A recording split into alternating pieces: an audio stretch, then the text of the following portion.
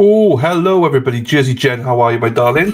Nice to see you. Hope you've recovered from yesterday, and hopefully you will get your results before long, and hopefully everything is okay, Jersey Jen. Bad Daz, how are you, sir? Afternoon. Hope you're doing well, buddy. Twiddly Pip, how are you, my darling? Nice to see you, as always. How's everyone doing? I'm doing well, thank you. How are you doing? Are you doing? All good in Blighty. I know it's been raining all morning, if I'm being honest with you. But it seems to have dried out now in Wales anyway. So is she guilty yet, Dave? David, do you know what? We was talking about this yesterday. Currently, with the letter of the law, no. Will she be guilty by the end? Absolutely, from everything we know. But I think I think by the end she will be absolutely guilty from what we know if it does get presented in court, which we believe it will. But currently, I would say she's not. But that will change. I'm glad it's over for another year. I can imagine. I'm glad that it's over for you, Jersey Jen. We have to rain up in the middle of the UK. Yes, we have it in Wales. Well, it's nice now, but it was spitting. No, I was pissing down earlier on.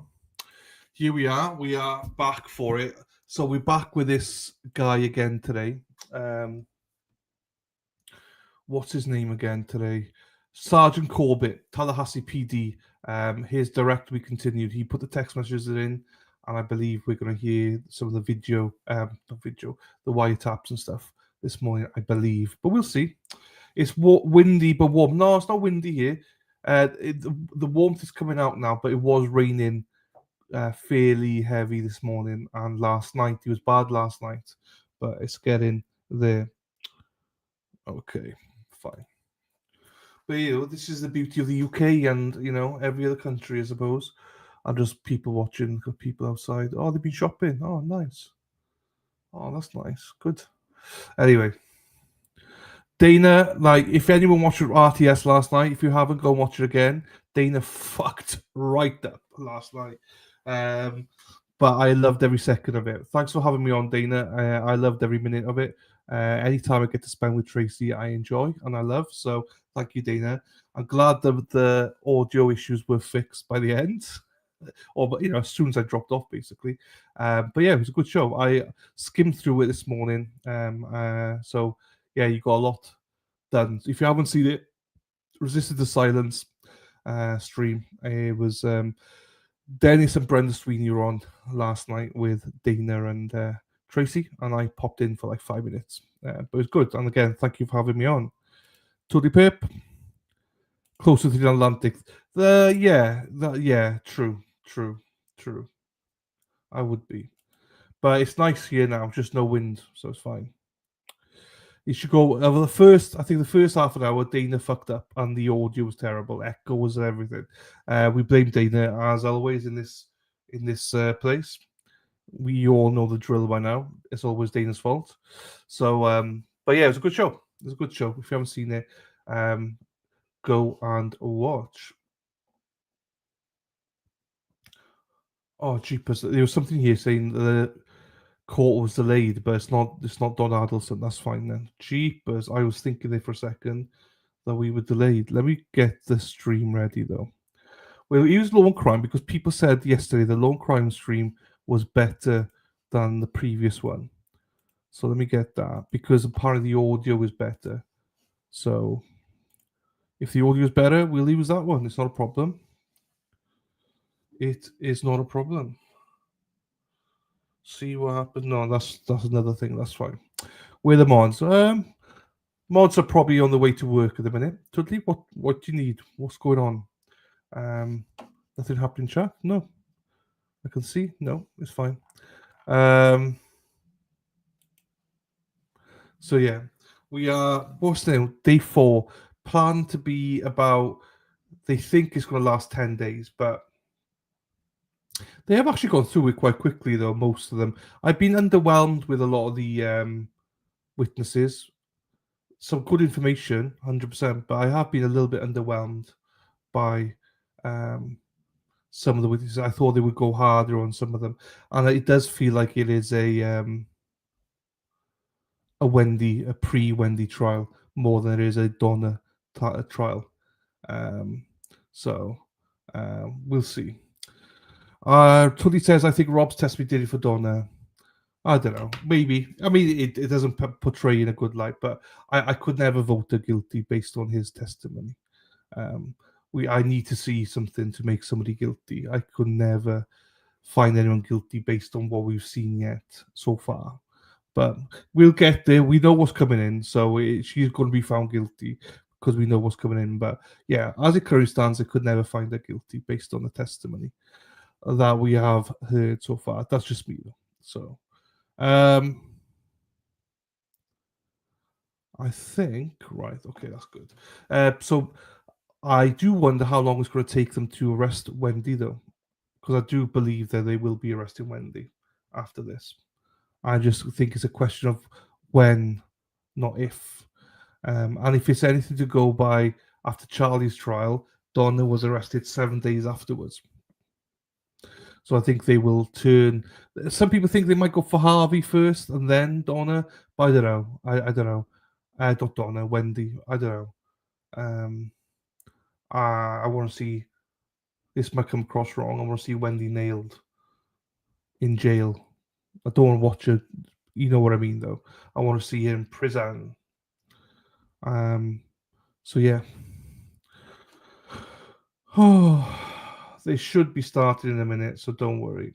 But more that the court will be open in a couple of minutes, and then the trial itself will start at 9 o'clock this morning. I don't not know who is going to be on the stand today. All I know is that the first witness, I believe, is going to be Sergeant Corbitt back, unless it changed anything. But he should be back on there. And then after that, no idea. No idea. We'll see. Morning, Katie. How are you, my darling? Nice to see you. Just waiting so I can extend this.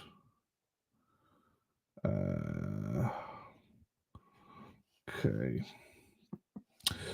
Tulip says, I think the prosecutors weren't too hard on Wendi because they will, when she gets charged, they couldn't go hard. Nobody could go hard on her because she had immunity on her questioning. So she pretty much knew the questions coming in for lots of them. But she was they couldn't ask her all the questions they want to ask her. Same for defense. Defense want to ask her a ton of questions, but they were not allowed to. So she was very restricted. So if she's arrested, hopefully that opens the door then to ask a lot more questions, hopefully. Mama Ames, good morning to you, my darling. Hope you're doing well there in Virginia.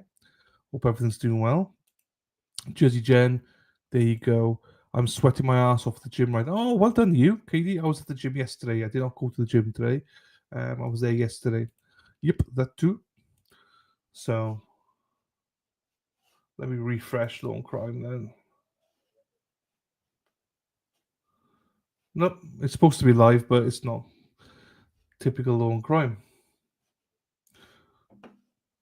But it's fine.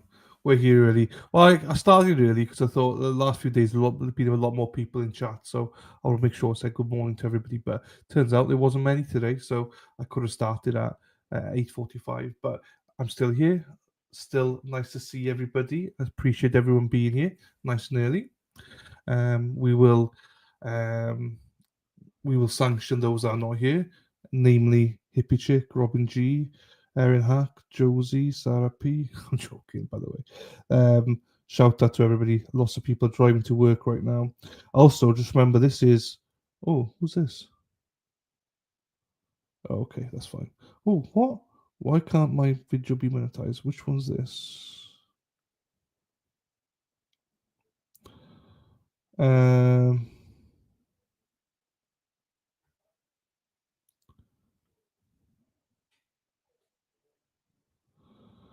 Oh, that's bullshit. Confirm changes. People just claim for any kind of copyright these days.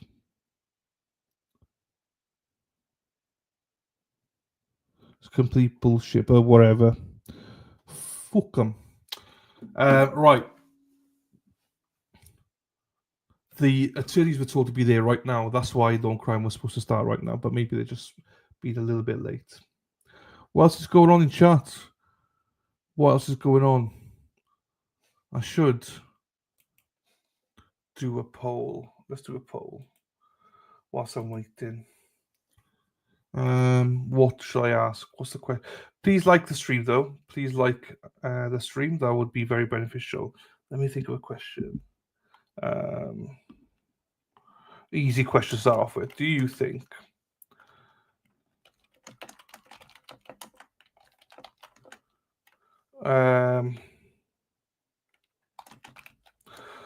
who do you hang on?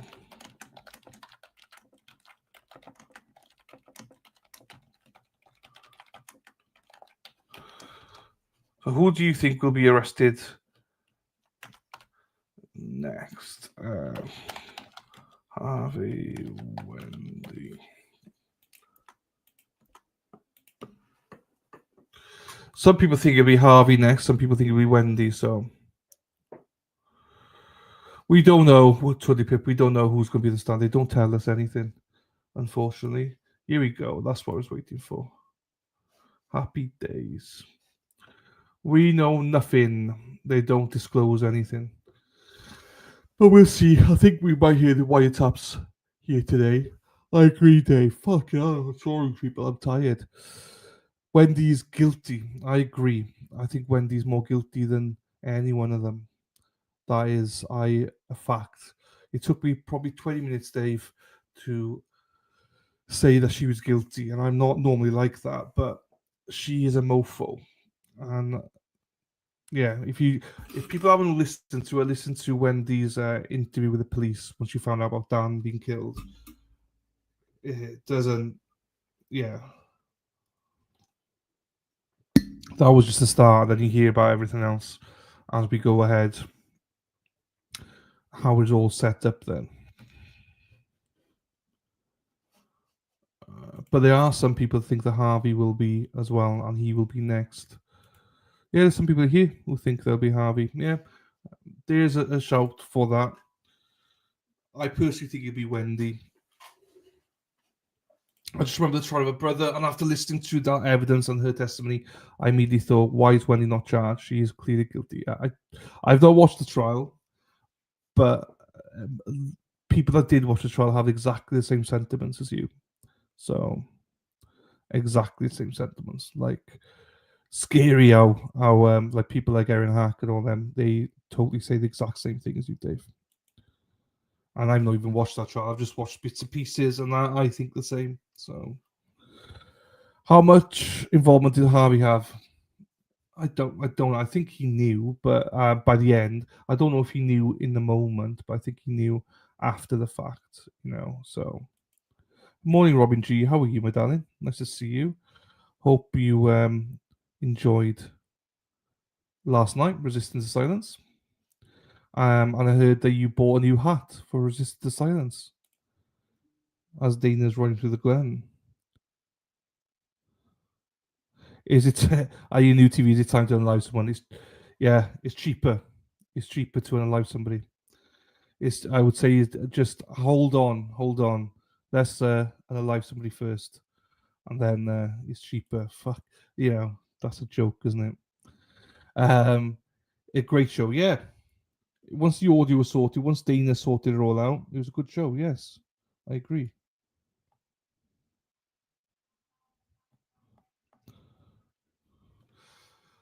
My Amazon delivery driver is texting me. Oh, Cheryl was okay. I heard you were asking something in there about a hat, and Tracy said something about you and a hat, so that's why I was like, oh, you bought a hat as well. Morning. Signed the checks, but it was Donna in control. I can only see the IRS coming for him. I mean, Donna signed the checks, but it was Donna in control. I can only see this. The IRS, yeah, maybe they'll come for him, but the only two that signed the checks were him and Donna.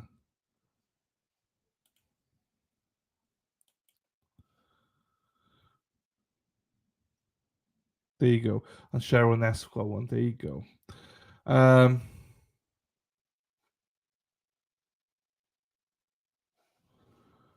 You can see my energy levels are low today. Yeah, it's fine, Data. Thank you, buddy. It's fine. It's down to 140 now as of this morning from 200 odd, so it's good. It's coming down. It's coming down. Mine was like 132, I think, this morning, so not too bad. 132 over 84, so it's a little bit high, but obviously Proctor's also on today, but I'm not really covering that. I don't really. Doesn't really intrigue me that much. I'm more interested to hear what he has to say, not this. What's going through now? Hello, Rhonda. How are you, my darling? Nice to see you. Hope you're doing well as well, Rhonda. It's a good morning today, I think, allegedly. How are you, my darling? Nice to see you as well. I missed you in chat yesterday. I watched you this morning. You were in chat for Resistant last night. I missed you when I was on. Hope you're doing well. Hope Vinny's doing well. Vinny's back at school now, isn't he? He's back at school today. I saw a picture on Facebook. There you go. It's weird to me. Why are they back in school now? I don't get it. It's weird to me. They took your BP after the rock smash. I love that. I love that. First day of school, busy mornings, just listening. No worries. Anybody that needs to go a lift to school, just jump on in. Erin Hartree drives a bus, yellow bus, yellow bus. Erin Hartree drives a bus all day long. There you go, Leanne. Happy days. Well, hopefully it goes well. I'm sure it will go well. He's grown up so quick now. Same with J Max, she's back at school. And youngest Colton's in school as well now. I just find it weird that, like in the UK, they're not in school yet. They're not back till next Wednesday. So a week today, they're back. Just yeah.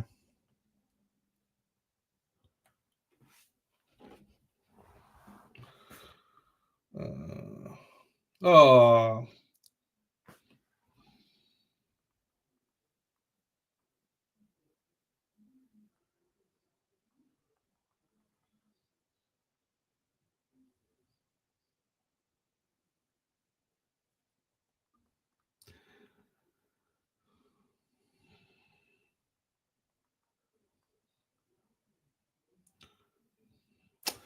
so good morning to Spacey 11. How are you? We never used to start until after Labor Day, which is Monday here. Yeah, that makes sense though. Do you know what I mean that makes sense? This doesn't make sense at all to me. Morning, Spacey 11. Morning, Cindy. How are you, my darling? Oh, yes, she is. She is here. Spacey Stacy. Good morning to you, my darling. Um, downside. I can stand it. I can stand, but like right now, they break up for Labor Day and stuff. I starting mid August. Like that's fine. Or start early. That's fine. I find it weird. I just find it weird. You're in school for like 2 days and then you're off again. I don't know. Start a week early or something. I don't know.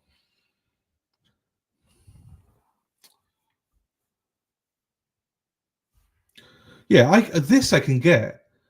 I can understand. Week and a half in happy days, I can sort of get that.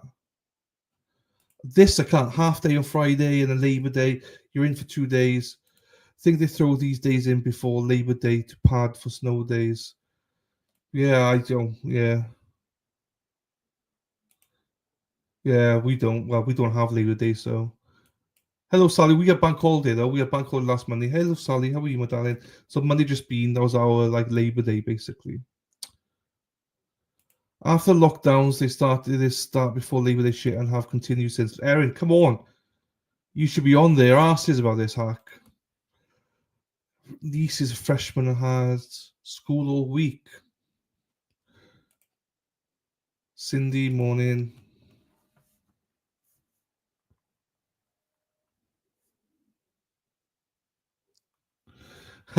We shut down before the first snowflake falls. Plenty of snowflakes, I'm sure.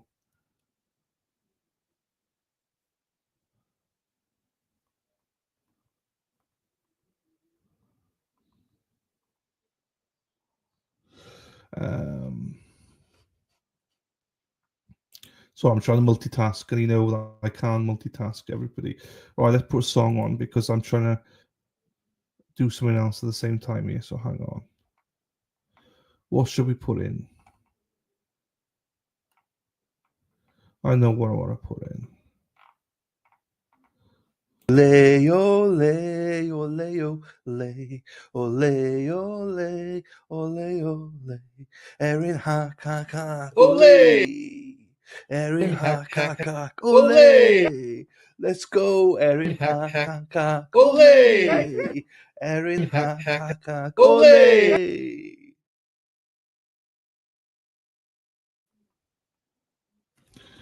And then Robin G. Robin G, riding through the glen. Robin G, chasing all the men. All the men can never find Robin G spot.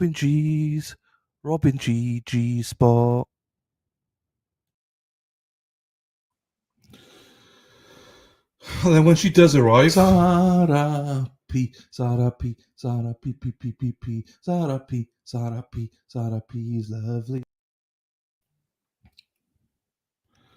and then when she does arrive as well, don't fuck Josie and Murph, they aren't as lovely.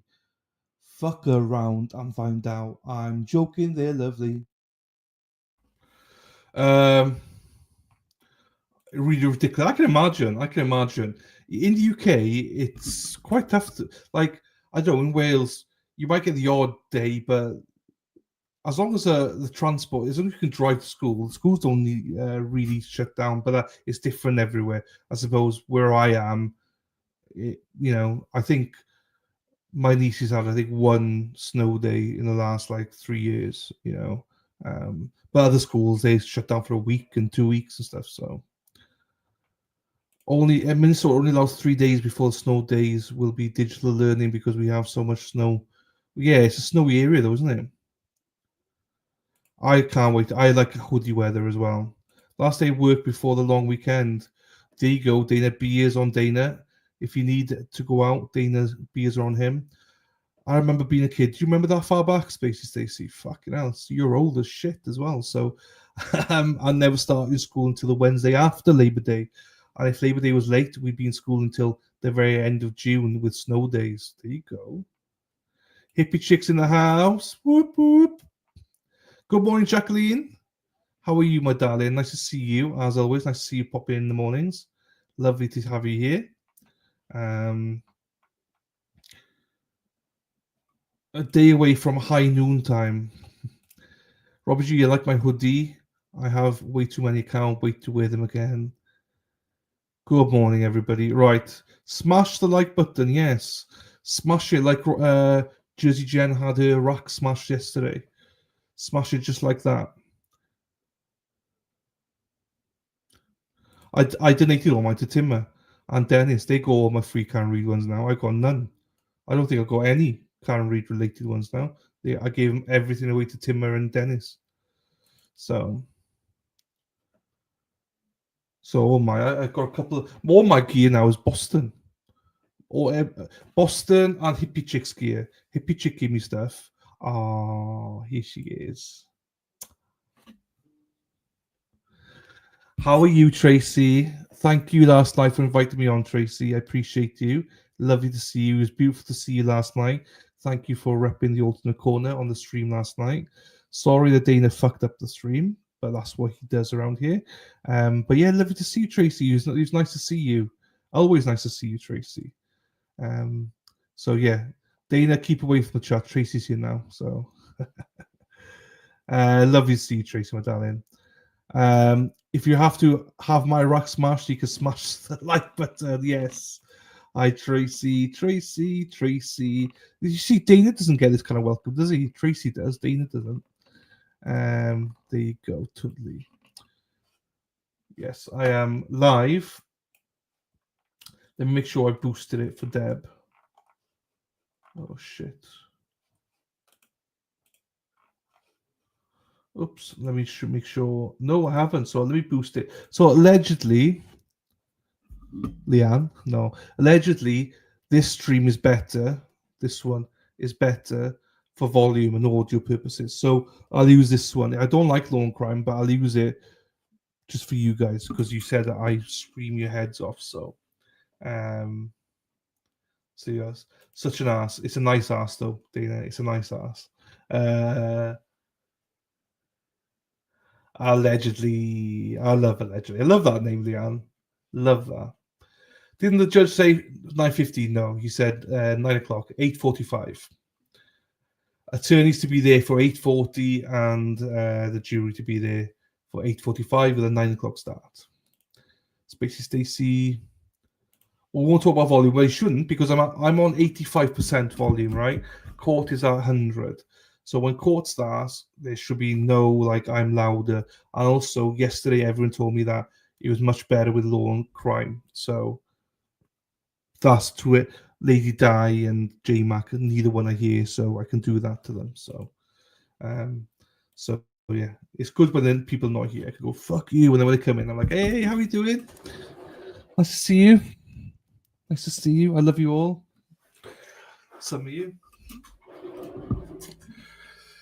Oh, all right, come on, court. Let's get going. I want to hear these wiretaps again.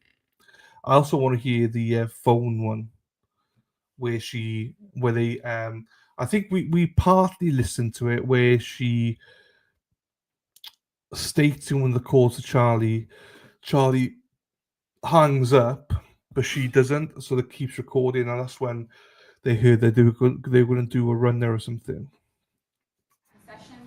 Oh, they're in. Here they are. That's why I always should lurk before you say hi. Yes. Nah, everyone knows I'm joking-ish. Oh, so the court is there. I hope you heard the volume. Just that means the attorney's probably there. They're ready for the judges on the way in, or the judges there, and he will call the jury. It would be bring the jury. I hate that. I don't know why I did that. I hate that.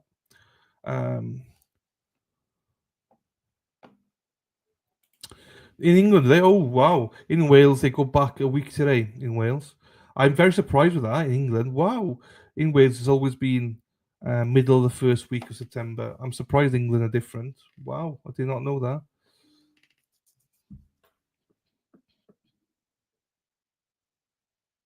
Okay, that's fine. Your son went back yesterday. Wow, you see, England are different. Sally, in Wales, it's always the same.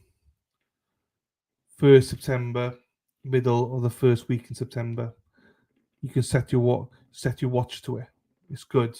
At least everyone knows what's going on then, because it's none of this BS stuff.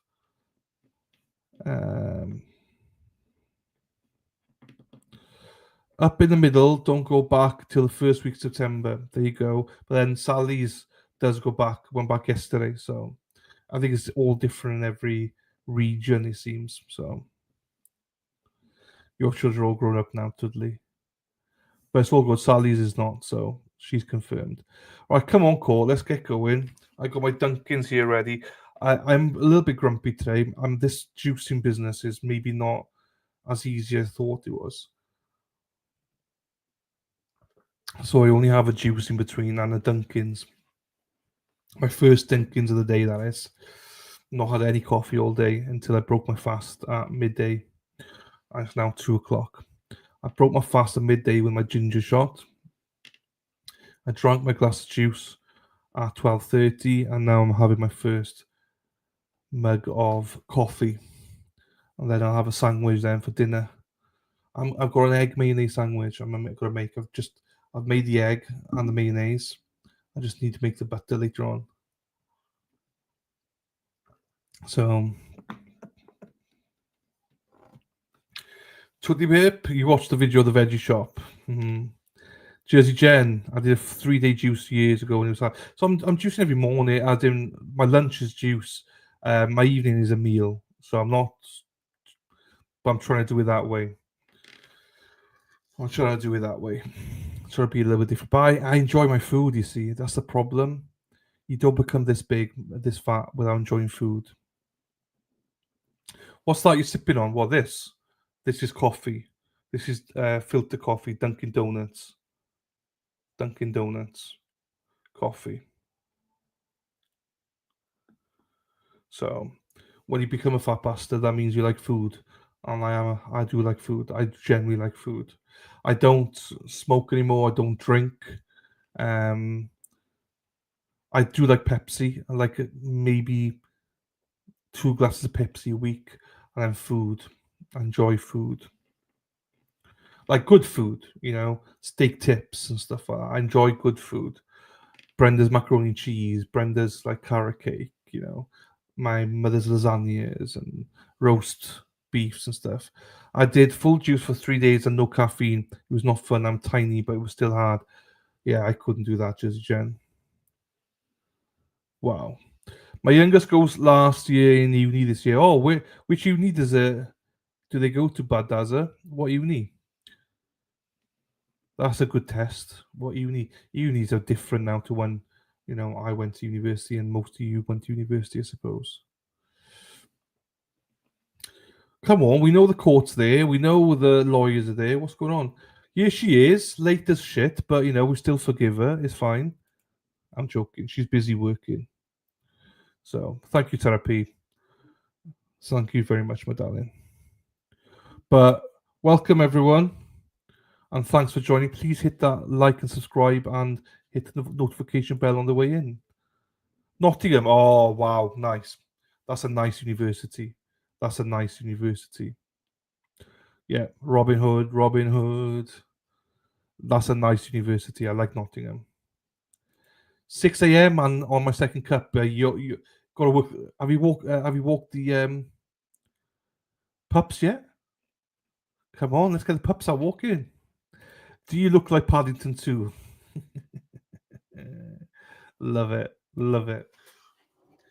Oh, you can't see Paddington. Oh, I'm not gonna fucking move it. Hang on. There he is. There's Paddington.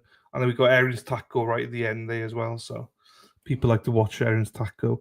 Right, apparently we do not promote this enough, allegedly. Allegedly, I am shit at this, which I am shit at this, I will agree. But if you'd like to help with a trip to Boston, some people asked me to set it up so that they wanted to donate, and I have. And thank you to those who have donated very kindly. I've done that GoFundMe because it means I get to keep 97% of the money raised. Whereas, obviously here on YouTube, Super Chats, YouTube takes 30% and Apple or Google take 10%. So sometimes, and then conversion rates and everything like that. So that's why we have that set up. If not, we got PayPal and also Buy Me a Coffee. So please feel free to donate if you can, but it's never required at all. All I ask from everybody is please like the stream. That is the most important thing to me, to try and get this out there. So, but yeah, thank you as always to all of you that support just by being here. So, I'm grateful to all of you. Right, let me pin that because Sarah P is here. Let me pin that. Go pin messages. See, I am trying to get better, people. I'm just shit at promoting myself. I hate doing it. Okay. You're getting ready now. Well, enjoy the walkies. I'm sure they will love it. Hey to the Pip. Good morning, Josie. How are you, my darling? Nice to see you. And good morning to Sarah P. I'll donate so you don't come to Boston. Hey, just remember, I know who's in charge in your relationship. Tracy would banish you, Dana. So, do not encourage him, Aaron Hack. Do not encourage him. Or you, Josie. Do not encourage him. But the best thing is when you're in charge of your own stream, is like you can just fucking put stuff up, just like that.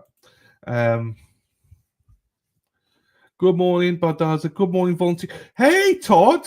I've been missing you. I was going to send you a message as well, Todd, to see where you're up to. I've not seen you for ages. How you doing, my friend? I've not seen you for like, feels like a week. Hope you're doing well, my friend. Hope you're doing well. Nice to see you. That's funny as shit. Don't encourage him. Jackson's Nickel, hello to you. Hope you're well. Bright and sunny on the Cape Cod. Oh, the Cape. The Cape's going to be busy this weekend, isn't it? It's going to be busy this weekend. I've been to Boston only as a stop on the way back to England. Boston's a great place. I just love America, full stop. Hey, Von, see you, man. Bad days in the morning. Been under the weather, bro. I'm sorry to hear that, Todd. I do hope that you are getting better. We have plenty of nurses here in the chat if you want to discuss, because not only are they nurses, like we generally do have nurses in here, but not only that, we got plenty of nosy bitches that know everything about everything. So yeah. Wild man. Abe, also, just so you know, this came. I don't know how to set it up though. This came today.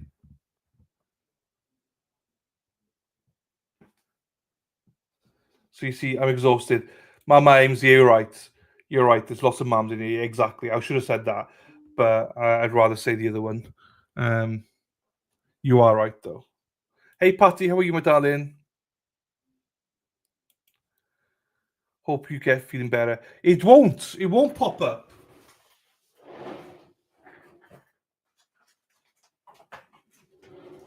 It won't. It's here. I don't know how to do it. This is it. And it came with this. And that. Oh, shit.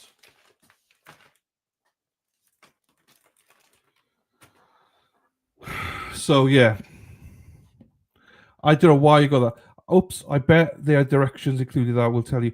Yeah, ish, but they don't make sense, though. Oh, here we go. We'll do it later. Baron room, don't worry.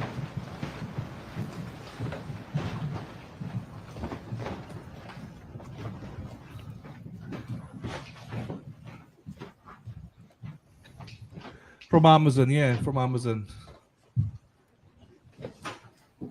Everyone can be seated. Good morning, members of the jury. We are about to resume with the examination of Sergeant Corbitt. Before we get started today, I did want to ask you as a group, we are still good on the snacks? Everybody has enough? All right. Headed back to Costco this weekend if need be, but let the bailiffs know. Ms. Dugan, you may examine as necessary. I love that. I love that. All right, so before we go back to your PowerPoint demonstrative, I want to show you one thing. And before I show it to you, Judge, I'd like to offer State 64 JJ into evidence by stipulation. That's correct, Your Honor. 64 JJ is admitted at this time.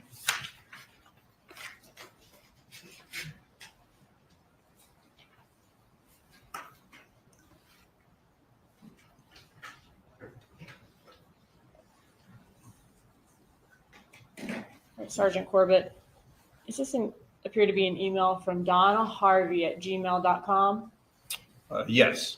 Okay, subject, bad news. Correct. And it was sent on June 25th of 2013 at about 11 p.m. That would be GMT or UTC time, so we would need to subtract 4 hours from that to be local time, but yes. Okay, thank you. So sometime the night of June 25th of 2013. Correct. And that was the same day as I believe the plan of action email that we saw yesterday from your PowerPoint, which was sent just a couple of days after Wendy's relocation was denied. That's correct. Okay. And so in this email sent about 5 days after Wendy's relocation was denied from Donna and Harvey to some friends, does it say, not in the mood to talk right now and hope you'll understand. Wendy's hearing for relocation was denied. No chance at the appellate level for an appeal. We are all very disappointed. We'll talk soon, I promise. Love, Donna. Yes. Does it appear her understanding is it's denied and there's no chance for an appeal? That would be correct, yes.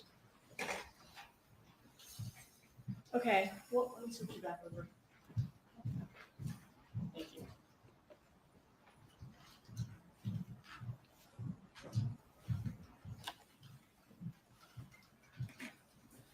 Okay, so where we left off yesterday, we went through some of the emails showing Donna Adelson's involvement in the divorce, text messages showing her venting to Charlie Adelson about the divorce. Are you familiar with Luis Rivera's statements to law enforcement in 2016 after his arrest that he and Garcia traveled to Tallahassee not only in the month of July of 2014 to kill Dan Markel, but also made an additional trip in the month of June of 2014? Yes. And were you able to corroborate that from the phone records? Yes, we were. Okay, so now I want to go in chronological order then, from the start of the June trip all the way through the July trip when Dan Markel was murdered. How did Garcia and Rivera get to Tallahassee for the June trip? In a rental vehicle. And were we able to find the rental contract for that vehicle? We were, yes. All right, can you show that to us? Yes, so this is slide 107. I'm referencing here a rental contract from Comfort Rental Car in Miami. And again, yes, this would be the vehicle that was rented to come to Tallahassee for the June trip. What date was the car rented? So looking at the details here, we can see the date out, and I'm looking to the right side of the screen here is June 2nd of 14. And we see at the bottom here, the vehicle is due back in 6/5 or June 5th of 14. Okay, so it was a 3-day rental then. Correct. About what time on June 2nd was it rented? Well, presuming the 24-hour rental periods, as it is due back at 8:50 p.m., then it would have been rented around 8:50 p.m. on the 2nd. 8:50 p.m. on the 2nd? Yes. Okay. What type of car did Garcia rent for this first trip to Tallahassee in June? Again, looking to the right here of slide 107, it is a silver Nissan Altima. And the contract was signed by Garcia? That is correct. Does Luis Rivera's name appear anywhere on that contract? It does not. Are there any phone records to show how this rental car was picked up? Yes. Did you get location information from McBanoa's records that night that helped shed some light on that? We did, and this may be the time to point out for Mr. Garcia, his carrier was Metro PCS, kind of transitioning into T-Mobile at that time, and we were unable to obtain location records for his handset for the June trip. We do have location information for Ms. McBanoa and for Luis Rivera, but we do not have any records with location for Mr. Garcia for this particular time frame. Okay. So what do we see here? So what we see here is just a map depicting Ms. McBanoa's residence at the time and the location of the Comfort rental car near the airport here. And as I progress to slide 109, this is representing the cell sites that Ms. McBanoa's handset communicated with the evening of June 2nd. And we can see on the right-hand side of this, around 8:25 p.m., her handset was communicating with a cell site that would be near her residence. At 8:34, she's now communicating with a cell site further to the west. And then we see at 8:53 through 8:58, she's communicating with a cell site that would be servicing the area of the airport or Comfort rental car. And this will be consistent with her handset traveling from her residence to the area of Comfort rental car. And would that put her cell phone then consistent with Comfort rental car around the same time that Garcia is renting that car if there's 24-hour rental periods with that contract? Yes, and we see here slide 110. Again, we're depicting the particular sector that her handset was using by the large red arrow. And we can see that that sector would specifically be consistent with servicing the Comfort rental car We see she has events from 8:53 through 8:58 on that particular cell site and sector. And as we recall, the rental contract vehicle was due back at 8:50. Does she stay in that area for a while, or does she kind of immediately return back to her residence? So what we see next, we saw those events through 8:58, and then we have an event at 9:17, and then another event we see to the right. This is slide 111. To the right side, we see cell sites at 9:43 and 10:01, which will be consistent with her returning to her residence. So she does stay in the area of comfort for a short period of time. Okay. Did you look at her records to see who she was talking to during this trip to the car rental and back? Yes. Okay. Who was she talking? Okay. I'm sorry. What do we see here? So this is a summary of the call detail records. Previously, we saw the actual raw records as they come from AT&T. We saw that there was a lot of information on the page. So with our analytical software, we're able to produce these summaries, which allow us to assign names. We can convert the date and time to our local time, and it just makes it easier to read those call detail records. So this is just a summary of the calls for the subjects that you see here for the evening of June 2nd around the time of this rental car.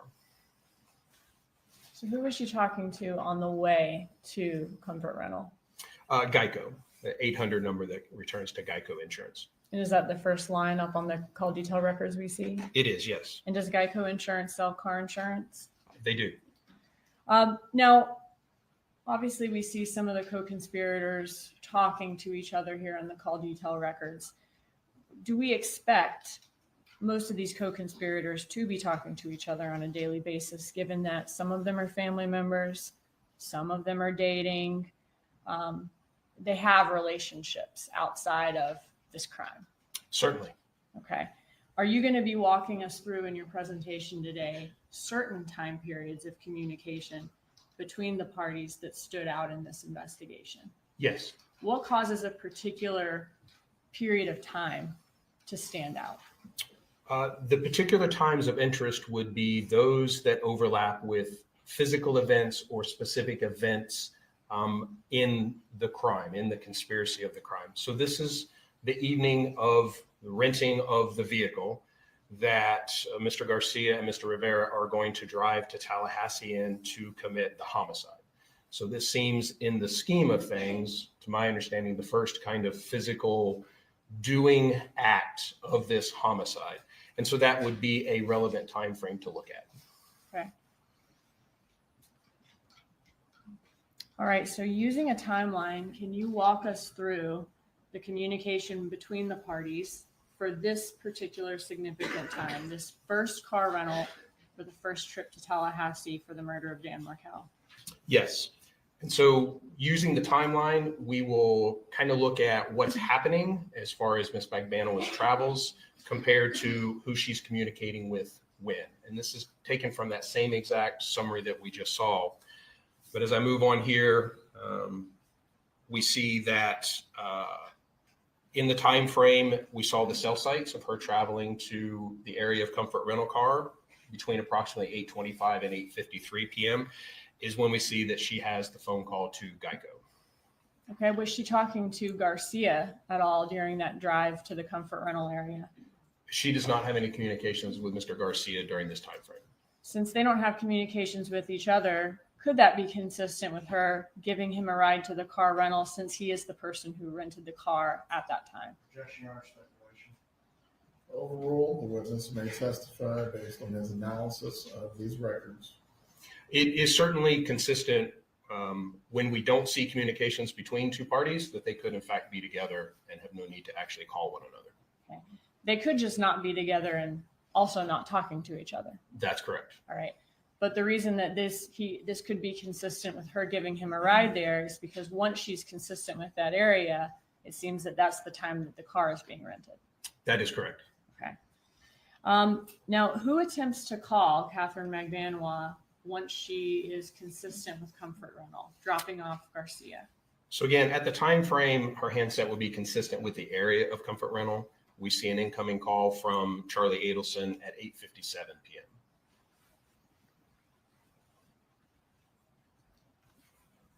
after Magbanua, if she has dropped off Garcia at this point to rent the car, and this car ends up obviously being the one that is driven to Tallahassee to kill Dan Markel, who did she call on the phone? So it doesn't fit, right? It doesn't fit properly, but does that matter? Look, you can see here, it doesn't fit properly. But does that matter that it doesn't fit properly? You see here. See, it's out on this end a little bit. The back doesn't fit. It's too big. That's what she said. But it's all right, though. That's fine. Happy days. Thank you, everybody. Thank you, everybody. This point after Garcia's dropped off. So again, from her cell sites, we saw she had an event at 9:17, which was kind of the first indication that she was moving away from the area of Comfort Rental Car. And what we see is that at 9:17:58, she places an outbound call to Charlie Adelson. So as soon as she's no longer in the area of Comfort Rental, she's calling Charlie Adelson. Correct. How long is that conversation? A little over 25 minutes.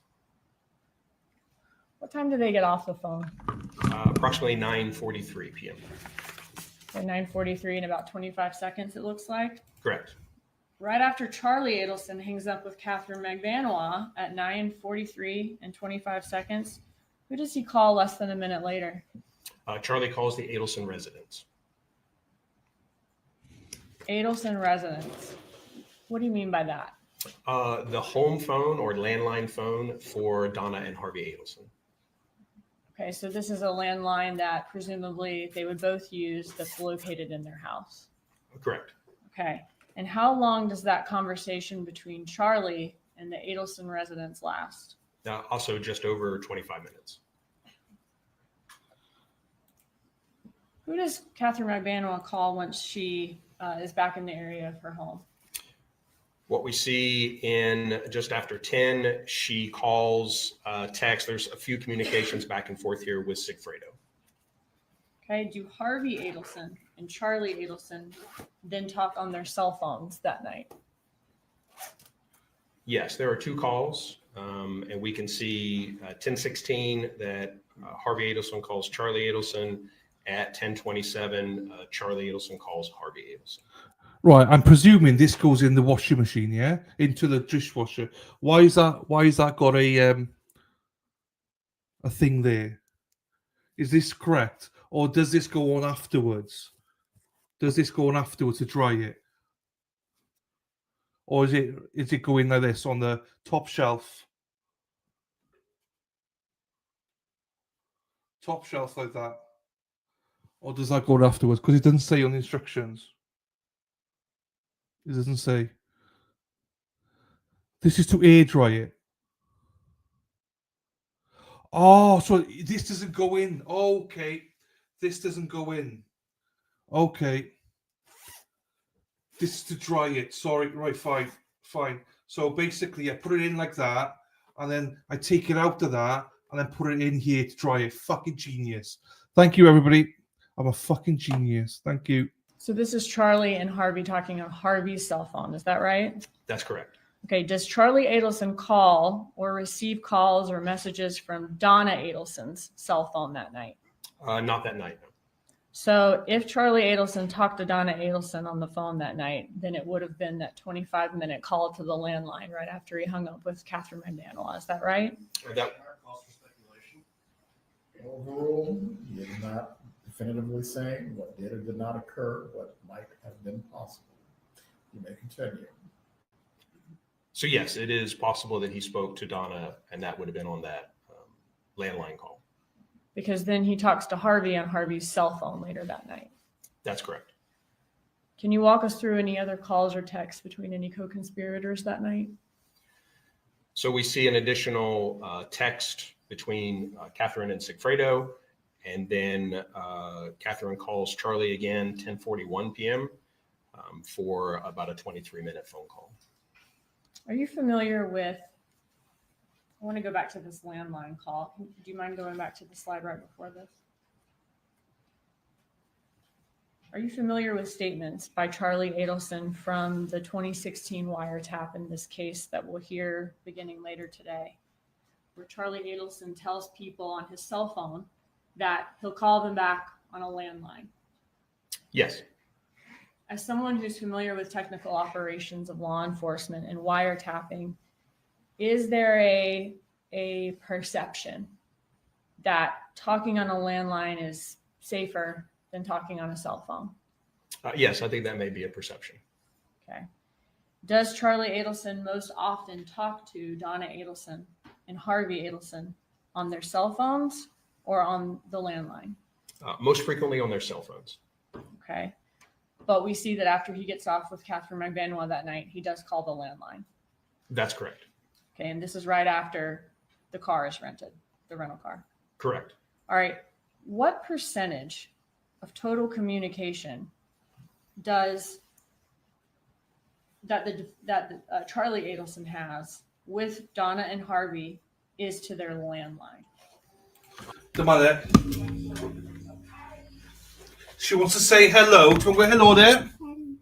Mae'n ffrico wedi, cos o da. Gwe to? Can you hear her? She says, hello. Hello. Hello. Here she is. We got our cute time now. And we got Mr. Bean. Mr. Bean, that's mine. Fi hwnna. She wanted to say hello to everybody. Ti'n gwybod pawb, hello un, pawb yn ti. So she is going back to school next week, so I only get to see her sparingly now. And she had Mr. Bean, so... And she's got Paddington, Erin. She's got Paddington. I got Paddington, she's got Paddington. But ti'n neud na re? Uh-oh. Uh-oh. Uh-oh. Uh-oh. And she's going to stay here for the stream now. Do you know what I'm saying? So there you go. Right. Do you want to go with that after? Her laptop's iPad's gone dry, so that's why she's here. How old are you? Beth oed ti? 5. 5. She's 5 years old, everybody. So she's a big girl now. Ti'n bach fawr? Oh, Mr. Bean's eating the mic. Pwy sy'n cute? Who's cute? Me. Me. Me. Me, she says. She's the cutest. And she wants to show Mr. Bean. Upside down. Upside down. Mr. Bean upside down. Be Mr. Bean yn gweud e? Hello. Hello. Ti'n gwybod rhywbeth arall yno? So headphones man yn ei 12. Mae boi na'n siarad 12. So, ti'n iawn fyna? Ti'n gwybod rhywbeth arall? Do you want to say something else? You guys include the headphones. She wants to hear the headphones, so we'll put the headphones on for a second while she can hear the headphones.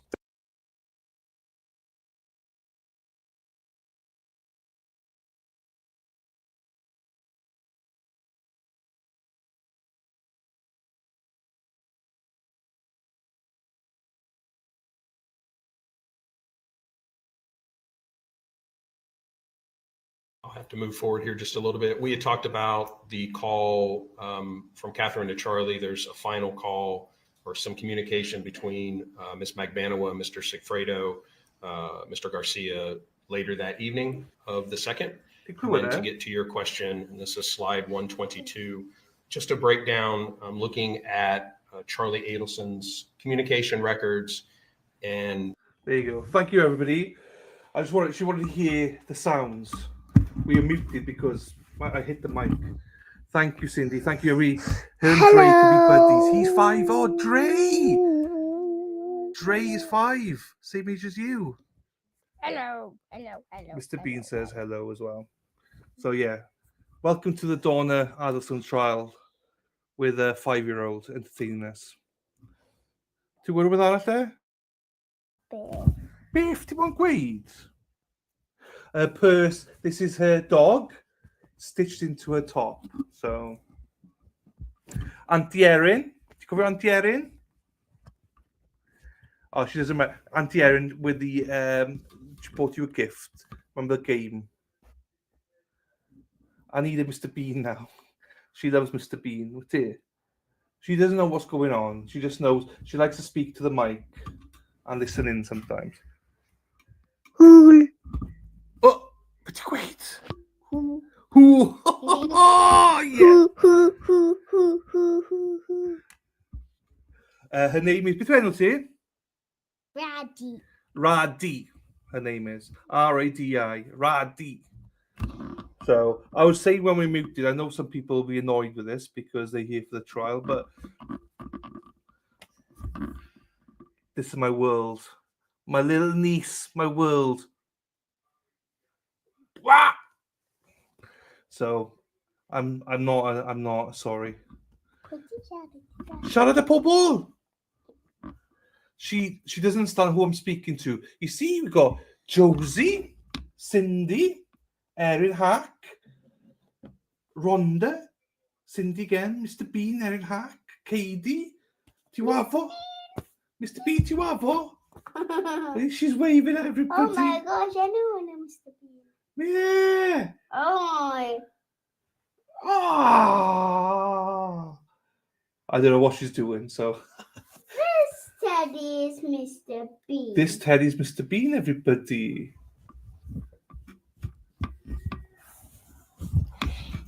Is that That's a Mr. Bean impression.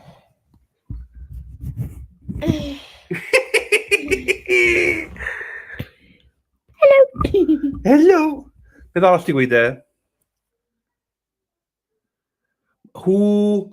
Who's the cutest? Me? You. Me, not you. Ah! She's cute. Was she true? Who's the naughty one? Me? Nah. Pam yn galw fe fyna, a mae ti fyna. A be? Pam ti fyna, Yeah, fi gwybod. ti fyna. Fi gwybod, y camera. She just figured out what an inverted camera is. Hello. She's the cutest. She's not wrong, So this is what we do to entertain a 5-year-old. Oh, she sends love to everybody. She's more Welsh than English. You speak English, don't you? Ti siarad Cymraeg no gyntaf, don't you? Yeah. So Welsh is her first language, but she's learning English right now. But she picks it up. Licking the mic. She picks English up very quickly, though. Do you know what I mean? Hello. How are you? How are you? How are you? When are you going? Are you going to school tomorrow? With you? No. No, she's going to school tomorrow for club, to play with her friends and show them your nails. She's got pink nails, painted pink nails. She got a new bike on the weekend, but unfortunately the chain broke. So. I cannot see the heater. So ti be? Definitely hear of it. Sy'n byd yn nhw, pam? Oh. What's your phone? Not really, Katie. I used to pick her up from school and stuff, but who used to pick you up in school? Pwy'n pick up lan ysgol? Mama. Ah! Pwy oedd arfer? Who used to when you were in the kindergarten? I used to pick her up when she was in kindergarten, but she spends a few hours with me, and then normally she's with grandma. Mama. Happy. You see, right. Ticket gone? Have you had enough? No. What do you want to do now then? Hello, my name is Mr. Bean. So, yes, sorry to everybody. This is your entertainment right now.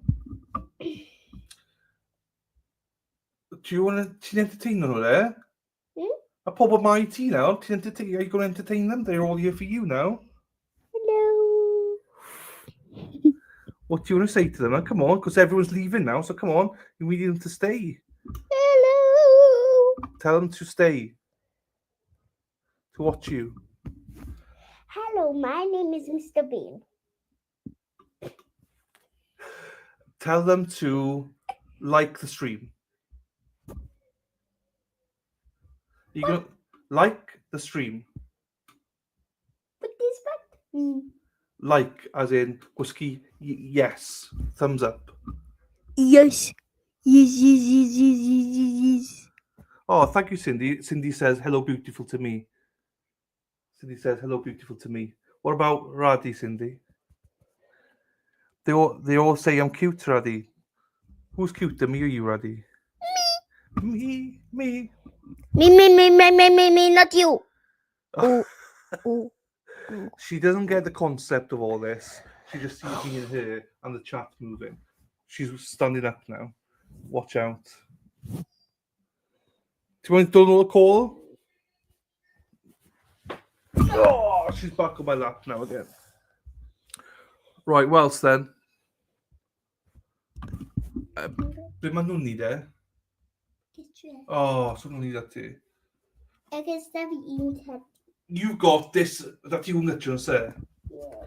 So we got her one of these. She liked one of these that Erin Hack wanted me. So we got her one of these Paddingtons as well. Because Erin Hack called me Paddington and we got so I bought her one of these, so she's got it at home.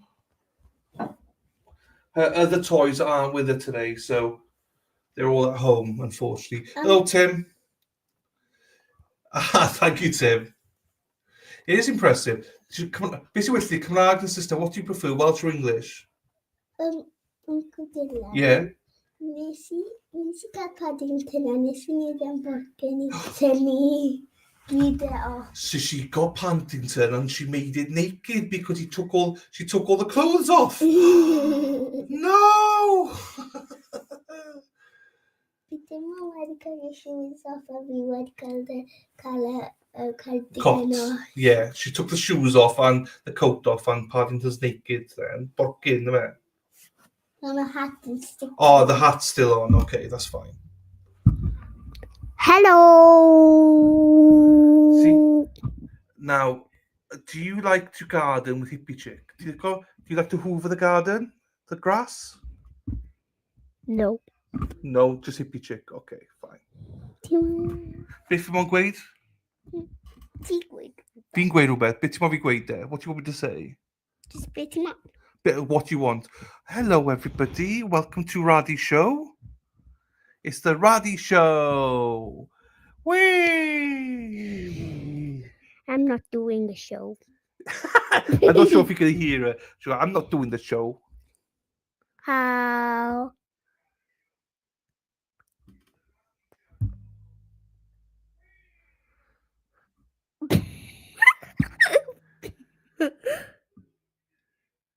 Laugh. Oh my gosh. Beth ti'n bod? Oh my gosh. Ti'n shay? Oh my gosh. Ti'n digon?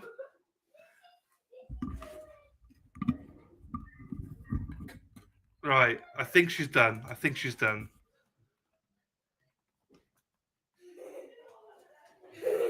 Ti'n digon? Oh, she wants to, right. Sorry.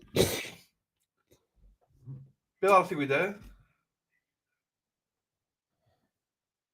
I can kill my mama. Siarad ei dyn nhw, e? My mama is watching us. No, your mum is not. Who else is watching you? Oh, Mama. Okay, Mama. What else? Hello. My name is Reddy and happy to see you.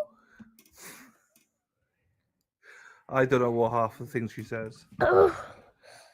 Now, you've learnt English. What else? Can you count to 10 in English?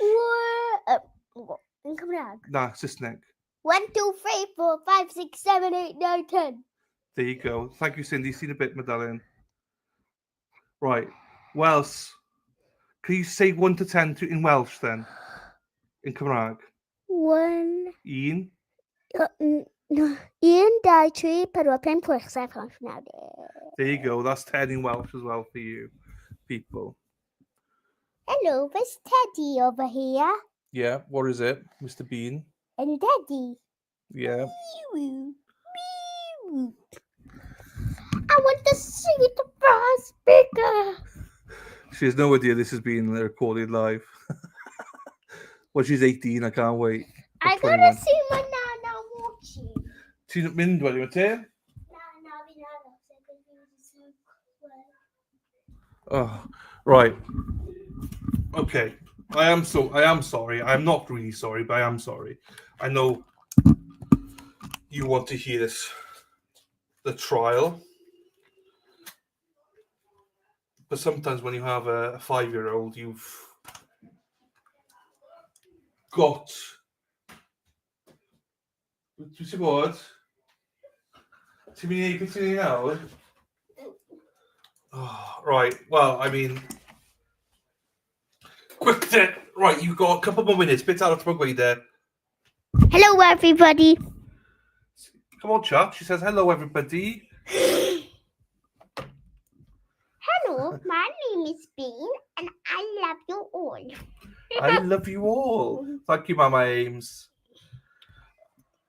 Most of you, if you're parents, you know the drill. You got to be a bit patient, I know, but I do understand that some people get annoyed.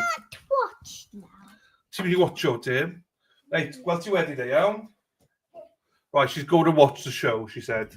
So, fine. She's going to watch the show. Fine. So we're back to normal. Let me close the door and then we're back to normal. Right. Woo! There you go. She's gone with Granny now, so she's fine. Right, everybody. Oh, my light was on. Okay, here we go. We'll catch up anyway. Trying to eliminate all the duplicate events that we saw previously, where one phone call may make 3 events in the record. So trying to whittle all those down.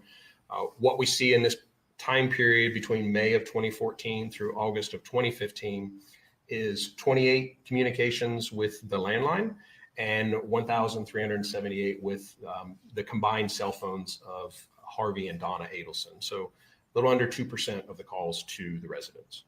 So during that little over a year time span, he only has 28 calls ever with Donna and Harvey's landline. Is that right? That's correct. And one of those is that 25-minute call right after McElveen would have dropped Garcia off to have the car rented. That's correct. Are you familiar with Rivera's statement that he did not participate in the car rental for the June trip to Tallahassee? Yes. Were you able to corroborate that with the phone records? Yes. So looking at slide 123, we see Mr. Rivera. His cell sites are in the blue, listed by the blue dots here. We see that his cell sites are consistent with the area of his residence and a significant distance away from the comfort rental car. Do we have any other evidence that shows who rented the car for this June trip to Tallahassee on June 2nd? Yes. What's this? So there was a citation issued to Mr. Garcia driving that rental vehicle, that Nissan that we saw from the rental contract at Comfort. And this is the evening of June 2nd. Okay, and what time did he receive this traffic ticket? 9:48 p.m. So would this have been approximately an hour after 8:50 p.m. and about an hour after, or about maybe 45 minutes, I guess, after Catherine McElveen is leaving the comfort rental area? Yes. Okay. And what kind of car was he in when he received this traffic ticket? It is a 4-door silver Nissan. Okay, so it seems as if as soon as he rented that vehicle, within an hour, he's getting a traffic ticket in the vehicle. Yes. And are you familiar with Jeffrey Lacoste's statement that he drove a silver Nissan sedan at the time that this happened? Yes. Now, this traffic ticket that Garcia received, this would have received, or it would have created a record in law enforcement databases that he was in possession of this Nissan silver sedan, right? Correct. So after he got this traffic ticket, what did he do? Well, what we saw was an additional comfort rental contract where it would appear that he returned the Nissan and obtained a different vehicle. So this is slide 125, and we can see that on June 3rd, he now has a blue Hyundai Sonata.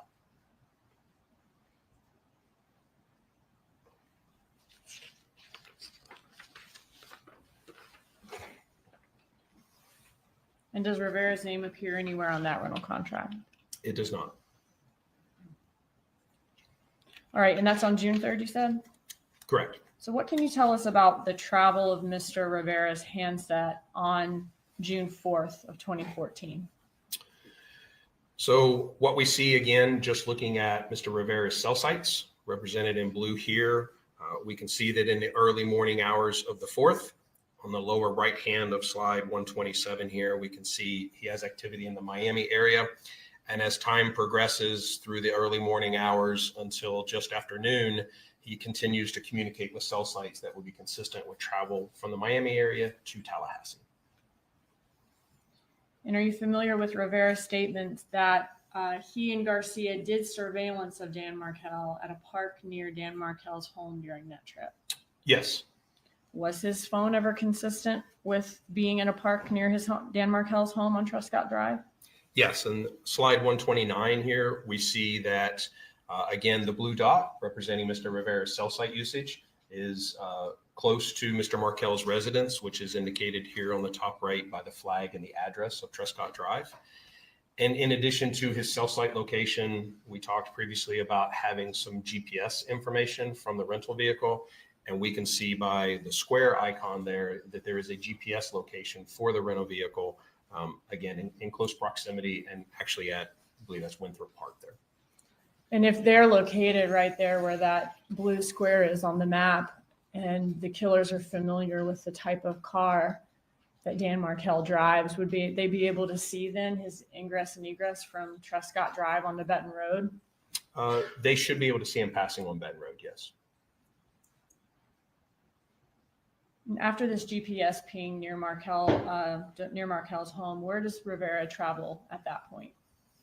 What we see in the next slide, 130 here, is that immediately after that, we see the cell site usage starting at the top around 3:25 p.m. and continuing through until the late evening hours of the 5th would be consistent with traveling back to the Miami area. Does he get back in the, looks like the early morning hours of June 6th? That's correct. Close to 12:47 a.m.? Correct. Now, did you look at the communication between all the co-conspirators during this trip to Tallahassee to see if there was any opportunity for information to be relayed? Yes.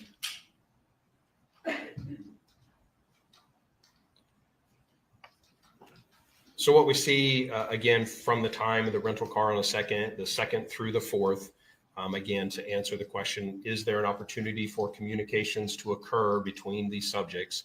This, again, is another summary of the call detail records, just showing the communications between, again, the primary subjects of the investigation. Okay, and how much were they talking? So in that time frame, if we go back to kind of our organization here and split out, we can see just numbers of communications or attempted communications. These may be text messages, calls, but just records of communications or attempts.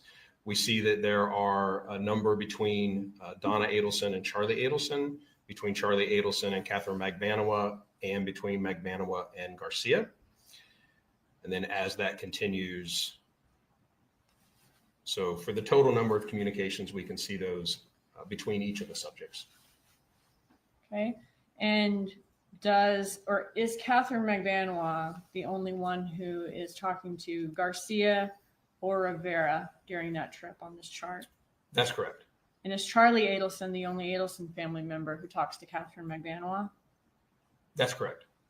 And do Donna Adelson and Charlie Adelson also have communication or attempted communication? I'm sorry?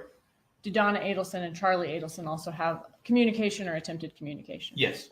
Okay. Now, going next to June 7th, which would be the day after the killers arrived back in Miami without having killed Dan Markel on this trip. Earlier in the presentation, yesterday, right before we broke in the afternoon, we saw we're back in March of 2014. Donna Adelson tells Charlie Adelson she has to talk to him about something private while she's on the road on the way to Gainesville, and says to erase this text. Do you remember that? I do, yes. Okay. And then a few minutes after she sends that message, she says the subject of the private call is going to be about Dad's birthday. Correct. Dad's birthday gift, actually. Is that right? Yes. And she does not tell him to erase that text where she's saying the subject of the private call. That's correct. Now, in June, specifically on June 7th, did Donna Adelson and Charlie Adelson exchange texts about this birthday present for Harvey Adelson again? Yes. So slide 137, we see two chats between Charlie Adelson and Donna Adelson, where Charlie indicates he's okay, have fun, still working on Dad's B-Day present.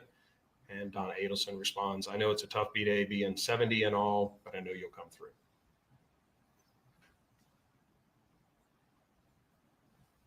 Okay, and this still working on Dad's B-Day present would be the day after the killers arrived back in Miami without having killed Dan Markel.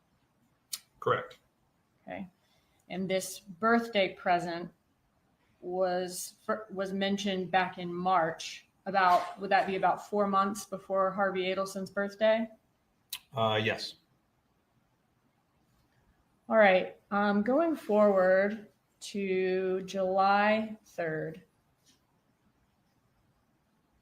Was there an Evite to Harvey Adelson's birthday sent to Wendi Adelson that day? Yes, a reminder email that was sent on July 3rd. Okay, and when is the party? So as we see, kind of focusing in here on the details of this email, the party, friendly reminder that Donna's event is coming up on Saturday, July 5th, 2014 at 7:30 p.m. Okay, and was it addressed to Wendi, and we blurred out their names, but her two sons, and listed Wendi and her two sons' last name as Adelson? Yes. Was Dan Markel still alive on July 5th of 2014? He was. And what last name, or an Adelson, though, is listed as the boy's last name here when this is sent? And I'm sorry. Sorry, Adelson is listed as the boy's last name, though, regardless of the fact that Dan Markel is still alive on this date? That's correct. And this was about 2 weeks before Dan Markel was killed? Yes. Now, Donna is listed as the host here, but was there further evidence in the records that Donna Adelson was not only the host, but was also the person who sent these Evites? Yes. Okay, can you tell us about that? There was at least one other email from the Donna Harvey at Gmail account to Evite inquiring about whether the Evites had been sent. The title of the email, I believe, is Have My 14 Invitations Been Sent? She's following up. It is signed by Donna Adelson, following up on whether those Evites have actually gone out. And it indicates that basically she's unfamiliar with the process, but she had listed the attendees under the contact section on their form. So she's the one that's listing the invitees for the contacts for Evite. Per that email, yes. And checking to make sure the invitations did get sent through the Evite service. Correct. And does she also send a message to another person saying, did you get the Evite? Did you get my Evite? Yes. All right. I want to move on to then a couple of days later, July 6th. So would this be the day after the party? Yes. Okay. What message was found in the cell bride of Wendy? This is slide 142. There is a text message from Wendi Adelson to Dan Markel asking if he is in Tallahassee for the dates of July 14th through the 18th. And she says she wants to know because she wants to know if she can have the kids on the 16th. Correct. And he replies, yes, you can. Correct. So chronologically, this would have occurred after the trip to Tallahassee in June by the killers, but before the July trip to Tallahassee when Dan Markel was actually murdered. Correct. Now, the dates that Wendi Adelson is asking Dan Markel about, what is significant about those dates? What happened on July 15th? Those dates encompass the rental car and the trip to Tallahassee and ultimately Mr. Markel's death. Okay. So July 15th was the day that the killers rented the car to come to Tallahassee. Correct. And then they were in Tallahassee from the 16th through the 18th, Correct. with Dan Markel being killed on the 18th. Correct. And where was Wendi Adelson when she sent this message? So Oh, thank you. Let me ask you about this. Was there already a schedule in place as to who would have the kids during those dates that Wendi Adelson asked Dan Markel about? yes, there was. So this is an email from Wendi Adelson's Gmail account referencing the schedule for the children for this particular time. And we can see in the email that Mr. Markel is listed to have the children the 11th through the 17th. And the date she was asking about is the 16th. Correct. And in the top of that email, does it say that she gets the kids every Wednesday anyway? That she has the children every Wednesday anyway? Yeah, the last sentence. I imagine you'll have the chance to have them on Wednesday nights during the weeks in May, June, and July.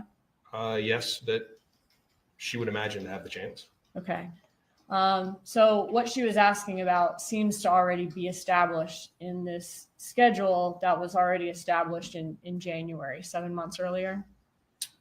Correct. All right. So where was Wendi Adelson when she sent the message to find out whether Dan Markel would be in town that week? So that message was sent the morning of the 6th, and the closest cell site or event we have with location, she's communicating with a cell site in South Miami Beach that would be consistent with the continuum. And the continuum was the residence of Harvey and Donna Adelson at the time? That's correct. And this would be the day after the birthday party? Yes. All right. What did Wendi Adelson do after sending that message?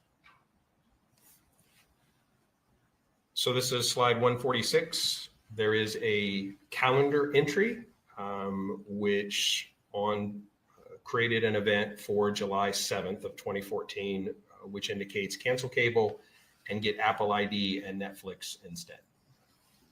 Okay. Obviously, this is something a lot of people do, right? Cancel a cable and end up getting streaming services. Yes. All right. But you can stream from anywhere, right? Is that one of the perks of having streaming over cable? It would be one of the perks, yes. Cable is typically, especially back in 2014, was maybe confined to a more fixed spot like a home. Correct. And this was on July 7th then. So was Wendi Adelson still living at the Offer Ridge Drive in Tallahassee at that time? Yes. But by the following month, she had relocated to Miami and was no longer in that home. That's correct. All right, moving on to July 11th. What do we see on July 11th? So on July 11th, again, I'm on slide 148. This is an email from Donna Sue, the Donna Harvey Gmail to Wendi Adelson regarding a Best Buy service or service for the television. And what does it say? It says, if you can't keep Friday, July 18th between 8 a.m. and noon, call to reschedule. It states we took this, the contract we took out is repair in-house if possible. If not possible, they will take it no charge. And here, Dad is being referred to in the third person. Contract is under Harvey Adelson with Dad's cell phone number. Yes. Okay, and it's from Donna Sue at the top. Correct. If they need the purchaser, that's my name with my cell phone number, it says. Is that right? Correct. And what does Donna Sue say the contract is? Repair in-house if possible. If not possible, they'll take out at no charge. Is that right? Correct. All right. Did you find any more information about, besides this email from Donna, about this TV repair that was supposed to take place on the morning of July 18th? Regarding? The Best Buy repair? I mean, we know that it occurred, that technicians come to her house that morning. Okay. And was there also emails between or messages about the TV being in Harvey Adelson's, as it says here? I guess just consistent with this, some Best Buy documents that were consistent with this about the contract being under Harvey Adelson's name that Donna's then communicating to Wendi? Correct. Okay, thank you. All right, moving on to July 14th. Was this the night before the car rental for the killer's July trip to Tallahassee? Correct. All right, were Charlie Adelson and McBanoa together that night? They were, yes. Okay, and how do we know? We have communication. So then again, this is slide 151, a summary of communications between Ms. Magbanoa, Charlie Adelson, Sigfredo Garcia. We see some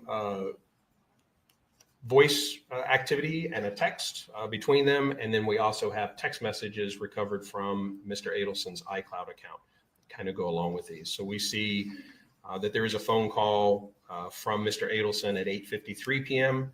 And then we find a text message chat that says, just tried calling you at 8:56. And do they appear to meet as far as their phone locations are concerned? Yes. So this continues on. Ms. Magbanoa basically indicates for Mr. Adelson to come down to her location. She lives south of him in South Florida. He responds or updates with an ETA of 5 men.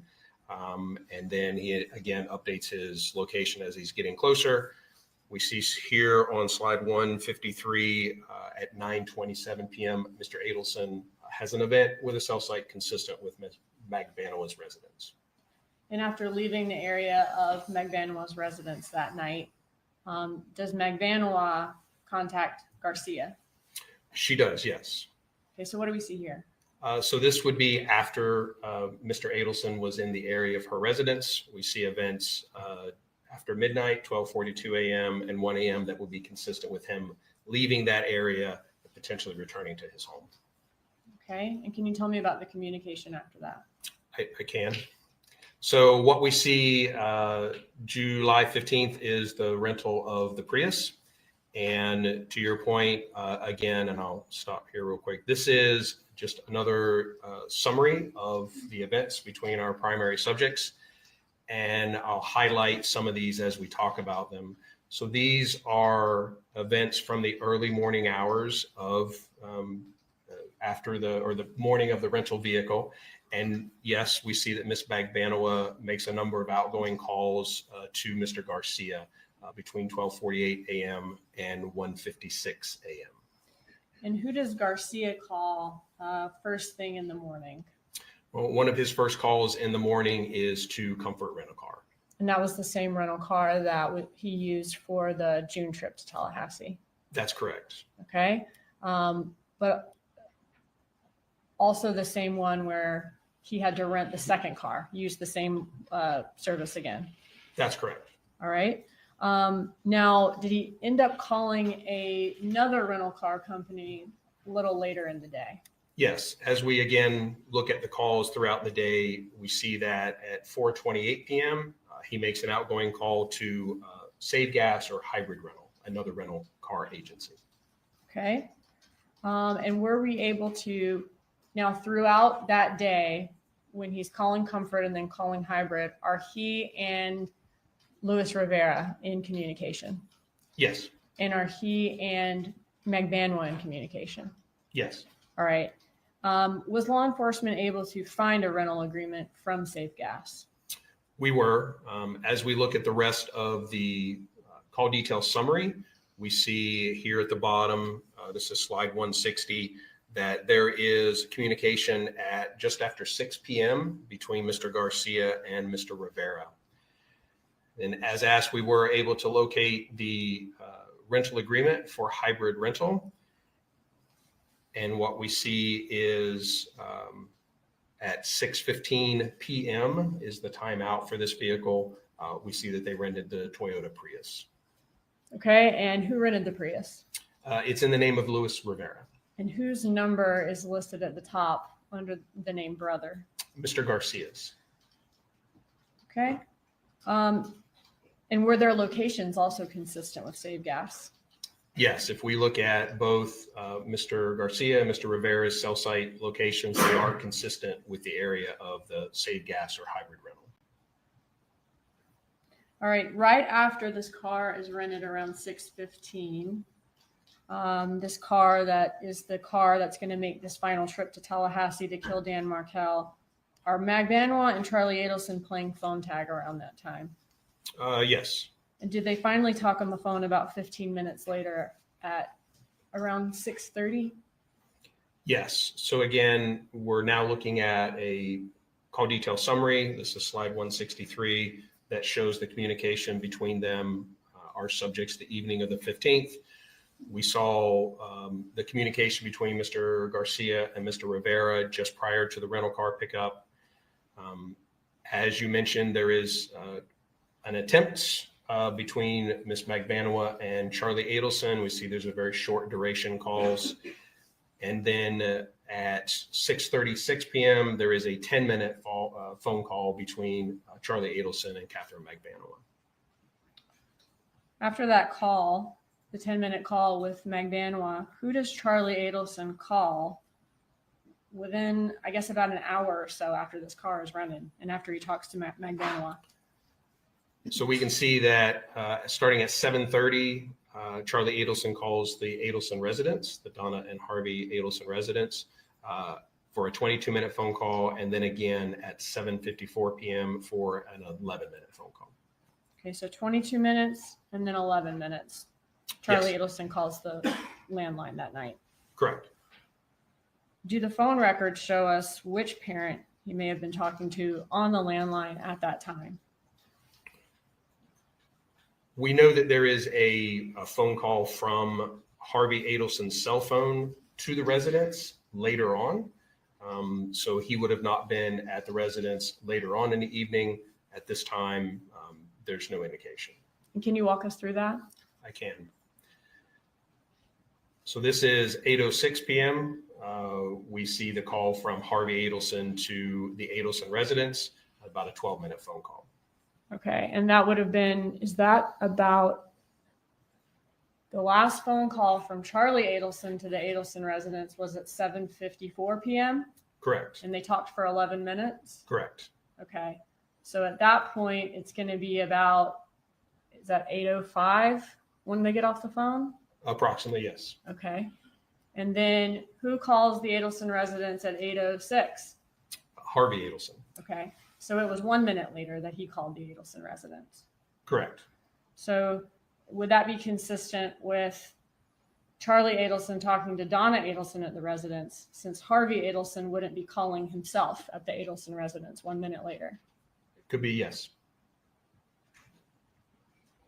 Earlier, we talked about how rare it is that Charlie Adelson calls his parents' landline. He only calls 28 times total in the, I think it was around 15 months in your time span around the time of this murder. So we saw during the June car rental, there was one call to the landline. Is that right? Yes. And for this car rental, there's two calls right after the landline. Is that right? Correct. Sorry, two calls to the landline right after the car rental. Is that right? Yes. Thank you. So 3 total of those 28 were right after these cars were rented. Yes. Next, where did Garcia go after the car was rented? Well, you have your 4th call to the residence Thank you. at 8:20 p.m. Okay. Again, Charlie Adelson calling the residence for a 10-minute phone call. All right. So 4 total of the 28 then, Correct. around the time of the car rentals. All right. What do we have next? So on the 15th, continuing, we see that there is a number of communications. This again is after the time of the rental car. There's a number of communications or attempts between Ms. Magbanowa and Mr. Garcia. Those continue through the evening and they end about 9:30 p.m. This is slide 172. If we look at the locations, slide 173, again, all of those attempts to reach each other ended at 9:30. And we can see that beginning at 9:30, Mr. Garcia's cell site locations will be consistent with the area of Ms. Magbanowa's residence. Did Garcia and Rivera's phones appear to leave the Miami area then the following day, July 16th of 2014? Yes. And I'll point out also on this slide, in addition to the cell site locations, we did have GPS location for the rental vehicle, which we can also see here on the map by the blue square icon, that the rental vehicle, in addition to Mr. Garcia's cell sites, but the rental vehicle location would be consistent with Magbanowa's residence as well. So just like we saw on the June trip, the cell sites that we're getting from the cell records are lining up and are consistent with the Spirion GPS records from these rental cars. Correct. Okay. Can you walk us through the travel of the cell phones on July 16th? Yes. So we see again, slide 175 here. We have cell site locations for this trip for both Mr. Garcia and Mr. Rivera. And we can see that they're consistent with leaving the South Florida area the early afternoon of July 16th. And as we see through both of their cell site usages, as we continue kind of up through this map, we can see they reach the Tallahassee area in the early morning hours of the 17th. Now on the 17th, are they ever consistent with being near the Markel residence on Trescott Drive? Yes, we do see here that both Mr. Garcia and Mr. Rivera have cell site and sector usage that will be consistent with Mr. Markel's residence. And this is on July 17th in the late morning to early afternoon hours. Okay, and that cell site, is that right near Winthrop Park where we saw them in the last, for the June trip? That's correct. Just a second.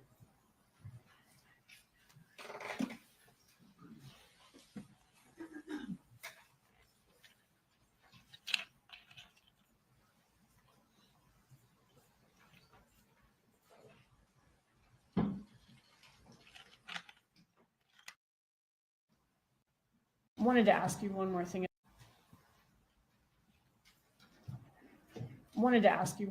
About the June trip. Law enforcement didn't know about this June trip before Luis Rivera informed them there was actually another trip to Tallahassee. Is that right? That's correct. Stay, please rephrase your question. Did law enforcement know about the June trip before Luis Rivera's statement? Not that I'm aware of. Okay. And so once we found out about the June trip, were we able to get Rivera's records? And Rivera had records that showed his locations for both June and July. That's correct.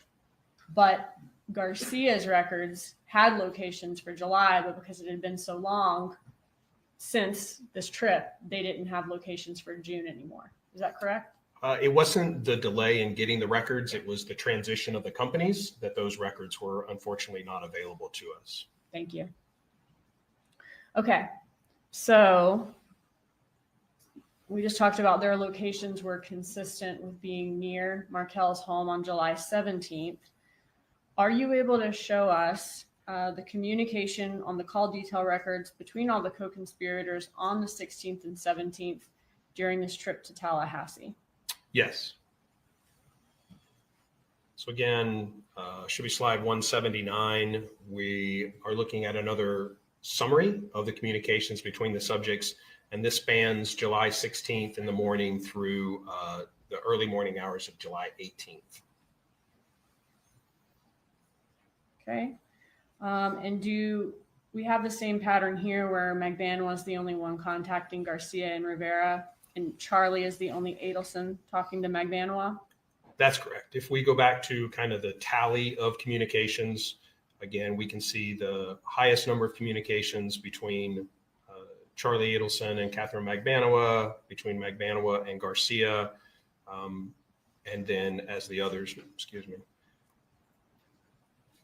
as the others have communications as well. Okay. And these communications, they also cover attempted communications. Is that right? That's correct. Okay. And some of these communications may be text, some may be calls, some may be mundane. Some of these people have relationships anyway. We're just showing all the communications or attempted communications that did take place.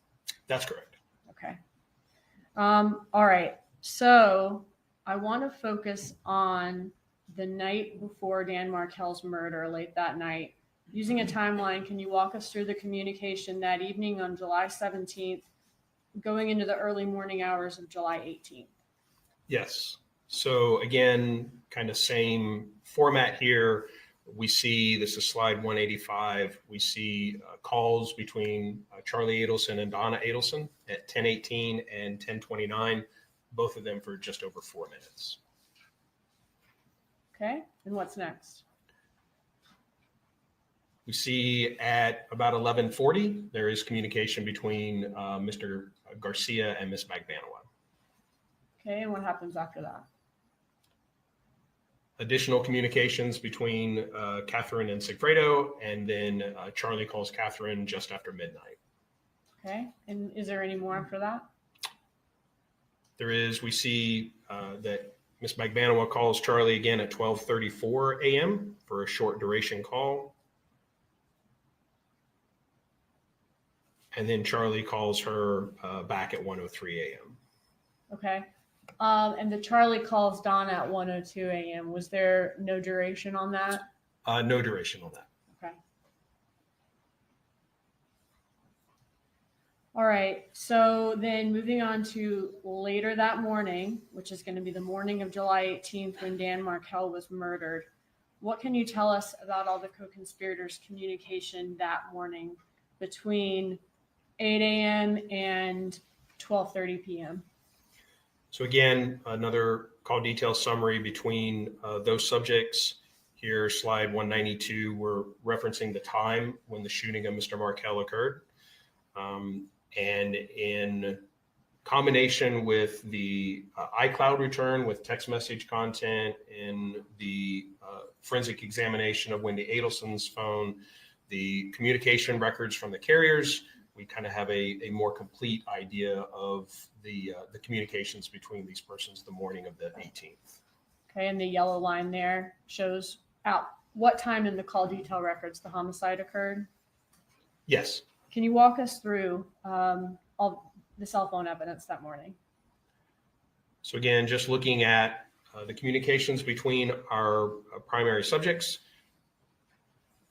Wendi had the calendar event that for 8 a.m. for fixed TV. And I want to ask you about that. Did she often have calendar events in her phone? She did, yes. And she would often delete those events? Correct. All right. When was this calendar event deleted? I do not know. Okay. Was it when she was with law enforcement the afternoon of July 18th? Did they take her phone and run a Cellbrite report on it? Yes. So this extraction occurred on the late evening hours of July 18th. Okay.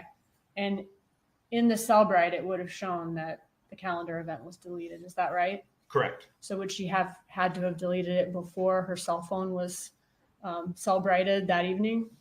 Yes. Okay. So sometime between 8 a.m. when the event is on her phone and that evening it was deleted. It could have been deleted before that date. Okay. All right. So first call to Donna Adelson and Wendi Adelson. Can you show that to us? Yes. So again, we see at 8:09 a.m., there's a call from Wendi to Donna. Okay. Let me ask you one thing from the night before. Was it unusual for Charlie Adelson and Donna Adelson to communicate or attempt to communicate at 1 a.m. that late? They're communicate over a pretty broad range of time. I think it was pretty clear that that event was a misdial that he immediately corrected and called Ms. Magbanowa. That's why there was no duration to it. Okay, thank you. All right, so moving on to that morning, we saw the calendar event, and then does Donna place the first call that morning between the co-conspirators to Wendi? Wendi calls Donna. Let's back up. So yes, Wendi actually calls Donna at 8:09. Okay. And what's next? Donna attempts back at about the same time frame. Little phone tag maybe. And then we see a text message from Donna to Wendi again about the Best Buy service. And she says, they're on their way over now to help with the TV sets in your living room. Correct. All right, what's next? Wendi has a text to Charlie stating this is so sweet. And that was deleted? Correct. And would that have had to have been deleted then before the Celebrate that afternoon, sometime between when it was received at 8:20 and the Celebrate that afternoon? Correct. All right. What's next? Wendi receives a voicemail from Dan Markel. Okay. And do you have that voicemail where you could play it for us? I believe so. Hey, Wendi. Good morning. 9 o'clock on Friday. Just wanted to take down something to take the boys up for this afternoon and take it to and then have it ready for you around 4:30 or 5. So either at the store or at the house. So let me know if that's okay with you. And also love to chat with you about that situation for school. And Thursday stuff, all that. I'm gonna be at the gym probably between 9:15 and 10:30. But happy to chat. For a walk in school, like that. Okay, bye. What time was that voicemail left for Wendi Adelson? 9:04 a.m.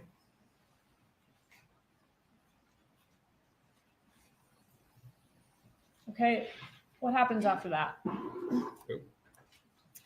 So Charlie calls Wendi or attempts to call Wendi at 9:12. And that's 29 seconds. Correct. Okay. What's next? Wendi texts Dan Markel stating the repairman at my house now. I am picking up the boys at 3 p.m. So your swim idea is a no-go today. So do we know exactly what time she listened to that? Was it 9:04?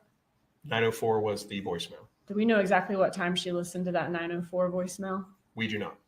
But it seems she would have listened to it before this text at 9:12. She does seem to acknowledge the content of the voicemail in this text message reply. So she heard it sometime between 9:04 and 9:12. Correct. Okay. Now, in that message, he mentions he's going to the gym, right? At He did. 9:15. But from the surveillance videos that we have, by the time he got to the gym at 9:15, were the killers already tailing him? Appear to be so, yes. Okay. And are you familiar with Luis Rivera's statement that they had been tailing him all morning? They followed him from his house to the preschool that morning. Correct.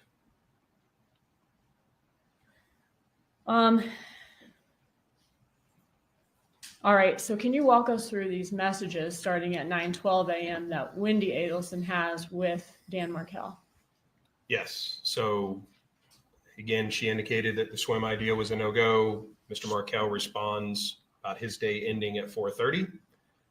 Meaning that he gets to keep the boys under the schedule until 4:30. Correct. Okay.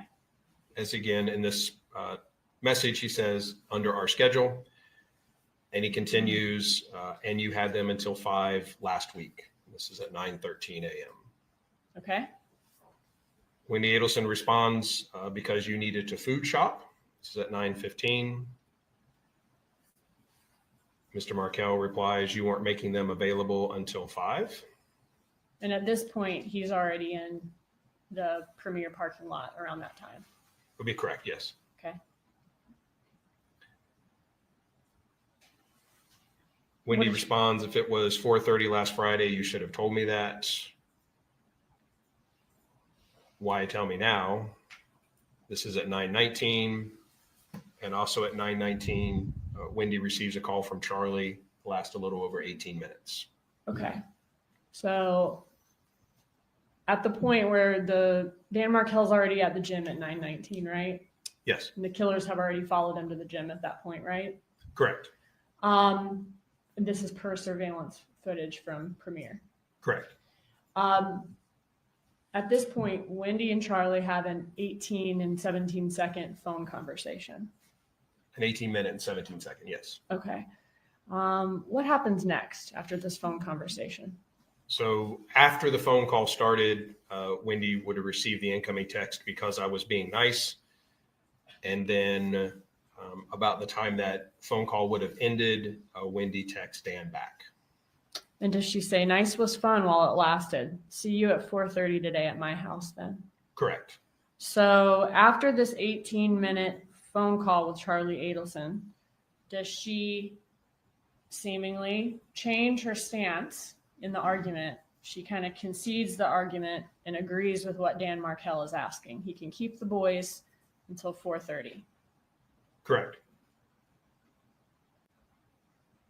And then within about an hour of this message was Dan Markel killed. He was shot, yes. Shot, thank you. Walk us through what happens next. So there are additional communications. Charlie attempts to call Donna at 9:38. Charlie attempts to call Catherine at 9:57. Return attempts just after. And then Charlie and Catherine talk for almost 7 minutes at 9:58. Okay.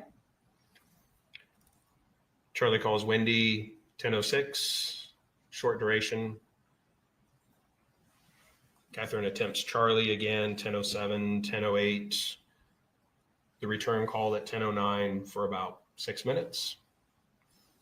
And that's the last of the communications prior to the shooting.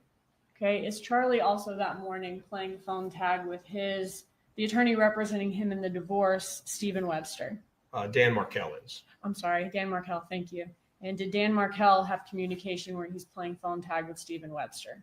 Yes, this is slide 220, and we see from Mr. Markel's records several incoming, outgoing text or voice attempts with Stephen Webster. And are they basically setting up a time to talk later in the morning? Your Honor, facts on evidence and also speculation. Saying as the facts, not evidence, that you can lay a foundation for this was doing. Have you reviewed the text in these call detail records? Briefly, Did it appear that they were setting up a time to talk later that day? yes, Okay. Is the last outgoing communication from Dan Markel 10:34 a.m.? yes, And Dan Markel would have been killed within a few minutes of sending that outgoing message. correct.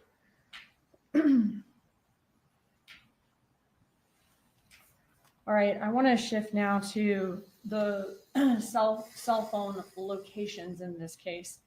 You walked us through at the beginning of your presentation yesterday, Dan Markel's locations on the morning of the murder, Trescott, preschool, gym. What can you tell us about Rivera and Garcia's locations that morning? So again, as you mentioned, slide 222 here, we see the locations that he was.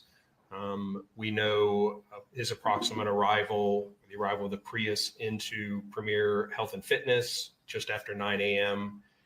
And what we see now up to slide 224, these are the cell site locations for Mr. Garcia and Mr. Rivera. Again, Mr. Garcia is in orange, Rivera in blue, but these are the first events with location. We have the morning of the 18th, July 18th, and we see that Mr. Rivera and Mr. Garcia's location are both consistent with them being in the area of Premier Health and Fitness. Okay, and what was the last event with location data that we have for them while consistent with Premier Gym? It's going to be these that you see here. So 9:58 for Mr. Garcia, 9:46 for Mr. Rivera. When was their next event with location after these events? It was afternoon. Okay, can you walk us through that? I can. We see, again, Mr. Markel's vehicle leaving the Premier Health and Fitness, 10:38. The Prius traveling just after. And then we see the location information here. This is slide 227. And again, just looking at the cell site locations, Mr. Garcia's in orange, Rivera's in blue. We see that those events we just saw at Premier Health and Fitness are at the top. And the next event we have, you see, is the 12:30 event for Mr. Garcia, where they appear to be on 75 traveling southbound. So from Tallahassee to around the Gainesville area, there were no events with location. Correct. Could that be consistent with them turning their phones off after they left Premier Gym? It could, yes. Sometimes when people commit crimes, do they try to turn their phones off during that time? Objection, Your Honor. Calls for speculation. Sustained unless you can lay a foundation for this particular point, Stephen. I'll move on, Judge.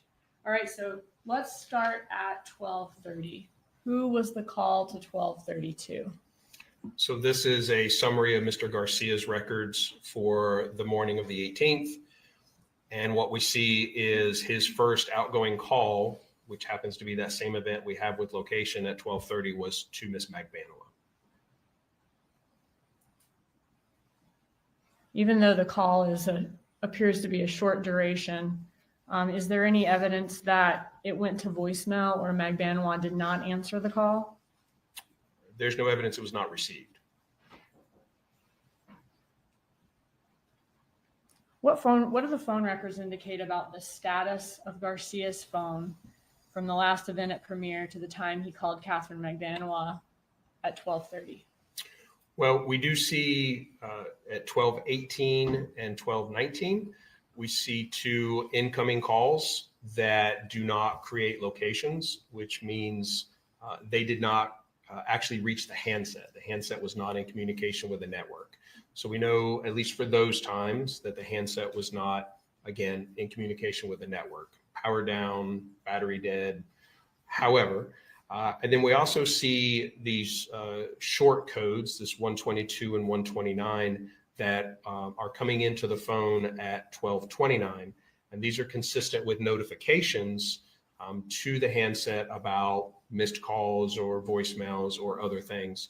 So those events would be consistent with that phone being powered back on or returning to the network at about that 12:29 timeframe. Okay. And once it comes back on at 12:29, the first call is to Magbanowa? Correct. Switching gears here, I want to talk about Wendi Adelson's locations during that morning and early afternoon timeframe when Dan Markel was murdered. Are you familiar with Wendi Adelson's statement about her locations on the day of Dan Markel's murder and the route that she took on July 18th after her TV repair appointment? Yes. Okay, can you walk us through that? So again, we see her residence here at the time, the Aqua Ridge Way. This is slide 230. Again, just the flag there indicates the area of her residence. So is Aqua Ridge kind of off Centerville Road, north of I-10? Yes. All right. Based on the location info from her call detail records, can you determine the approximate time she encountered the roadblock on Trescott Drive? I can, yes. Okay. So we also have a receipt from ABC Fine Wine and Spirits that is time-stamped at 12:49 p.m. on the 18th. So looking at communication records with location, we see that she begins a voice call at 12:31 p.m. Her cell site is listed as the purple dot and starts at 12:31. We can see this is slide 232. As we come down to about the middle here, she has an event at 12 or communication during this phone call with a cell site at 12:35. And then that call ends at 12:47. So we see again, that would be consistent with her leaving the area of her residence sometime around the 12:31 timeframe and being in the area of, and this 12:47 cell site could be the ABC Liquors as well. We know the receipt time's just a couple of minutes later. So with that, and to slide 233, with that receipt being at 12:49, the voice call ending at 12:47, she would have passed by Mr. Markel's residence just prior to that. Okay, meaning maybe somewhere around 12:35 to 12:45. Correct. Did Dan Markel have he and Wendi Adelson's children the morning of July 18th? I'm sorry? Did Dan Markel have the children the morning of July 18th and he took them to school that morning? He did, yes. Okay. Looking at Wendi Adelson's call detail records, were you able to see her calls, who they were from and to, and the times on July 18th of 2014? Yes. So slide 234, a summary of her calls that morning. And we can see in the highlighted sections here, calls that would have been made or received after the time that she would have passed by the Markel residence. When she encountered that roadblock, the crime scene tape with the police cars behind it in front of the Markel residence, did she attempt to call Dan Markel to make sure he or the kids were okay? She did not. Did she attempt to call the children's daycare, creative preschool, to make sure that they made it to school and there wasn't some type of incident? She did not. Did she attempt to call 911 or law enforcement to see what was going on since her children had been staying on that street? She did not. Did she just continue to the liquor store and then on to lunch? Correct. Are you familiar with the area of Thomasville Road and I-10 where the restaurant Mosaic used to be, which was the restaurant she went to lunch at that day? I am. Were there any liquor stores in that area back in July 2014? There were, yes. Okay, can you walk? Thank you. So what we see, slide 237, again, we are showing the residence, her residence at the time on Aqua Ridge, and her ultimate destination, which was Mosaic off of Thomasville Road. So clearly the next slide here shows, as calculated by the mapping software, the most direct route between those two locations as far as where she was heading. And then were there any liquor stores in the area of Mosaic at that time? There were. So at that time, there was Publix Liquors on Thomasville Road there, very close to Mosaic. There was Market Square Liquors off Thomasville, and also another ABC location a little further north on Thomasville Road. Would those Publix and Market Square Liquors be a lot closer to Aqua Ridge and Mosaic than the one she ultimately went to? They would. And this is slide 242, which shows the route she ended up taking versus what is calculated as the most efficient route. We can see there's a difference of about 9 minutes longer to go the other way. So she went 9 minutes out of the way to go to the ABC Liquors next to Dan Markel's home. Correct. All right, switching gears again. July 18th, the last slide that we saw of Garcia and Rivera's locations was around the Gainesville area when the phones were powered back on and the 12:30 call was made by Garcia to Catherine McVanois. Does the next map show Garcia and Rivera continuing to come back down to the Miami area? Yes, we do see here slide 244 as another large time frame without location information, but we see in the late afternoon, early evening hours, the use on the phones returns, and we see that they are getting into the South Florida area. Okay, once back in Miami, did they stop somewhere where they were caught on video? Yes, so we have an ATM withdrawal from Mr. Rivera. We can see that that occurred at 6:46 p.m. And through the records, we were able to determine the location of that specific ATM where that transaction occurred in Pembroke Pine. Okay.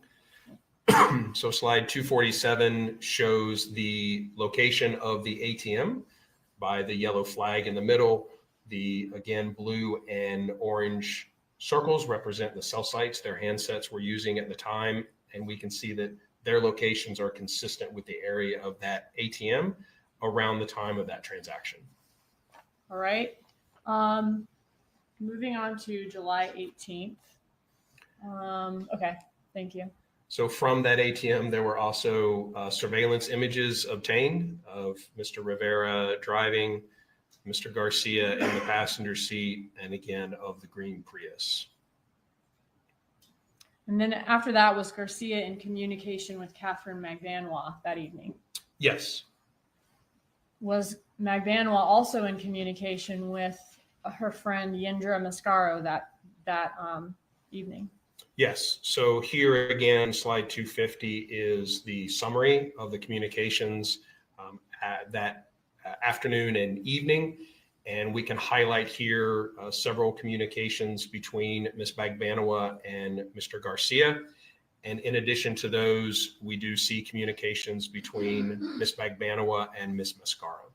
And was there evidence that Magbanua went to Rivera's house to meet up with Garcia on the night of July 18th?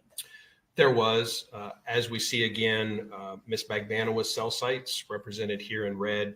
She has events up to 8:46 that are consistent with the area of her residence. And we can see as we move across the slide here, 253, events at 9:20 and 9:23, and ultimately 9:42 that will be consistent with her traveling away from the area of her residence and toward the area of Mr. Rivera's residence. And are you familiar with Magbanua's statement that she dropped her kids off at Yindra Mascaro's residence for the night that night, on the night of July 18th? Yes. And whose residence is on the way to Rivera's? Ms. Mascaro's.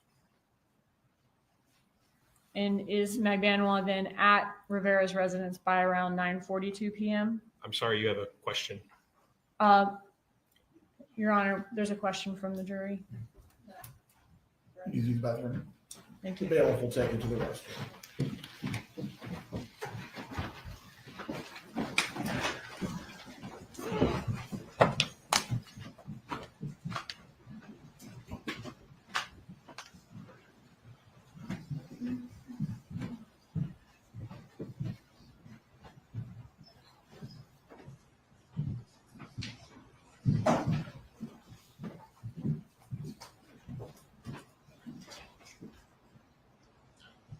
Everyone can be seated.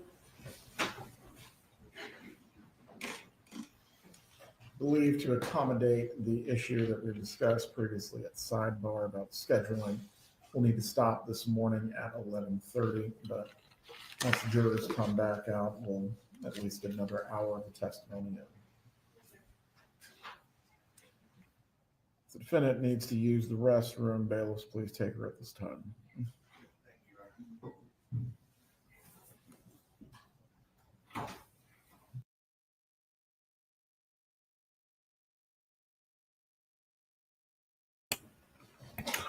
So I'm not sure if you can hear that.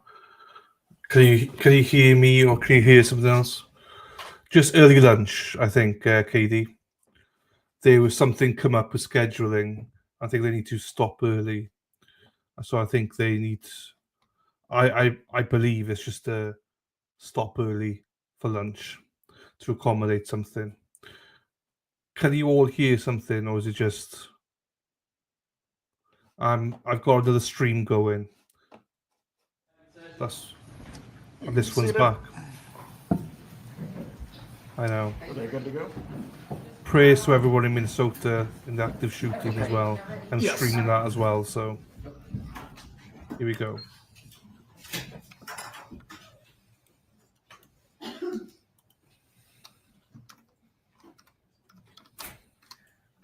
And we're back live on this one. So.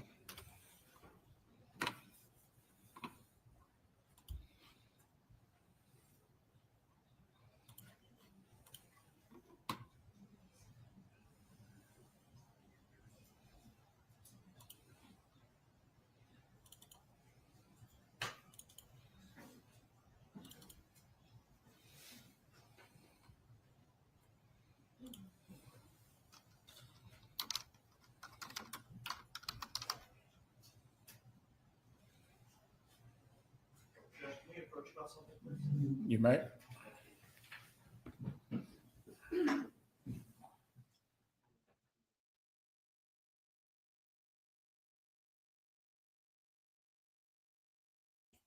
Okay, cyber.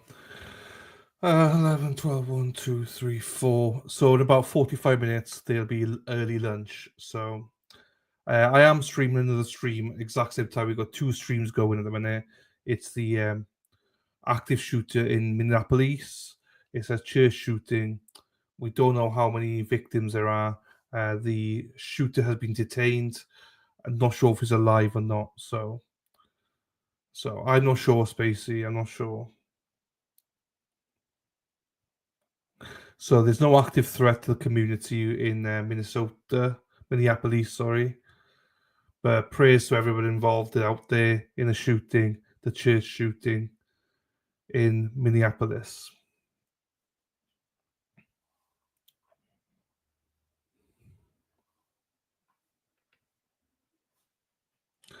And then for here, we are stopping at 11:30 for lunch.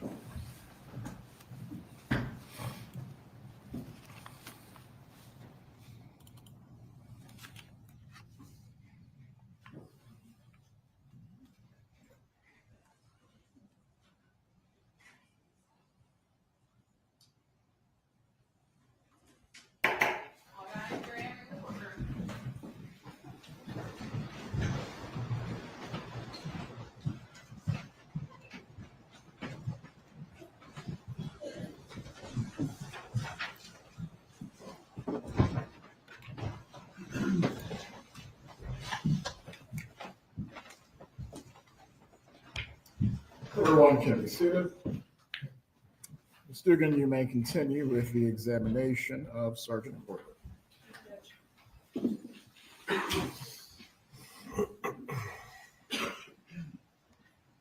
Okay, so the night of July 18th was Catherine McElveen's cell phone consistent with Rivera's residence by around 9:42 p.m.?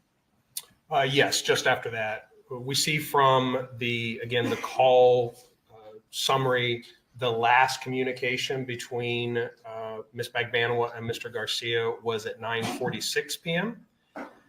And what we see as her events at 9:46 and 9:47 are very consistent with Mr. Rivera's residence. So that kind of coincides with the end of their back and forth communication with her location becoming consistent with Rivera's residence, where Mr. Garcia's location was also consistent. Okay, and could that be consistent with her communicating with Garcia? That communication ends once she arrives at Rivera's residence, where Garcia and Rivera are also there. Correct. Now, after being there for a little while, does Catherine McElveen communicate with Charlie Adelson? She does. And again, back to the summary, we see that there is an outgoing call from Mr. Adelson at 10:12, very, very short duration. And then Ms. McElveen calls Mr. Adelson back at 10:20 for about a 2-minute phone call. And tell us about Catherine McElveen's location for that 10:20 call to Charlie Adelson. So what we see, the 10:20 and 10:22, is the last times that her location is consistent with the area around Mr. Rivera's residence. Were we able to find any other evidence of her and Charlie Adelson's plans for the night of July 18th? Yes. And again, that was slide 257 we just spoke of. This is communication from Mr. Adelson's iCloud. And the afternoon and evening of July 18th, where she asked, how's work been, hon? He says, been busy. And then later about to start a big case, which she acknowledges. Okay, and did they discuss their plans for that night?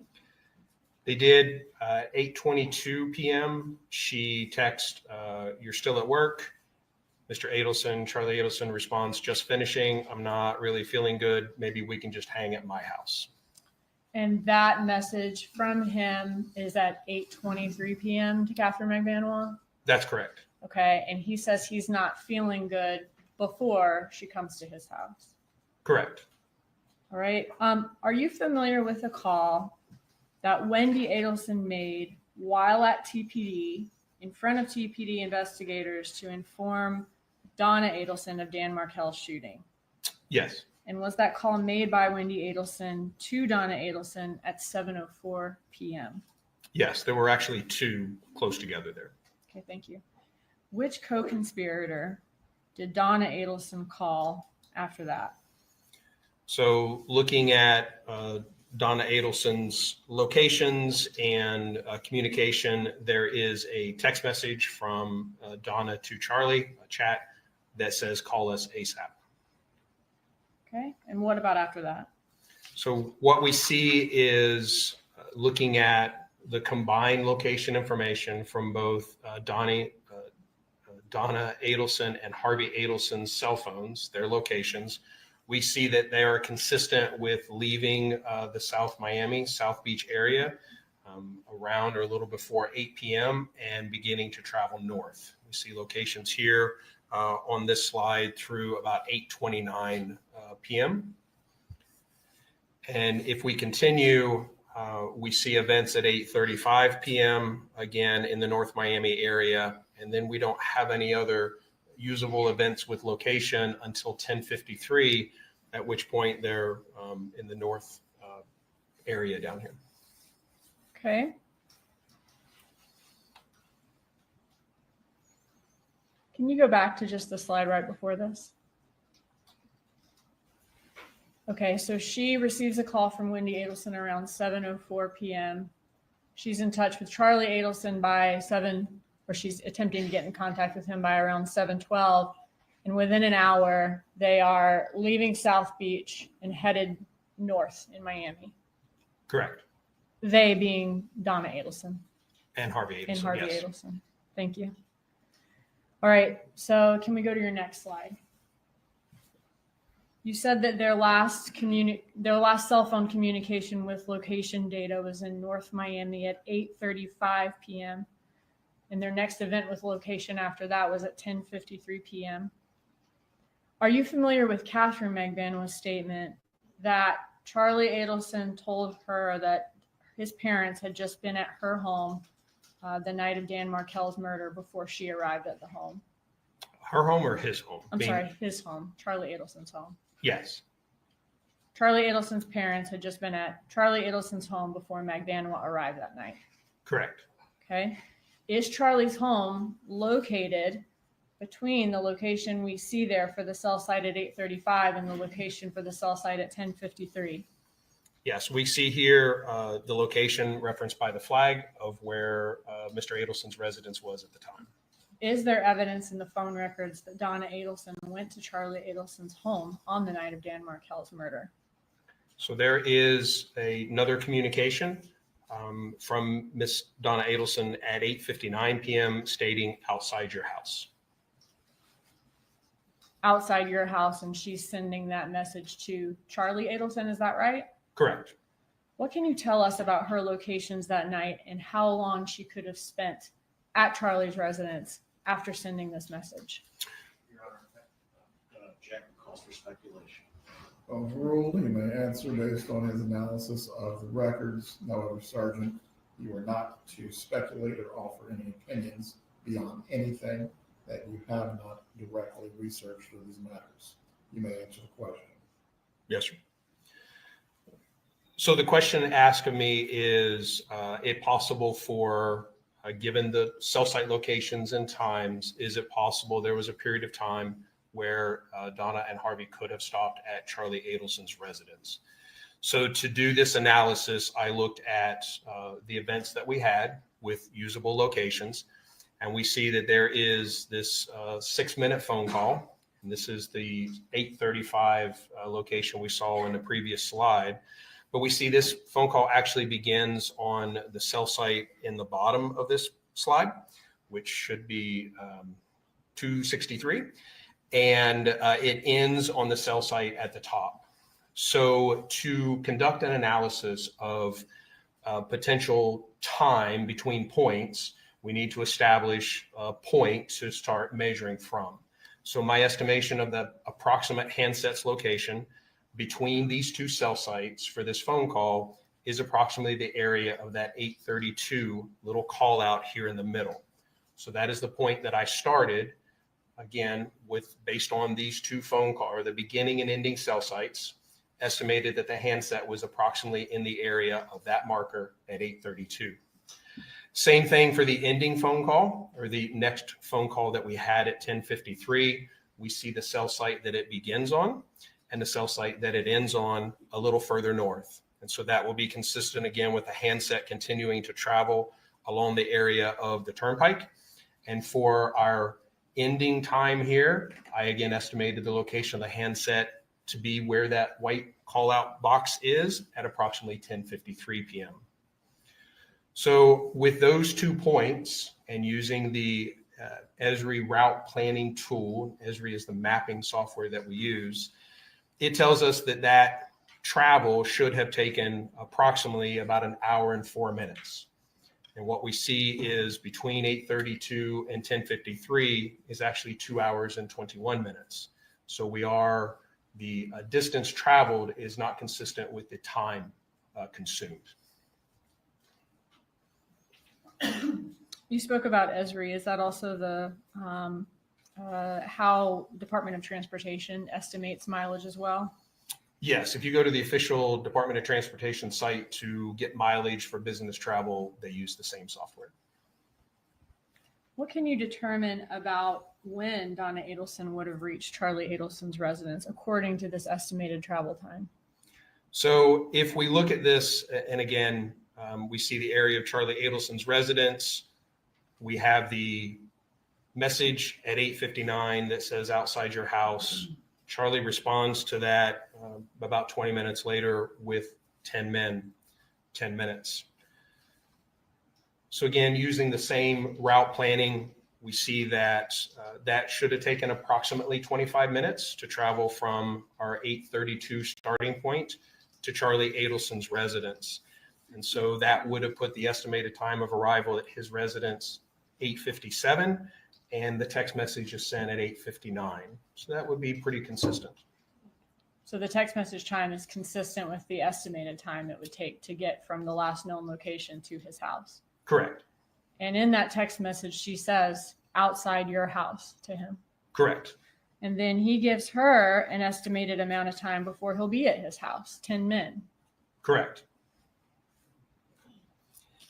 And what we see looking at Charlie Adelson's locations, the 919, when the text message is sent, we can see the cell site that his handset is using. As we continue down slide 268, we can see that he has communication at 921, and then the next cell site he has is, or cell site time he has is 940, and that 940 time he has become consistent with the area of his residence. So he reaches his residence sometime between 921 and 940. If we look at the 919 time of the text message, that 10 minutes is about correct for when he would arrive home. So he says he's 10 minutes when he's about 10 minutes away en route to his house.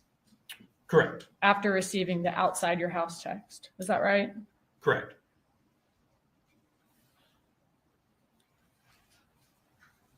And what do we see here? This is just a close-up of that, again, showing the cell sites when he would be consistent with his residence, arriving sometime before 940. And where was Donna Adelson's next event with actual location data after she said she was outside Charlie Adelson's house and he responded 10 men? Again, the next event that we have is the 1053 events, looking at their combined records. Is the next usable location event that we have. So if we look at the time that it would take to travel from Charlie Adelson's residence to that point, we see that based on the route planning, approximately 48 minutes.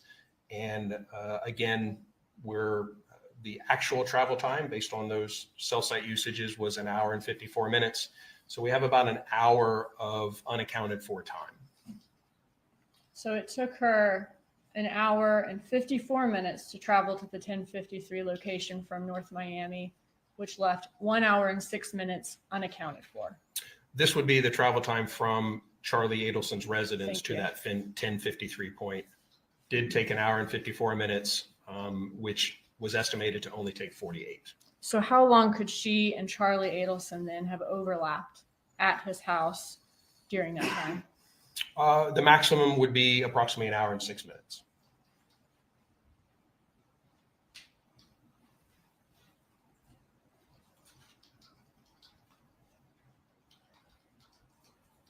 And that would be including the time that she would have been waiting for him to arrive? It would, yes. Okay. So let's say she waited 10 minutes or so for him to arrive. Actually, he sent it 20 minutes after arriving after he received the text, right? Correct. Charlie's response to Donna was about 20 minutes after she had texted outside your residence.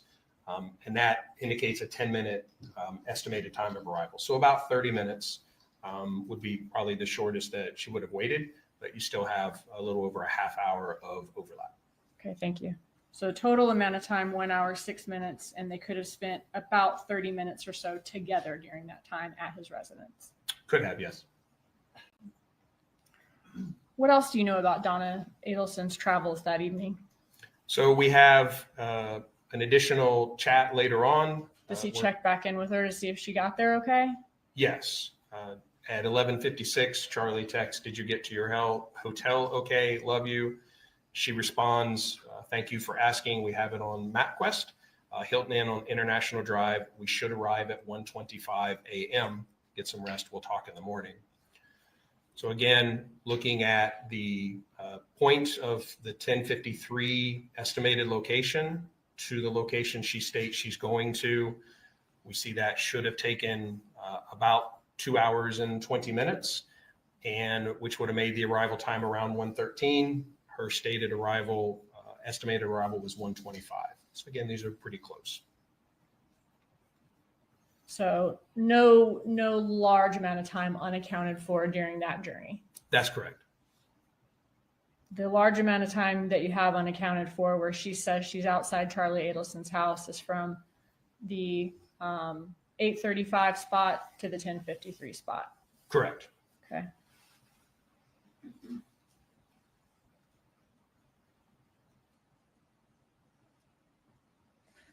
Did you have an opportunity to do this drive that Donna Adelson took from North Miami to the 1053 location on the night of July 18th? I did, yes. And when did you do that drive? I did that July 18th of this year. And was that on a Friday night this year, just as her drive was on a Friday night in 2014? Yes, And on the same date, July 18th? correct. Can you tell us about that drive? I simply traveled to that area, to the area of that first estimated location at 8:32. I started an exit south of that so that I was at traveling speed, and I traveled to Charlie Adelson's residence. I noted the time and mileage that it took me to get there, and then I traveled from Charlie Adelson's residence to the 1053 spot just to make sure that the roadways, all of those which have not changed, allowed for me to get off the turnpike, get back on, continue travel, and about how long it took me to do it. Were you able to easily get off the exit for Charlie Adelson's house and then get back on again? Yes, And was the time it took to drive from Donna Adelson's 832 location in North Miami to Charlie Adelson's residence consistent with the estimated time? it was. I was within just a few minutes. Ms. Kappelman just reminded me, you said it was on the same day. Did you also do it at the same time of day? I did, yes. Okay, so Friday evening around between 8:30 and 11. Yes, within just a couple of minutes of 8:32, it was a little hard to gauge my travel time to get to that exact point. Might have been off a minute or two when I crossed that specific point, but it was very, very close to the exact time of day. And was the time it took to drive from Charlie Adelson's residence to her 1053 location consistent with the estimated time on Esri? It was, yes. Okay. All right. So moving on to the next day, July 19th. if you could walk us through the morning after the murder of Dan Markel, where's Charlie Adelson located at that time? Charlie Adelson has locations consistent with his residence. And what can you tell us about the communication from Magbano's phone that morning?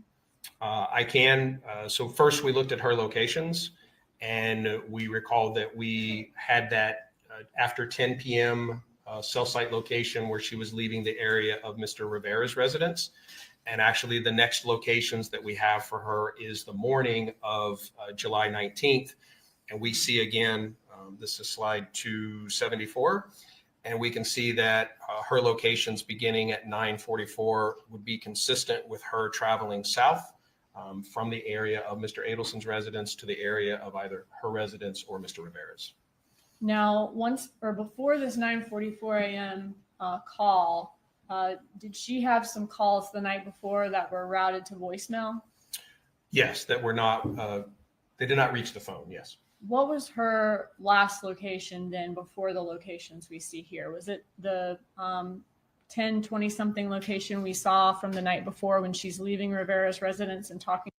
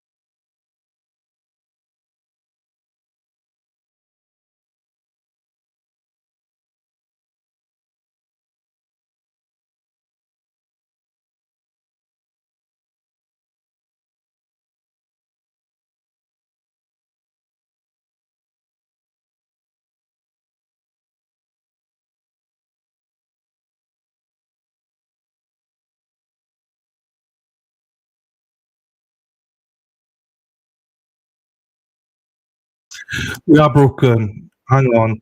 Mexi, I've sent you a message, Mexi. Oh, hang on. Because I've got two streams on. We'll see if you were free, Mexi, to jump on in this one. Hang on whilst I repair this, people. If you're available, Mexi, are you able to stream this one? Just whilst I stream the shooting one for a bit. And then we'll switch back if you are able to do it. If you're not able to do it, it's fine. I'll sort it out.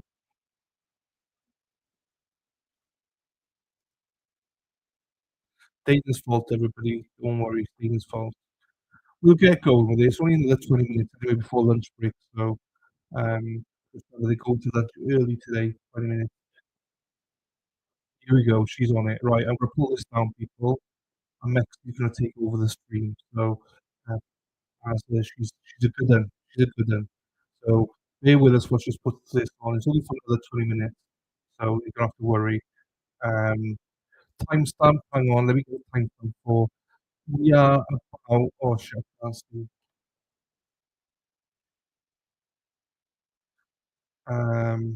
There's no timestamp per se, hang on. Basically, from live, go back about 3 minutes, actually. Go back 3 minutes from when it went live, and you'll be good. It doesn't matter if you miss like or something, so.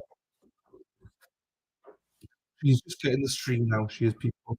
Long crying is the preference, I believe, Mexican. Then, because I've got another stream going on, my laptop was playing it, so the sound wasn't working. I can't do two at once. I can only do one.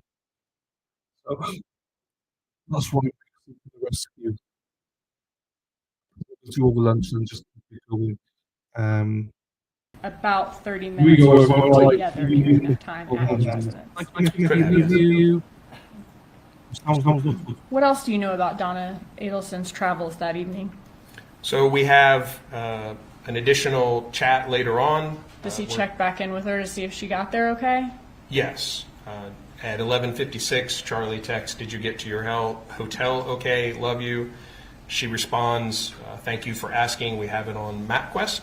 Hilton Inn on International Drive. We should arrive at 1:25 a.m. Get some rest. We'll talk in the morning." So again, looking at the point of the 1053 estimated location to the location she states she's going to, we see that should have taken about 2 hours and 20 minutes, and which would have made the arrival time around 1:13. Her stated arrival, estimated arrival was 1:25. So again, these are pretty close. So no large amount of time unaccounted for during that journey. That's correct. The large amount of time that you have unaccounted for where she says she's outside Charlie Adelson's house is from the 8:35 spot to the 10:53 spot. Correct. Okay.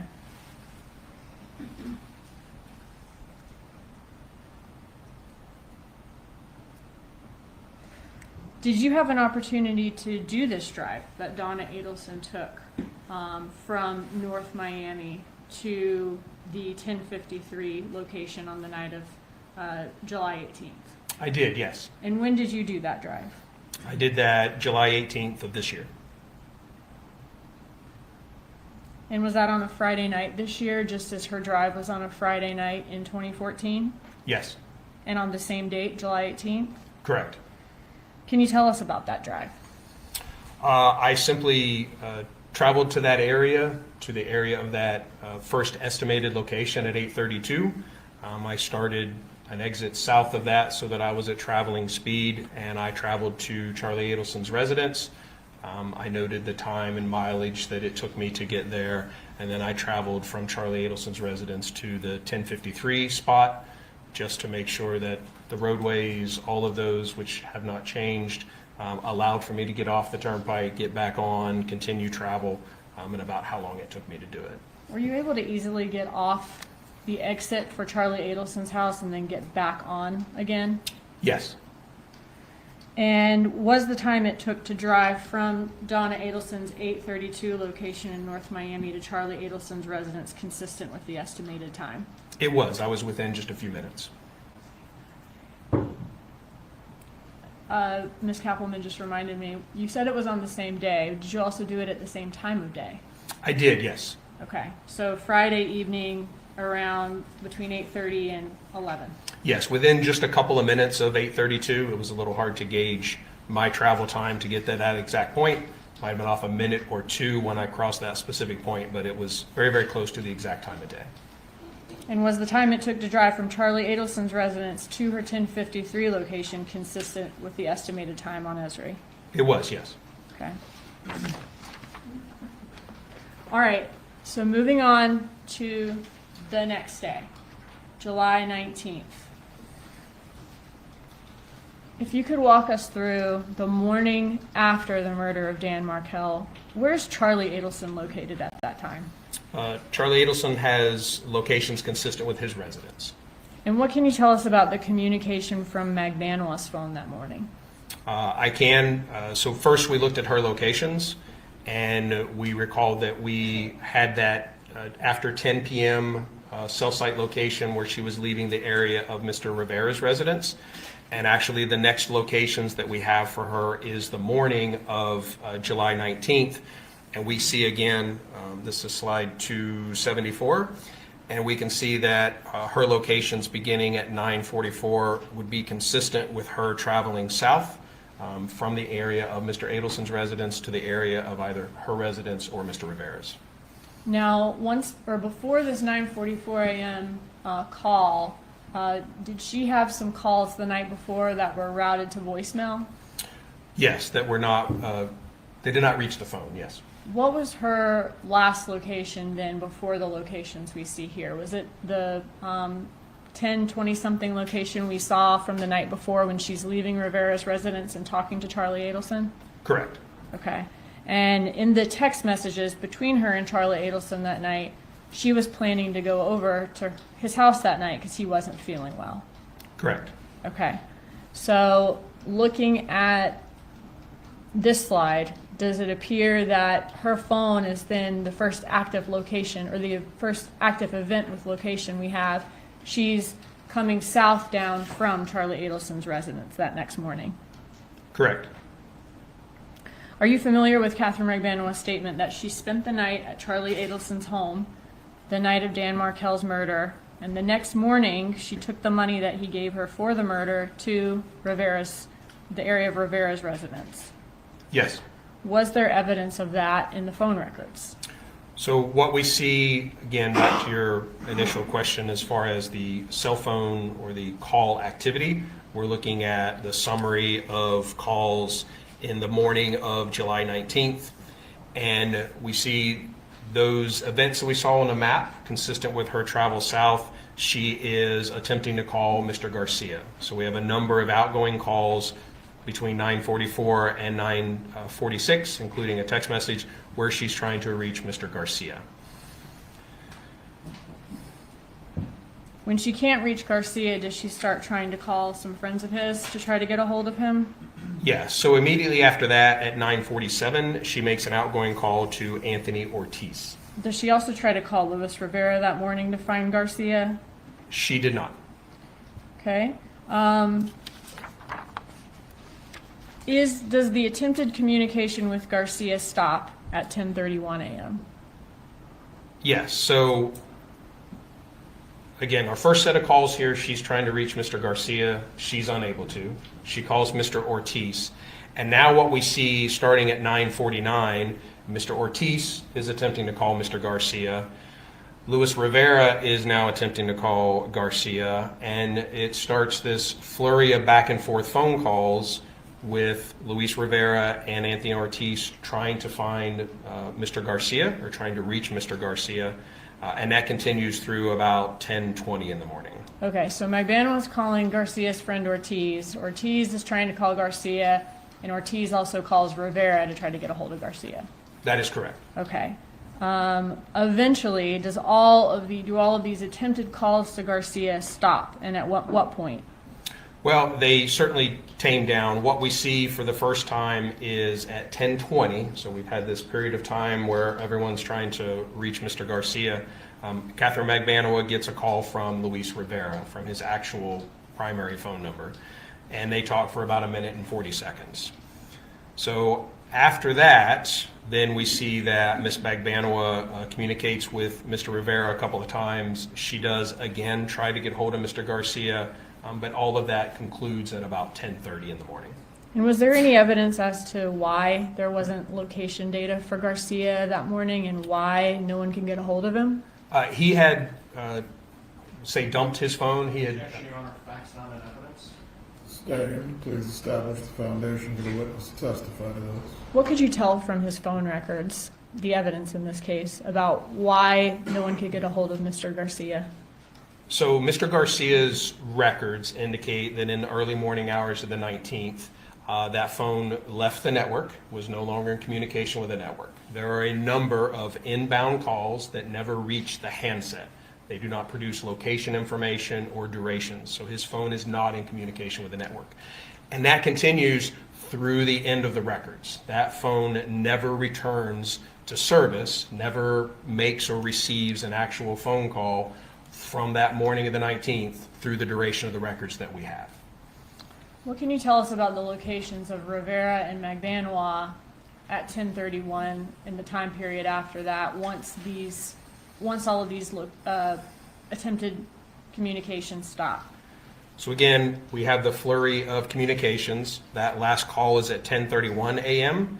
And if we look at Ms. McBanoa's locations at 10:31, she is consistent with Rivera's residence, and Mr. Rivera's cell site locations are also consistent with his residence.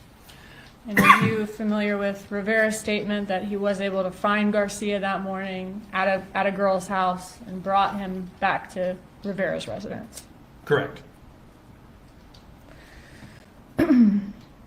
Now, when is the next communication on Catherine McBanoa's cell phone after that with location data? The next that we see is at 11:23 a.m. This is about 50 minutes later. Correct. All right, and is her location at 11:23 a.m. consistent with Mascaro's residence? It would be consistent with the way to Mascara's residence. Okay, thank you. Could this be consistent with her then leaving Rivera's residence after a period of time and heading back towards Mascaro's residence to pick up her children? It could be, yes. All right, switching gears again. Were you involved in securing a wiretap of some of the suspects in this case back in 2016? I was. What is a wiretap? A wiretap is an active way for law enforcement to be able to gain information or intelligence. Everything that we've talked about in the historical records are just that, historical. We're getting records that already existed and having those provided to us. A wiretap is an ongoing intercept where we are able to, in real time, see the calls that are being placed, the outgoing, inbound, durations, all of those things, in addition to the content of most of those. So text message content and voice content, we're actually able to listen to those calls in real time while they're occurring. So this is a real-time, ongoing, active monitoring of the communications. In order for a wiretap to be in place, does there have to be an order signed by a judge? That order has to be sent to the phone carrier so that the calls can be monitored by law enforcement. Correct. Were we able to monitor the content of the calls between the subjects in this case back in the time that these events happened, back in June and July of 2014?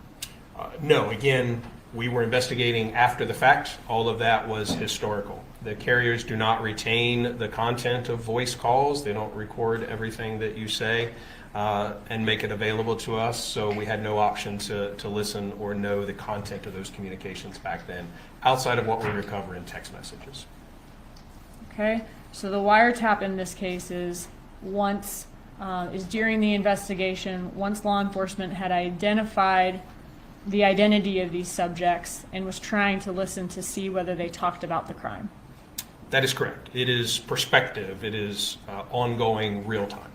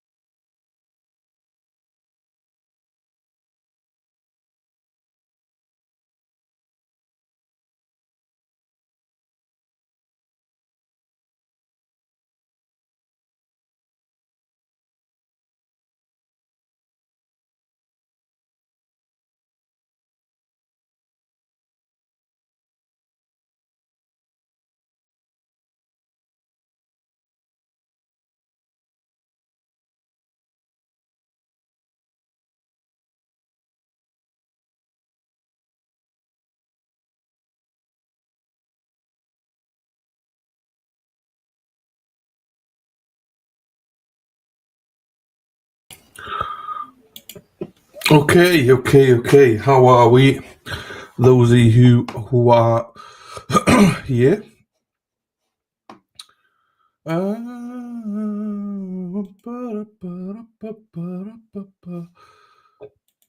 That's amore.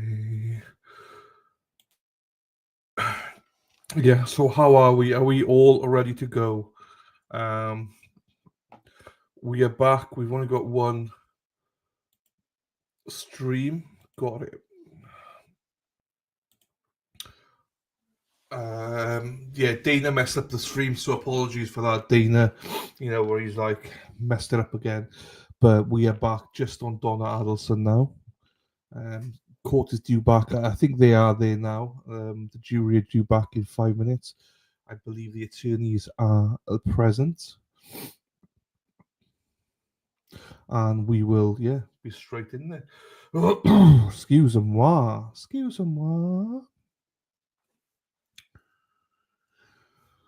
Oh, so I missed a little bit of this guy before lunch. And apologies, though. We literally missed nothing when Mexi's internet went out because they went to lunch so early. Oh, shit, I should have done my timestamp, shouldn't I? Timestamp was an hour 45, which would be about 4:01. Oh shit, I haven't got it. Bastard. I haven't got it. Oh, hang on, maybe I have. Maybe we can do it this way. Maybe I can do it this way. Hang on. Let's go in here. I'm talking to myself because no one else is speaking, so I will be the weirdo speaking to myself. Speaking to myself. Ba ba ba ba ra ra ra ra ra. I need to put a timestamp in, so that's why I'm going there now to put a timestamp in. Timestamp in. Beep beep beep beep beep beep. So 4 hours or 1 lunch break. Then the rest is here.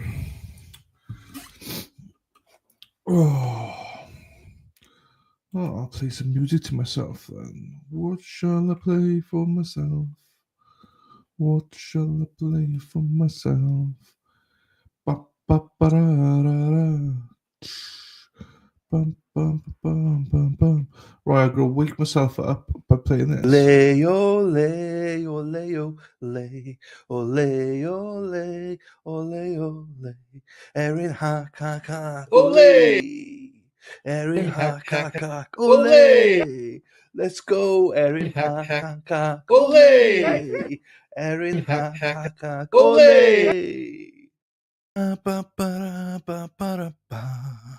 Press the like, please. Press the like and subscribe. It would mean the world to me if you liked and subscribe.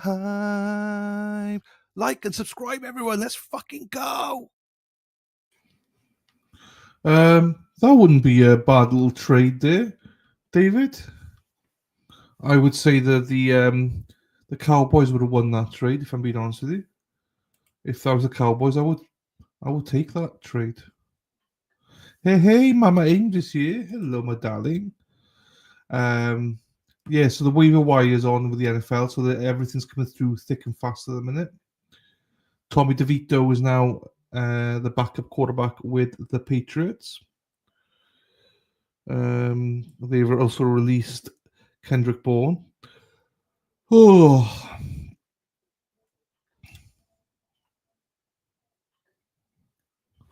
hang on. Where's the stream gone? Oh, you go. I got it. I got it back. I was thinking, where's the stream gone? Oh, excuse me. I just had a sandwich. Sorry, I'm trying not to yawn. I just had a sandwich, and I was hungry because I've not eaten since. Well, I've had the juice obviously and some coffee, but I've not physically eaten since 6 p.m. yesterday. So I won't eat again after 6 p.m. Afterwards. Dave, yes, I put the chat earlier on. Thielen, gone. Was it a fifth this year, a fourth next year, and fifth and sixth back or something? Yeah, I did put the trade in the chat earlier on for Erin Hack. Right, court is back. We will be done. Well, we'll be done once they drop. Once the chat comes back in, judge comes back into force. But he just spoke just now. Gabriel, yes, still in Gabriel is number 2 with the Cleveland Browns. We'll see how long that lasts for, David. We'll see. David and Burger. Right. Tyler Huntley's going to Baltimore, apparently, on the practice squad. Flacco won't make it to games. How was the lunch? Was good. Research the matter during the lunch break. Lunch was good, thank you, Josie. And at the conclusion of that research, the ground for which it's being offered as an adoptive admission that is permissible under the rules of evidence. I will also find there are other grounds in which it would be permissible as well. The citation of the case that I'm relying upon for this, Jones versus State, 127 Southern 3rd, 622, deals with this matter as well as the treatise provided by Professor Earhart on this matter. Are there any other issues that we need to address before we continue with the examination of Sergeant Corbitt? All right, if I could have a moment. I found a case that held the contrary, but I'd like an opportunity to read the case that Your Honor cited. Well, this is not a motion hearing, Mr. Zellman. If you wish to place your case on the record, please do so, but I am finding that it is admissible as an adoptive admission. Your Honor, State versus Hernandez, 875 Southern 2nd, 1271. I have a copy for the state. And for Your Honor, may I approach? You may.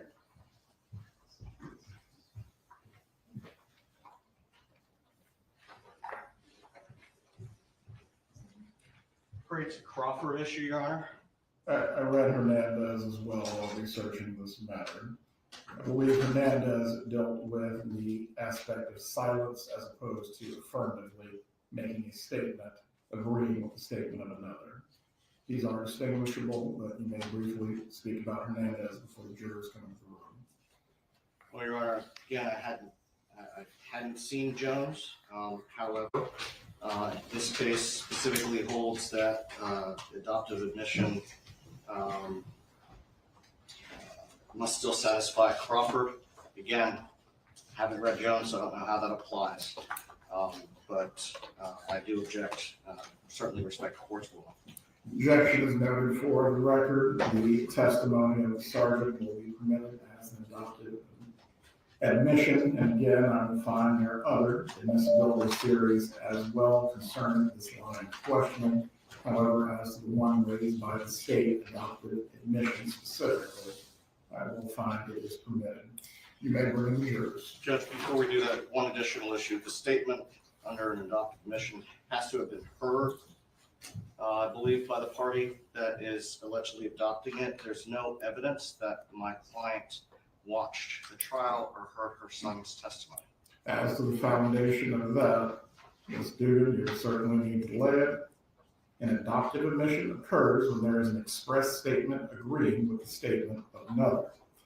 Concerning any statement by your client that was made in which she agreed or otherwise it stated in some way the testimony of another person at the trial of Charlie Adelson, namely Charlie Adelson was true. This qualifies. Please bring them up.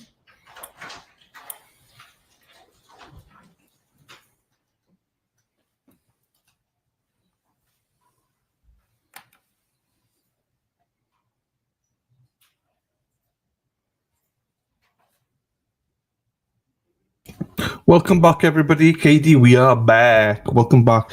I was obviously sorry to hear in Minnesota today. The shooter left a note into the video. Was just watching it. What a piece of shit.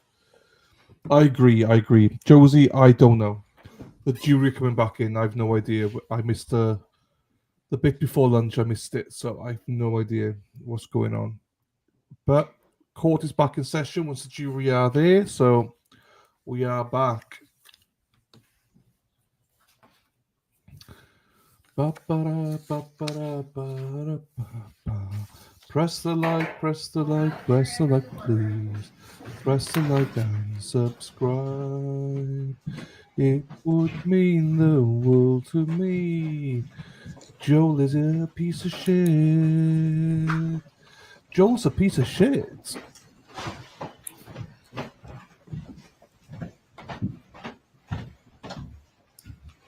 Everyone can be seated. Members of the jury, I hope you enjoyed your lunchtime rest and break. We will continue with the examination of Sergeant Corbitt at this point. Ms. Dugan, you may continue with your examination.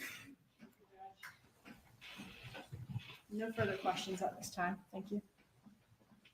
Cross-examination. Just a moment, Your Honor. So, okay. Straight into cross. Straight into cross.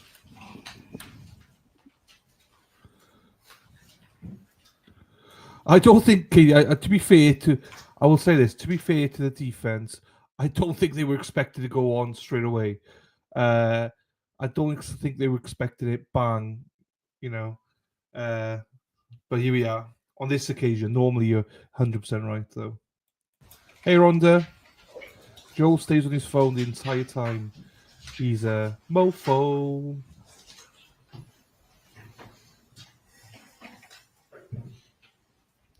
Good afternoon, Sergeant. Good afternoon. Now, I believe some of this you covered yesterday, but I just want to clarify a few things. These call detail records, they're generated by the carriers. That's correct. They're generated for purposes for business purposes of the carrier. Correct. So they're generated to, back when I think I got a cell phone, we had a plan with a certain limit. Now they're unlimited, but that was one of the reasons why call detail records were created, correct? Certainly, billing purposes, yes. And what about network load? As far as the creation of records, Yes. so network load, there are reports that I spoke about, the kind of specialty reports that are more of an engineering standpoint and are used by carriers to more effectively manage their network. Amongst other things, might be load, be something that they would be considering with those records.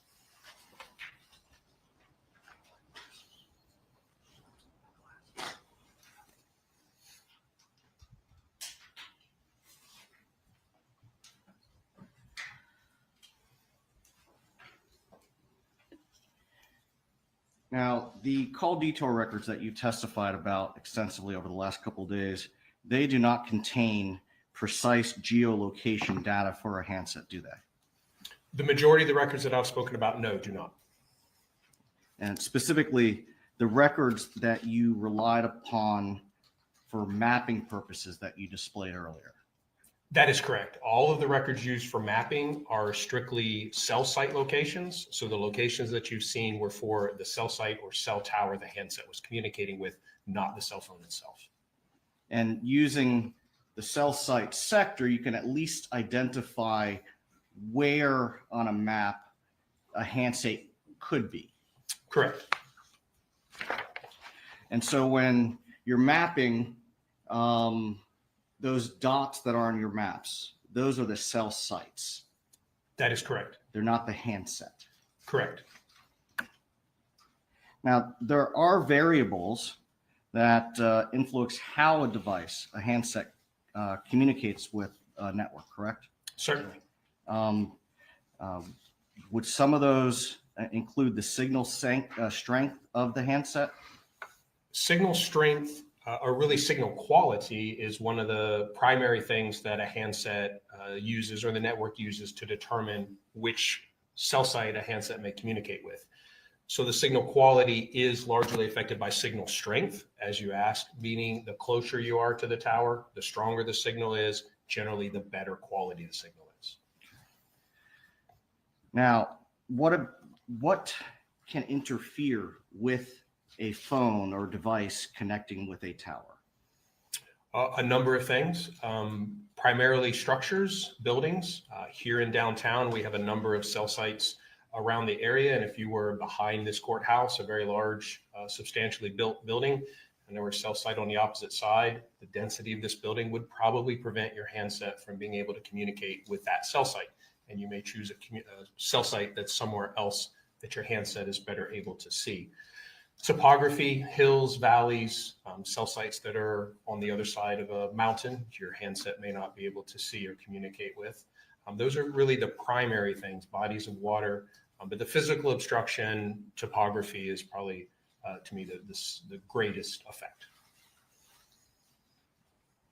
What about network load on a specific cell site?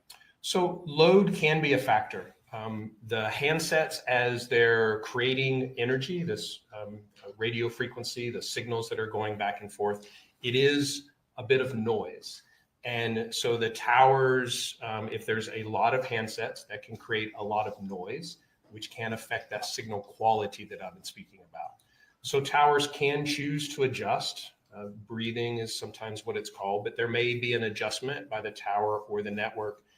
If there is high density, then handsets can communicate with other cell sites. Generally, no matter where you are, your handset is able to see multiple cell sites and sectors at the same time. And there's a lot that goes into the choice of particularly which one of those your handset is directed to communicate with for any particular event.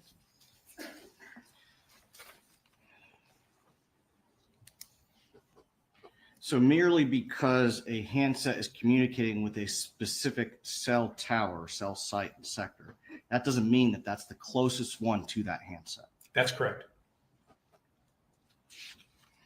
Do the call detour records that you have relied on in this case take into consideration whether or not a tower is under maintenance or partially functioning or otherwise operating at a reduced capacity? Only in the respect that if it were not functioning, then it would not be listed in the records. If it were not operational, the handset would not be able to communicate with it. So when I see a cell site and sector in the records, I know that it was operational because the handset did in fact communicate with that. But there's no way to tell from the call detour records that you relied on here whether or not a specific cell site was partially functioning. I don't know exactly what you mean by partially functional. Well, were any of them operating at reduced capacity? You can't tell that from the call detail records, can you? I could not tell the load or the capacity on the tower at any particular time, no. And so you just listed a number of factors that can affect call routing and cell site selection, correct? I did, yes. Now, those same factors can influence when a call is handed off to another cell site, correct? They can, yes. And so not only in this instance do we have a handset that is moving on a highway, but you also have those other factors that could influence what cell site the handset is communicating with. That's correct.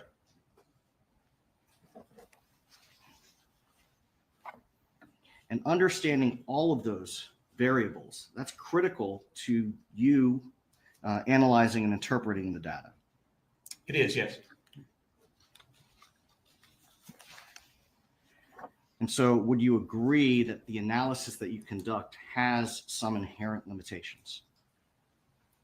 It certainly has limitations as far as nothing in the analysis that I've done is meant to say exactly where a handset is. We're unable to do that.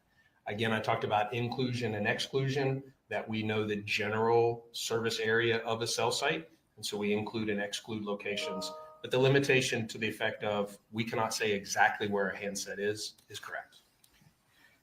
So in other words, it involves some degree of estimation or inference? I would agree with that, yes. Now, could you pull up the presentation that you were showing us earlier? I do have it, yes.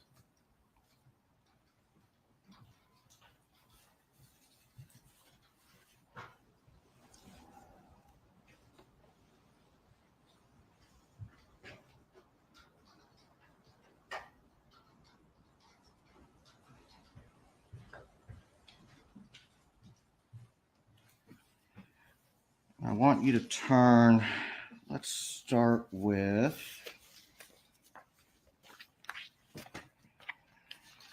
one thing that the state brought out. Let's go to the frequency report. I believe it's on slide 28.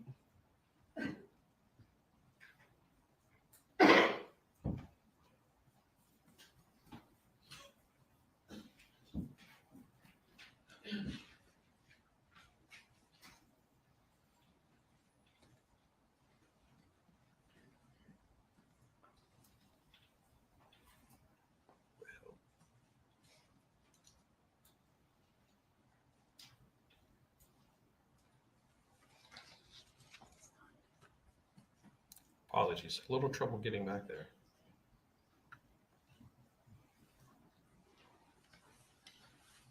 Slide 28, the frequency report for Donna Adelson. Okay. Can you explain to the jury again the process of creating this report? I believe what you said yesterday was that you put the data from the carrier into a tool. A program, yes. Okay. And then you did the same for Charlie Adelson's CDRs? Correct. Catherine McManawa?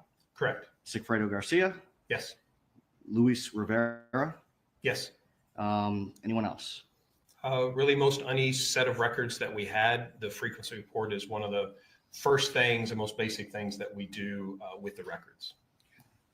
Now, there's a process that you have to go through called, I believe it's called deduping. Are you familiar with that?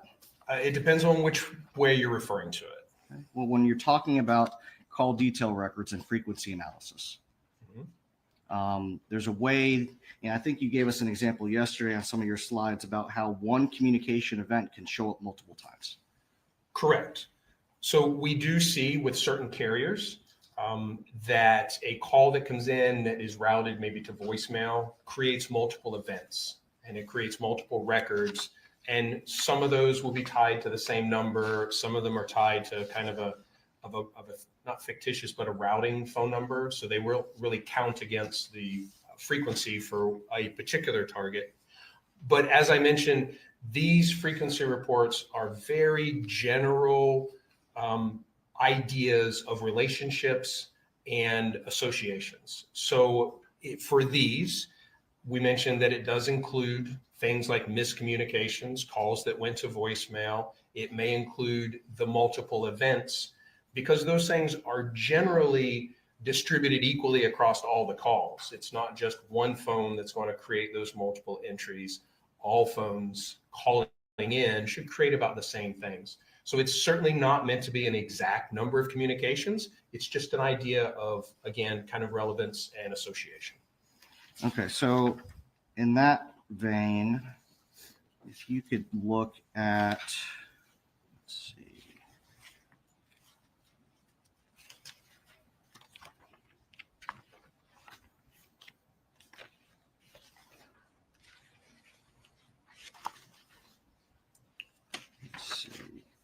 So let's look at, I believe it was slide 122.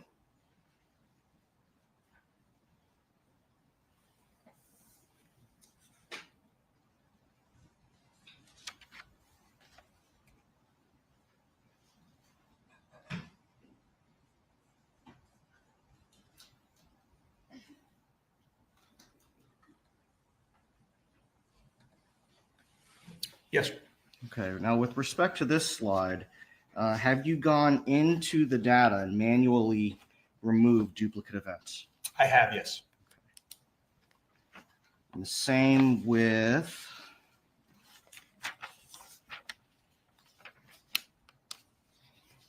have you done the same for slides 26 and 28?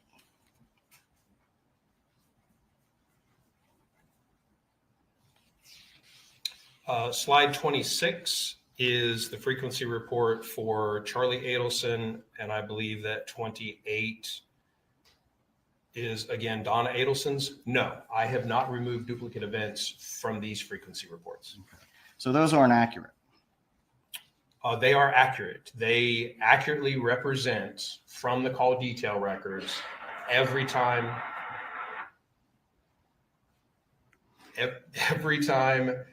that cell phone number appeared in the records. Okay, there's a poorly worded question. I apologize.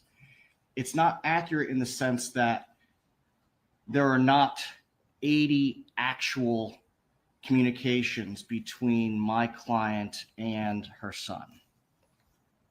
There may be fewer. Again, this includes those routed events, the not answered, going to voicemail. All of those are included. Text messages, voice calls, all of those are included in this tallying. It is just from the raw records. And so, in other words, you see the 80 up there. You recall, I believe it's the AT&T records could have 3 separate events for one communication. Is that correct? They could. That would generally only tally 2 for a particular phone number, because that third event is generally going to have a routing phone number in it. Okay. And so this does not account for that. It does not.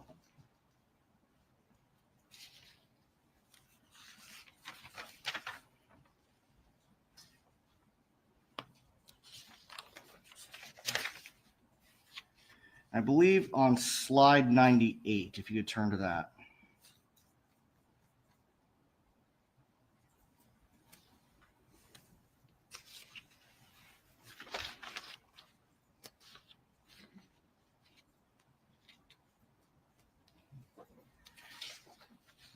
Can you keep going? It might have been the next one.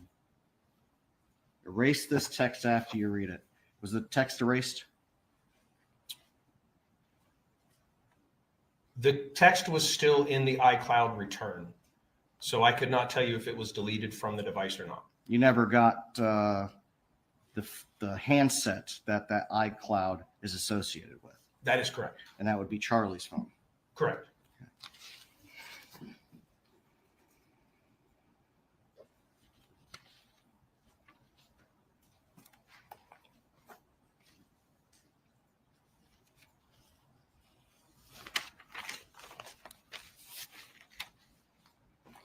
Slide 116.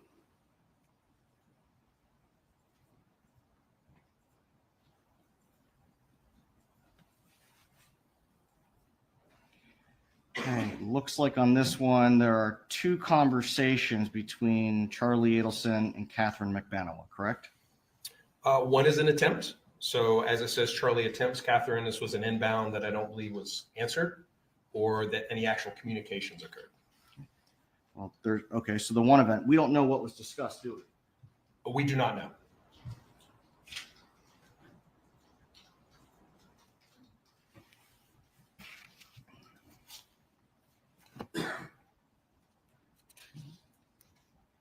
Slide 117.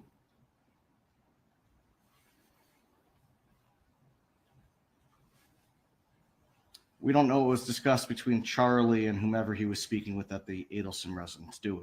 We do not. 119.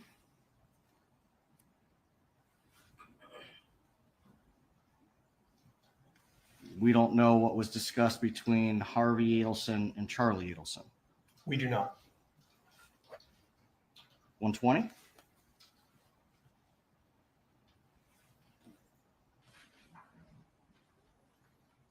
We don't know what was discussed between Catherine and Charlie, do we? We do not.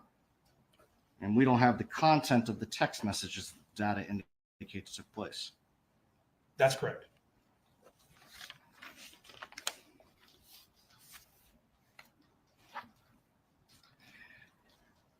Now, with respect to the calls to the landline,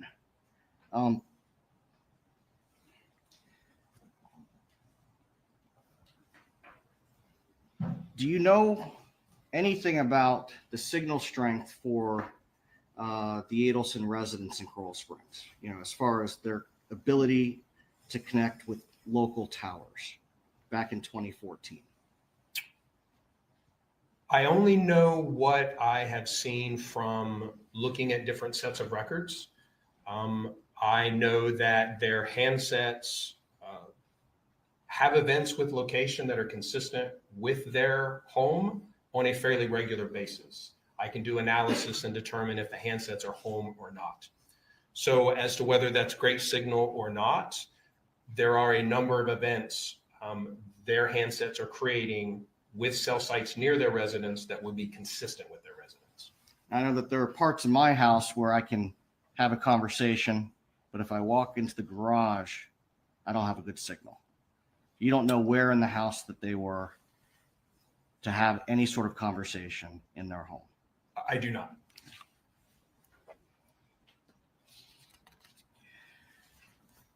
Now, if you could go to 135.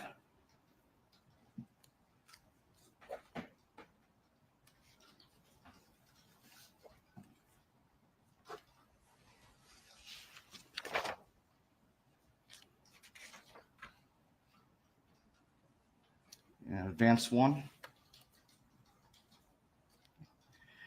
So during this 36 to 48 hour period, does the 7 communications or attempted communications between Donna Adelson and Charlie Adelson indicate a spike? I would not say so, no. Okay. And for what time period did you review their records? We have records that span years, and they are a little different for each person. For some, we have several months. For some, we have years worth of records. So I have looked at periods of time for their records spanning several years. Okay. Now, specific as to Donna Adelson, Charlie Adelson, you have at least 4 or 5 years worth of records for them? Probably that many, yes. If not more. Possibly, yes. Okay. And so the amount of communications or attempted communications that are indicated during the June 2nd and June 4th, as you refer to it, flurry of communications, 7 is not a spike. I do not consider it an abnormally high number of communications.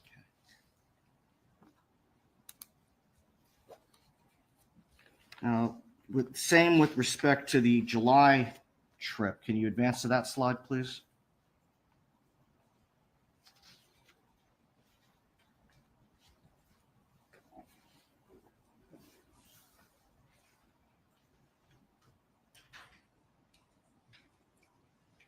Apologies, it'll take just a second.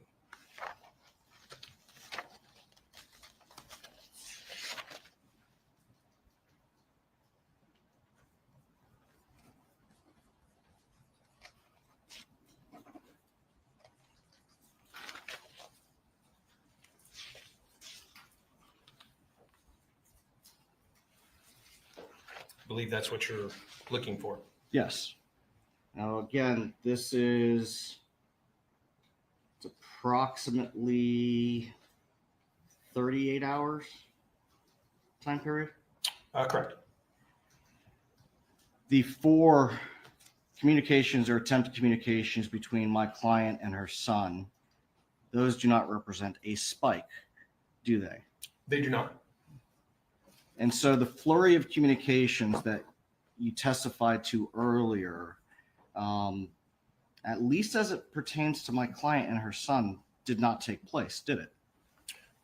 I'm not sure where the characterization of a flurry came from. I don't believe that I used the term call flurry. We were looking at calling analysis or calling activity during certain periods of time. And the only question being asked of these of the analysis in this time frame is, was there the potential for the exchange of information from one person to the other? And that's what we see, that there is communication from one person to the other across the subjects during a time frame that may be more significant than others. It's not meant to reflect a high volume or a different tempo of communication, just that there is at least a potential for the exchange of information.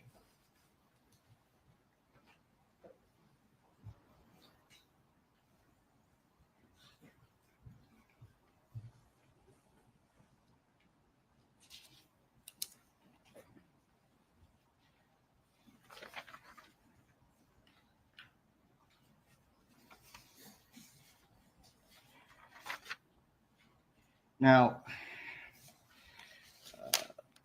let's talk about the emails briefly. Go to slide 140, please.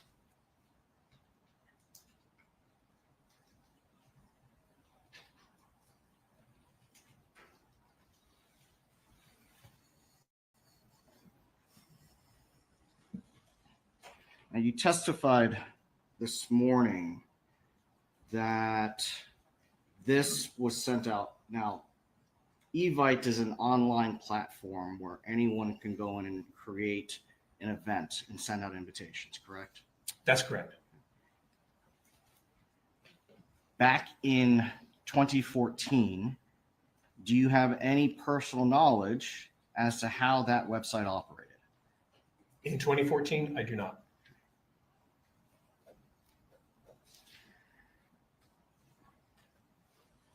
And I believe that you indicated that there was an indication that Donna Adelson was unfamiliar with that process.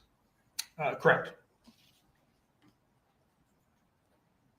As we sit here today, you cannot testify that Donna Adelson created that event on evite.com, can you?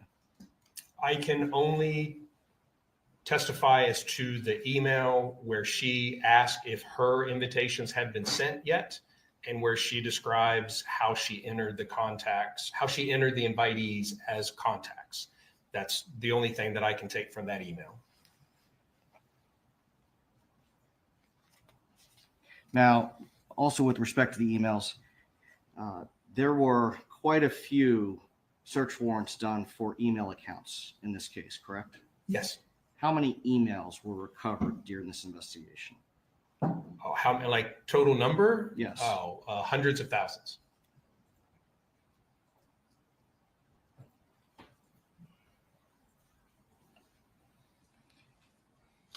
Specific as to donnahardy@gmail.com, how many emails were recovered? I do not recall the total amounts. In excess of 50,000? I believe so, yes. In excess of 70,000? I don't recall, and I've only seen a subset of those. Who decided Emails. what subset you would review? Florida Department of Law Enforcement.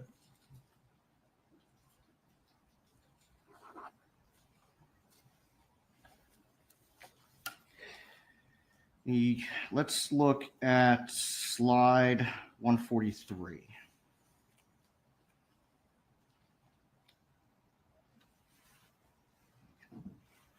And you testified earlier that this was an email from Dan Markel to Wendi Adelson in January of 2024 concerning their schedule with the kids beginning in April. January of 2014, but yes. Yes, sorry. Are you also aware that there were subsequent emails and text messages between the two of them where this schedule changed or was modified? I'm not aware of any changes or modifications. So you have not reviewed them or you're not aware of them? I'm not aware of them. I have not seen anything. I have not done a great deal of research into the schedule with the children, but I am, as I sit here, not aware of any changes. How did you decide to put this email in the presentation? The emails are reviewed by whomever is investigating the case, assisting to investigate. They're provided to the state attorney's office for a determination as to what should be included in the presentation.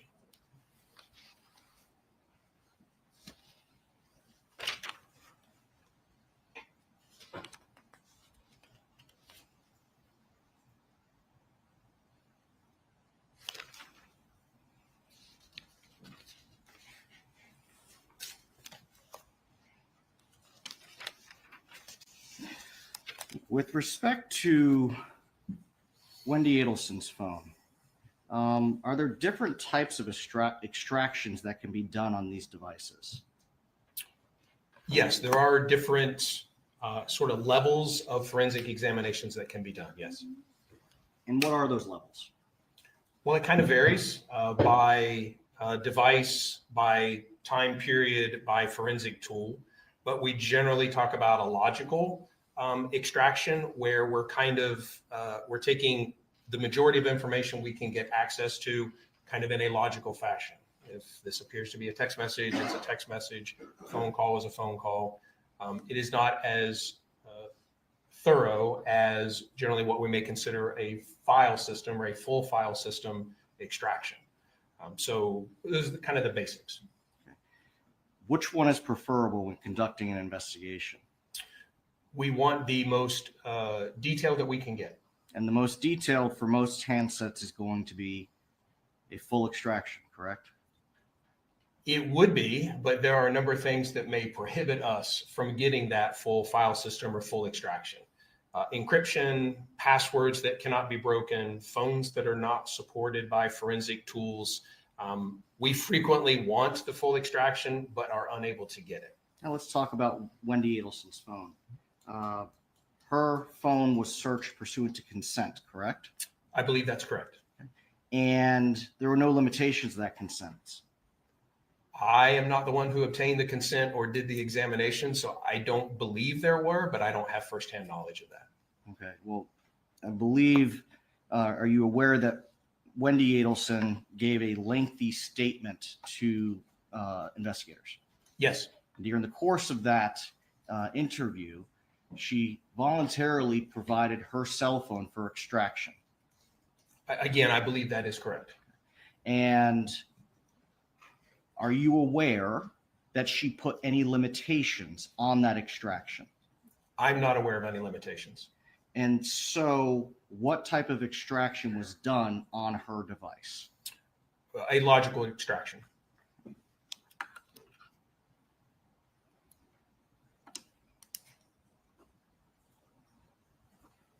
And as we've discussed, a logical extraction is not a complete extraction from a device.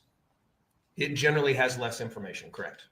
In this case, if you look at the extraction, the forensic extraction, there's significantly less data in her phone extraction than in other devices' extractions in this case. Yes, there is less data, but that may be an indication of less data on her device as well.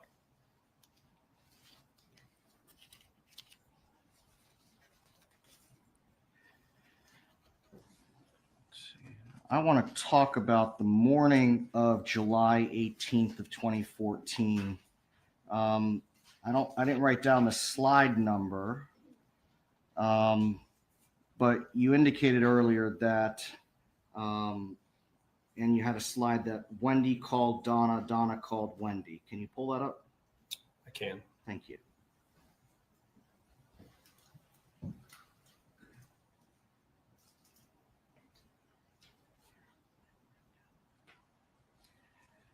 What slide number is this?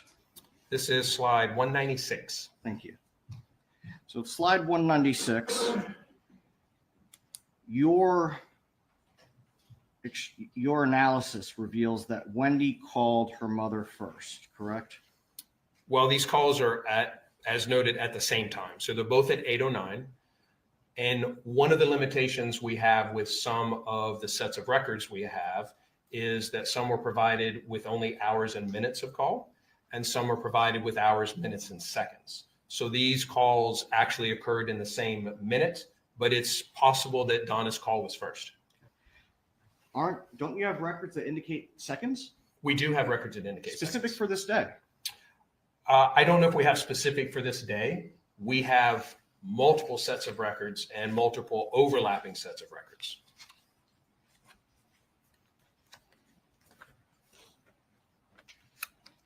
You have been involved in this case since its inception, since Mr. Markel was murdered, correct? Yes.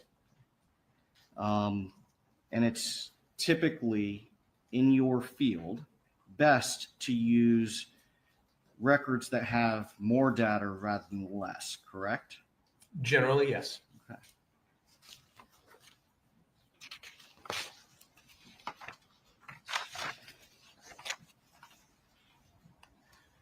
Have you gone back to determine who called whom first? I have not, but I could. And so if I were to tell you that records with seconds reveal that Donna Adelson gets a call from Geek Squad and immediately calls her daughter. And then while Donna is calling her daughter, Geek Squad calls her daughter. Would that also be consistent with both calls happening at 8:09? Yes.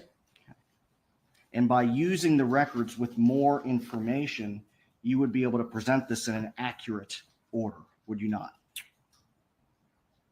They both indicate the time of 8:09 for the calls.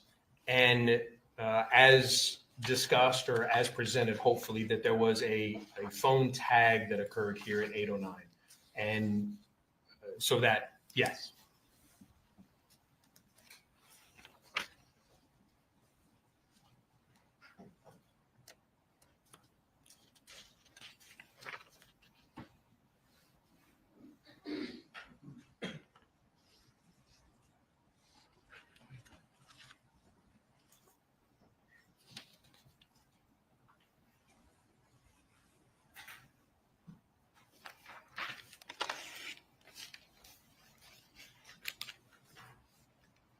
I believe you had moved to slide 210.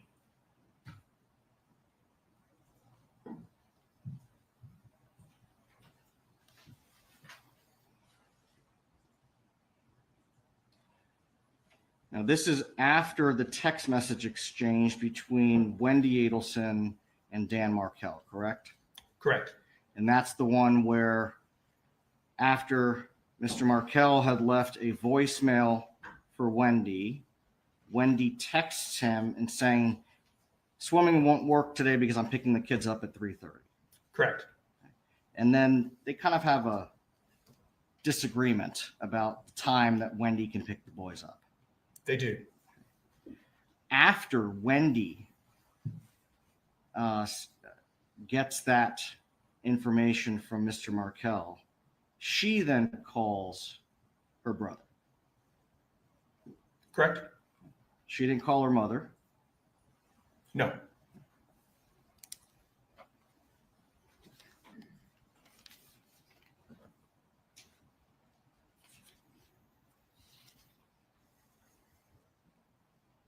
Now, I believe after this call between Wendi and Charlie, I think it's on slide 213, he tries to call Donna.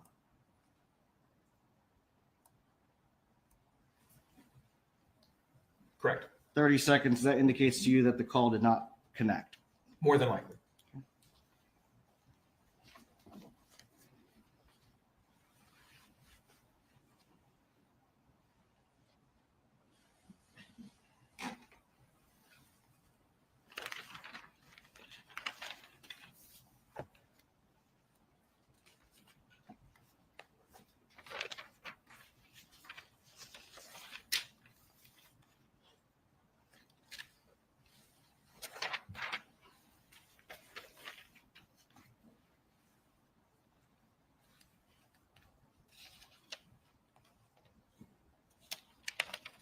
I believe you go to slide 272.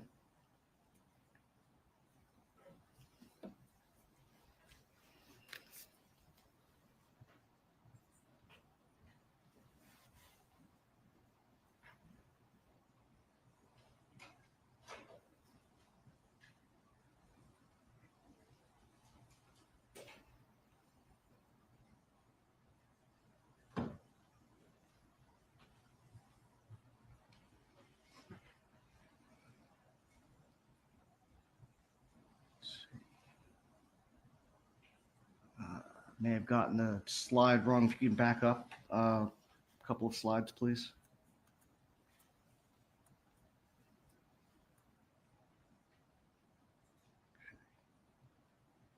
So the text, I believe that the state inadvertently mischaracterized the evidence and testimony in the questioning.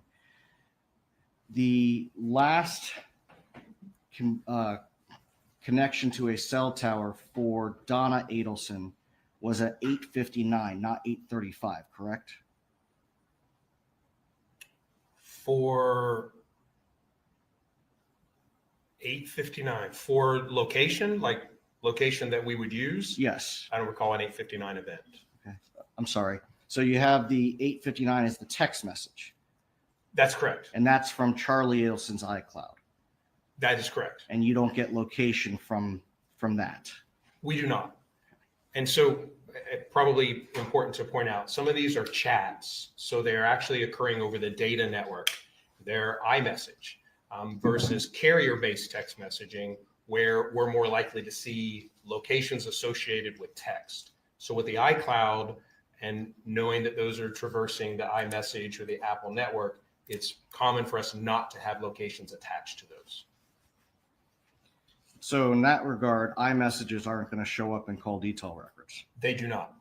Other apps, communication apps, are not going to show up in call detail records. That's correct.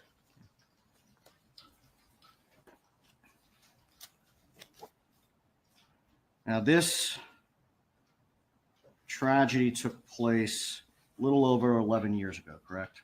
Yes. And up until your July 10th, 2025 deposition, you had not done the drive yourself, had you? That's correct. Did you do any research to determine what construction had taken place at I-95 between July 18th of 2014 and July 18th of 2025? I-95 where? Where you drove?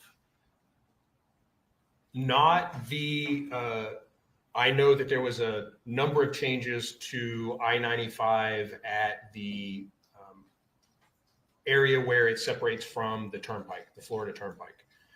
I did specifically look at the turnpike in relation to Mr. Adelson's residence to make sure that there had been no changes in the roadway there. Okay, so the turnpike, it's your testimony that in the last 11 years, the turnpike in that area has not been widened? I don't recall it has been widened. The off-ramp is in the same location. The aerial photography is exactly the same for that exchange. And again, the drive was done because there was a question raised somewhere along the way about the ability to get off the turnpike and to Mr. Adelson's residence. And so just to clarify that, and that more research was done. And so again, looking at that, there's been a number of changes around that area. Water drainage has been filled in, buildings have been built, all kinds of things have happened, but the roadway itself remains the same. So again, my question is, has the road been widened? Has there been construction? There may have been construction and replacement. And I can say with certainty, and I can look at it again, but with certainty, the routes, the off-ramps, the exchanges are in the same position that they are. If the lanes are a little wider, there was no significant change in anything about getting off the turnpike and getting over to Mr. Adelson's road. Sergeant Corbitt, I don't know if I'm asking a poor question or you're misunderstanding. Has there been construction on the turnpike in the last 11 years? I'm sure there has, yes. Did you do anything to determine if that had happened? Yes. Okay. And yet you're still giving us a qualified answer. You're asking about widening. I don't recall seeing, and again, the area that I looked at was the turnpike, the off-ramp of the turnpike, the exchange that goes to the east, and then connects with Mr. Adelson's road. There were no changes to that. If the turnpike was widened somewhere, that may be possible. I did not look for that. Again, I'm looking for the path of travel had not changed. So you looked for records that would be consistent with the state's theory to establish that the route hadn't been altered in any way. The question raised was, can you get off the turnpike and get to Charlie Adelson's residence? And the answer is yes.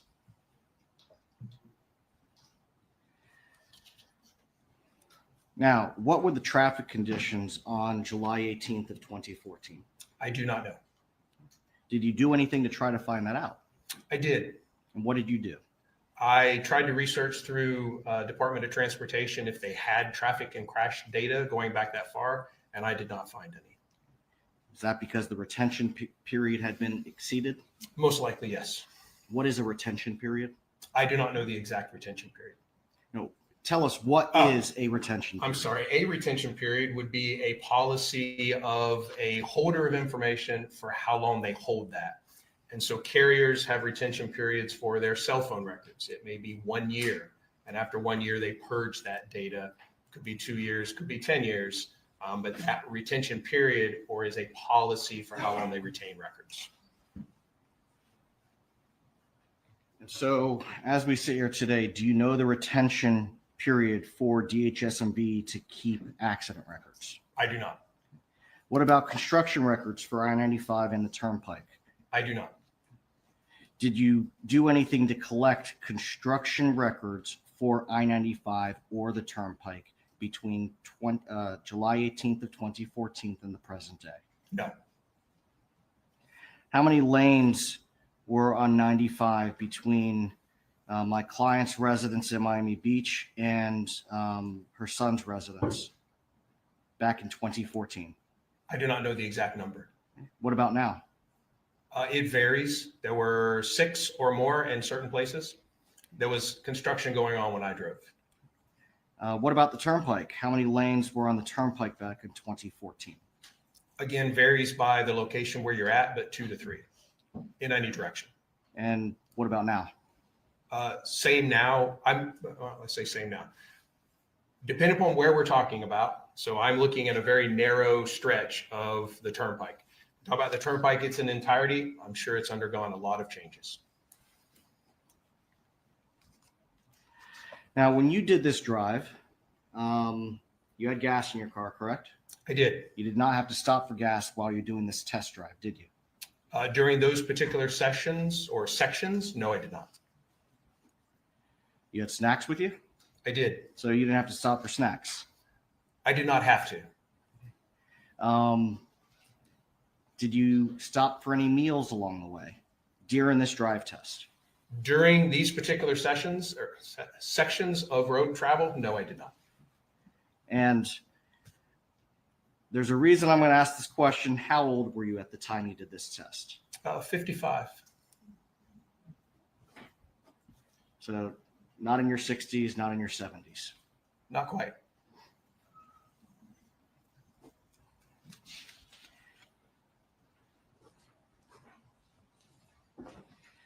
Now, have you ever been on the highway, got behind a slow-moving vehicle? It frustrates you, right? It may, yes. And you have an opportunity to pass them, you drive by and you see someone older driving. Sometimes, yes. Do you know how fast Harvey and Donna Adelson were driving on July 18th of 2014? I do not. And so not knowing how fast they are driving, can you give an accurate estimate for how long the drive would take them? I think I can give an accurate estimate based on speed limit and distance, but as far as how which is, I believe, substantiated by segments of travel. So the travel from the 832 point to Charlie Adelson's was very consistent with the estimations. The travel from 1053 to the hotel, consistent with estimations. Well, I want to stop you right there. The 1053 point, can you pull that up, please? I believe it's actually here. Go to the next slide or series where we show 1053 to Orlando.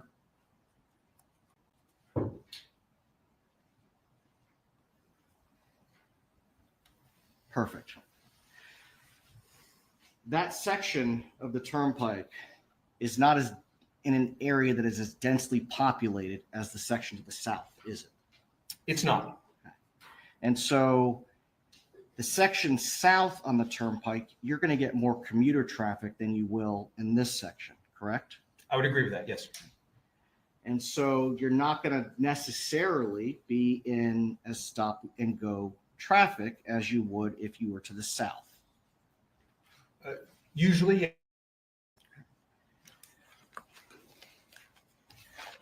Now,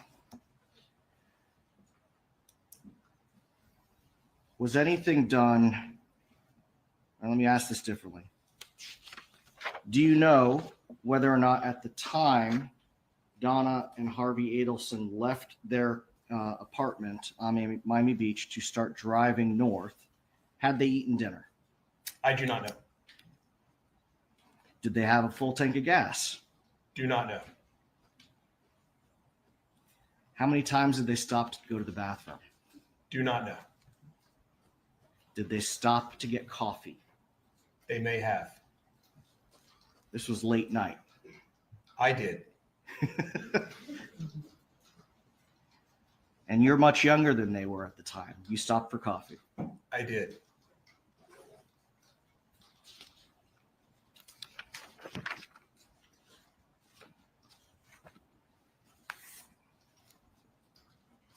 Just a moment, Your Honor. Go ahead.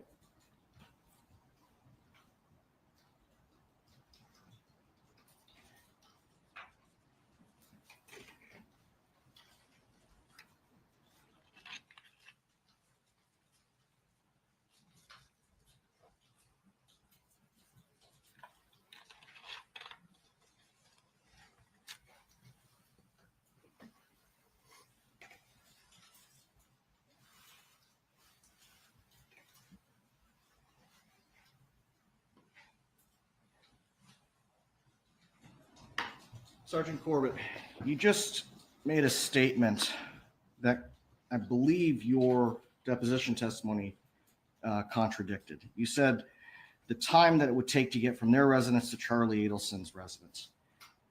Can you, with the call detail records, place my client, Donna Adelson's handset at Charlie Adelson's residence on July 18th of 2014? From cell site locations in the records? No.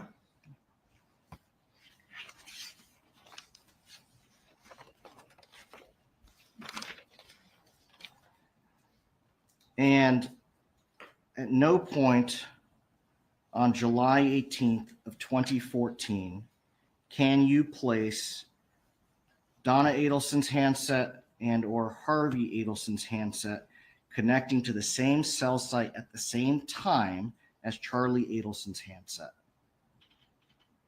That's correct. So from the call detail records, you cannot testify, you cannot tell this jury that my client was at her son's house. That's correct. Nothing further. Yes, sir. Did the text messages place Donna Adelson at Charlie Adelson's house? I believe the outside your house text message is indicative of her being outside his house. Okay, that's what Donna Adelson tells us in that text message, right? I believe so, yes. And then she has an hour and 6 minutes, was it, of unaccounted for time on the stretch of the drive that's on the same stretch of the drive where Charlie Adelson's house is, right? Correct.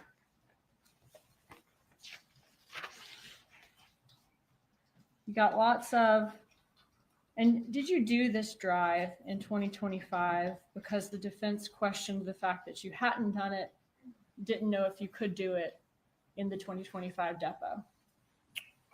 There was a question as to who raised it. I'm not certain. Okay, thank you. You got lots of questions about construction on the turnpike. Defense asked if their client could have gotten stopped for that extra hour that's unaccounted for in construction. Did Donna Adelson tell us in that text message where she stopped on the drive? Did she say she was outside of Charlie Adelson's house? Agreed. Okay, and then Charlie Adelson gave her his estimated time of arrival at the house for 10 minutes from then. Is that Correct. right? Correct. If the Adelsons were just driving really slow on that first part of the drive where they have over an hour of unaccounted for time, would they then have had to speed up to normal cruising speed for the second part of the drive where they made it from the 1053 location to Orlando in consistent with a consistent amount of time as the estimated time that we see on Esri? Yes. The second part of that, the second half, if we'll call it, of the trip was done at close to the estimated time. So the speed and travel were close to what would be expected. The first half of that trip, it was not. Okay. And when you did the drive and went from the I believe was it 832 or 834 location? Yes, one of those. One of Before those two. before the end of the 835 call. Okay. 834 location. When you did that drive, were you able to get on the same day of the week, the same time of Friday night, from that point to Charlie Adelson's house in the estimated amount of time? I was, yes. Okay. And same with the second part of the drive from Charlie Adelson's house to the 1053 location. Was that consistent with the estimated time from Esri? With just a few minutes, yes. Or within just a few minutes. All right. And you would have been driving in the same conditions in North Miami, same date, same time of day as the Adelsons drove in 2014. As close as I could get.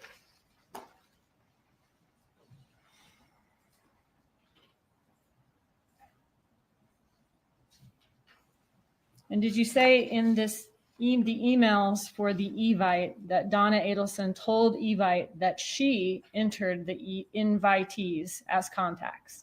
Correct. In the beginning of cross-examination, defense asked you a bit about the things that could affect cell site towers, several variables that could affect cell site towers. But if those variables existed that affected these cell site towers and kept the cell site towers from having too much load to be able to handle this communication, would we see phone communication with those cell site towers in the records as we do? Again, if the tower was not operational, no, the handset is not going to communicate with it. But those things, again, when we're talking about the inclusion and exclusion, where a handset could be, we're aware that there may be cell sites that are closer, that may be stronger, bigger, taller. And all of that we take into consideration when we estimate the area that might be consistent with where the handset was. Is there anything in the records that caused you to believe these records or analysis is unreliable in any way? No. Just a second. No further questions. Thank you. Sergeant, you may step down, finally. Thanks, sir. Will this there you go. Please call your next witness. The next witness, based on his former employment, is the witness that we've asked camera not display his face. So I would ask for an instruction on that at this time. Very well.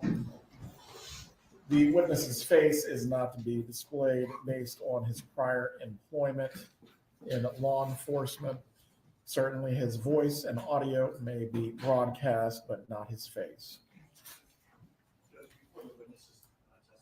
And we have a very brief recess. That's fine. Members of the jury, the bailiff will take you to the jury room.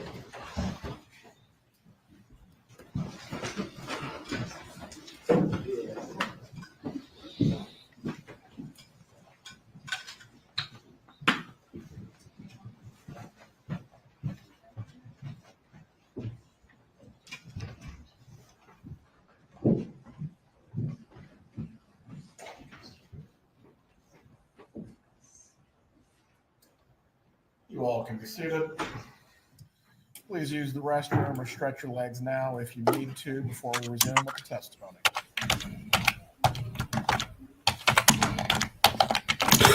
Oh, right. Hang on. Let me just put this in. Then we'll be ready to go. Right. I'll put the statement up. Fate of this witness not shown due to past employment, audio only. Yeah, undercover, some sort of undercover, I imagine. Yeah, I agree. I'm going to put that down because I want to put maybe, must be. Well, this person used to work in law enforcement, so I imagine it's undercover, yes. So yeah. Do not say that, KD. Do not say that. I purposely put my audio down for you mofos. But it is what it is. This judge is great. He is a man after my own heart. He likes his snacks and everything and his breaks. I don't even. Do you know what, Coco? I don't even care anymore about Judge Bev. I am relieved it's over with, and yeah, I wish more judges were like this guy. I believe in everything happens for a reason, and here we are. But it's interesting that the defense attorney, the female one, she used to be a judge until she had to voluntarily um, step down due to some kind of misconduct of some sorts. That was a long testimony. I like when the judge said finally, because that was long. It's long and tedious, so it takes time. That's why we started to abuse Spacey Stacey, because we needed to abuse somebody, and Spacey just went, you know what? Fuck it, abuse me. So thank you, Spacey Stacey, for stepping into the breach as you did there, very kindly of you. Right, so this court tries to go to about 5:30. So that is so 8, 9. So another 2.5 to 3 hours, probably. So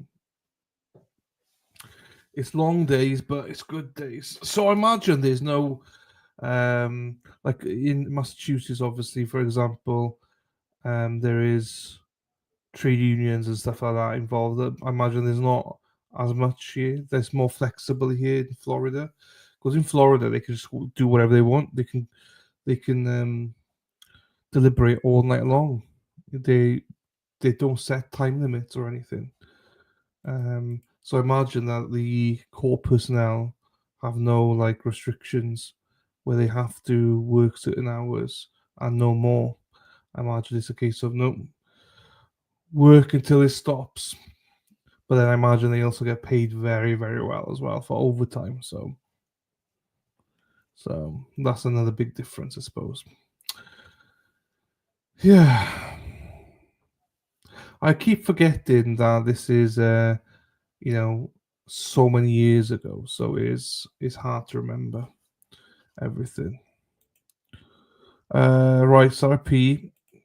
If you'd like to help Dylan with his trip to Boston, GoFundMe. You got a PayPal and Buy Me Coffee. There you go.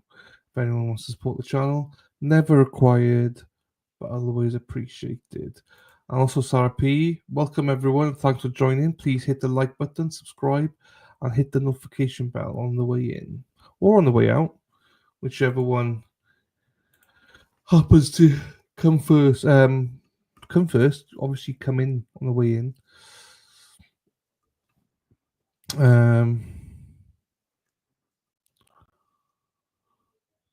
I don't even know how long the break will be.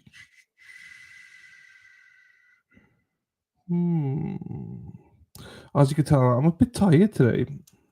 I didn't sleep well last night, so my brain isn't working as well today. I'm tired. I keep yawning. Jeepers. It's tough sitting down in your ass all day. Do you know what I mean? Trying to entertain, being shouted at.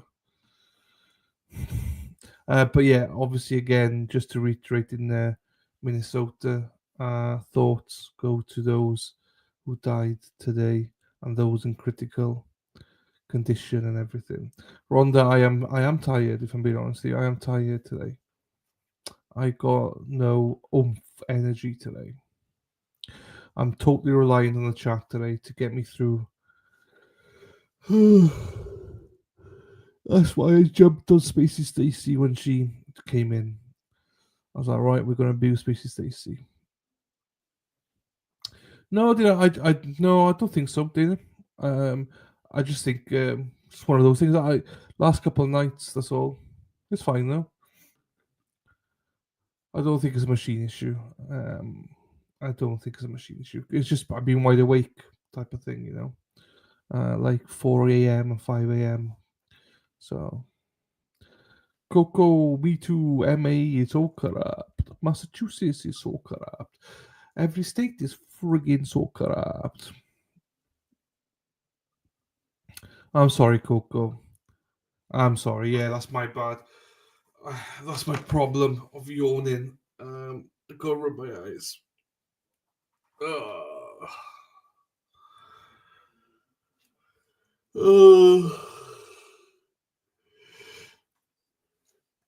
Oh, fuck,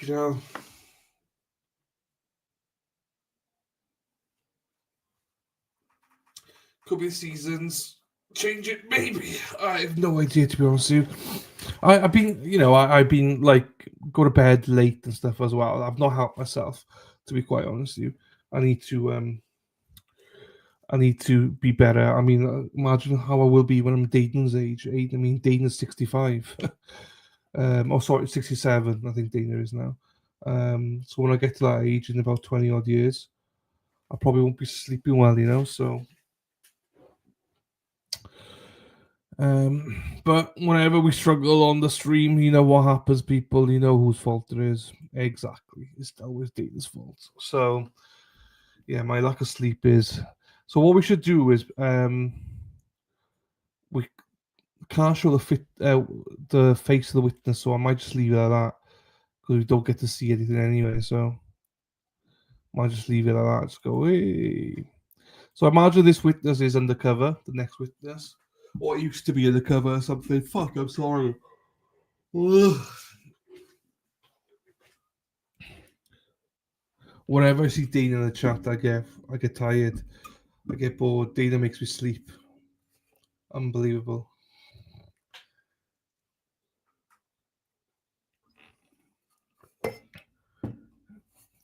Does not look 65. No. He looks a good solid 65. Nah, he looks good for his age. It's called hanging out in someone's stream after ending his own. Oh, fuck yeah, I can't stop. Oh, it's an undercover FBI agent who initiated the bump. Okay, so there you go. He is a undercover FBI agent who initiated the bump. And I thought the bump was Wendi was pregnant, but it's not. Who the hell is 65? Dana Ronda. He's an oldie. I don't nod off to resist the silence. It depends who speak. If it's you speaking, I do nod off. If it's Tracy, then I'm wide awake listening. So depends who's speaking. If Tracy speaks more often, I just keep awake, keeps my tension going.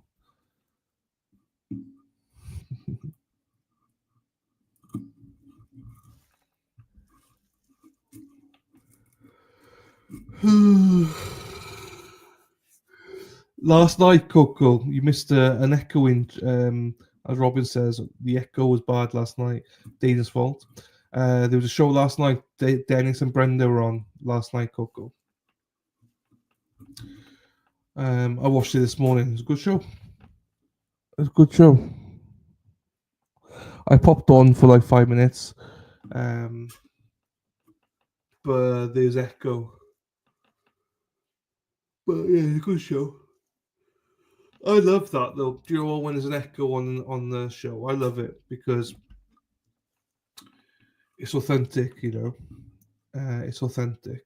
It's not like these production. It has to be perfect. I mean, then if it has to be perfect, then you're not going to enjoy Resist the Silence. Or you're not going to enjoy this stream. Nothing's ever perfect. And it shouldn't be perfect. It should be natural. It should be like we try and put a product out there for people, but like we're just human beings. We make mistakes. So anyone that brings this fucking, I don't know, each their own, but I prefer natural. When there's fuck ups, I think it's funnier. Do you know what I mean? Nah, no one's bitching. No one's bitching, Mexi. I'm just saying, like, I like those streams that fuck up. Basically, when you fuck up, something goes wrong. Oh, I've got one here. All right. Where is it? I've still got it. I'm not sure if I've still got this or not. For Just one moment. For the gallery, once again, just as a reminder, while the testimony is Oh, here we taking go. Like place this. today, Memberships if you again. step outside Thank you of the so much court- for that. Hey, also, hey, hang on. Oh my God. Oh, Jesus Christ. Oh my God. What the hell happened? I'll never get this back up. Oh, No, are you okay? Are you okay? hold on. Jesus. All right, listen. You got me on the mic? Yes. All right. Give me 2 seconds. I'll be back. I don't know what the hell I did. It's I'm all like, right. I'm like Turtle Boy. He had an accident too. Yeah, we all have Give it. me 2 seconds. I'll be Yeah, back. no worries. You see, those kind of streams I love. You know, Turboy, he fucking screen goes off sometimes. It's just, I think it's just natural. I like it. Careful, Dana. Mexi likes the older man. Mexi likes people in the 60s. I can't wait when I turn 60. You know. That was all Dennis. No, I wouldn't blame Dennis. I do like to blame Dennis. I always blame Dana though. It's easier and better to blame Dana.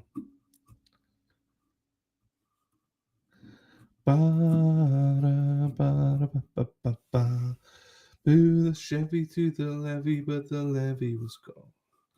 Good old boys drinking whiskey and rye.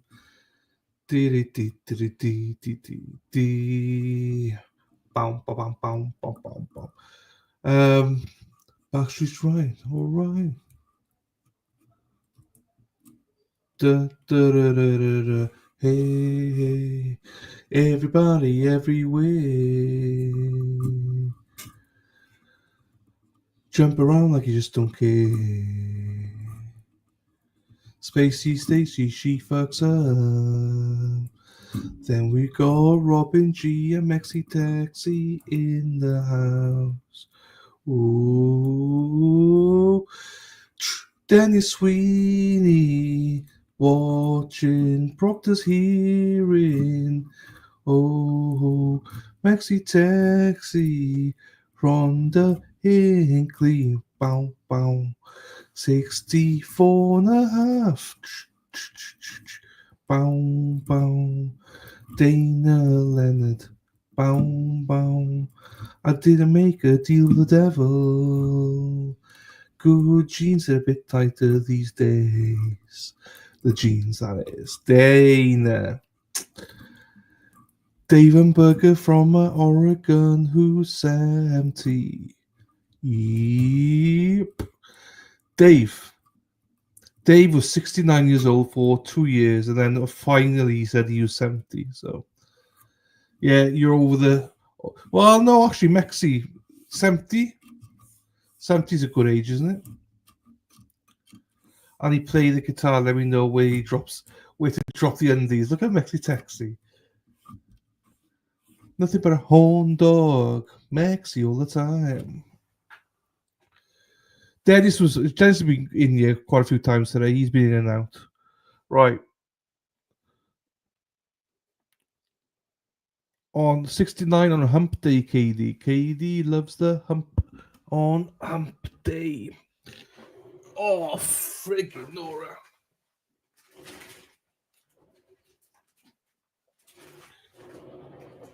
Oh, shit. Oh, shit. I was thinking, what was that noise? Is this?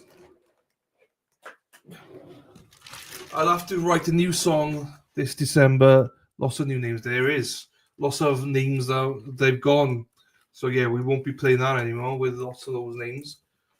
They've gone bye-bye. But we got lots of new names now, so it's good.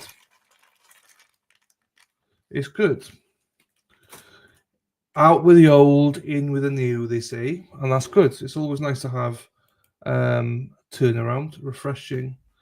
Like we try to get rid of fucking some of the others, like Sarah P and stuff, but we're stuck with her. Right. I love Christmas, by the way. If you are new to this channel, I fucking love Christmas. I always get a row for singing Christmas songs. Christmas time. Da da da da da. I love Christmas. Ba, ba, da, ba. Lovely Sarah P. Not getting rid of me. Sarah P, P, P.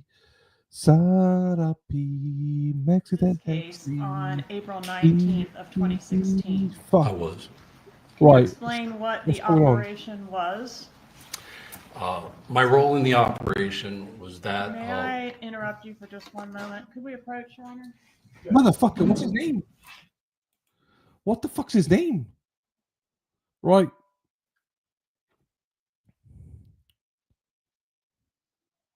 You two pen pal names and exchange gifts. How do you do that? That'd be good, isn't it? I don't know what you mean there.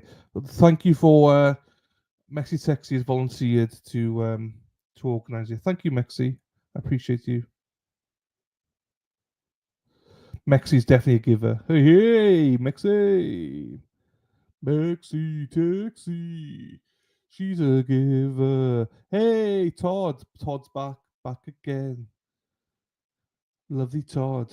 Tell a friend. Erin Hack. FBI undercover agent, I'll call him then. So, what time are we back?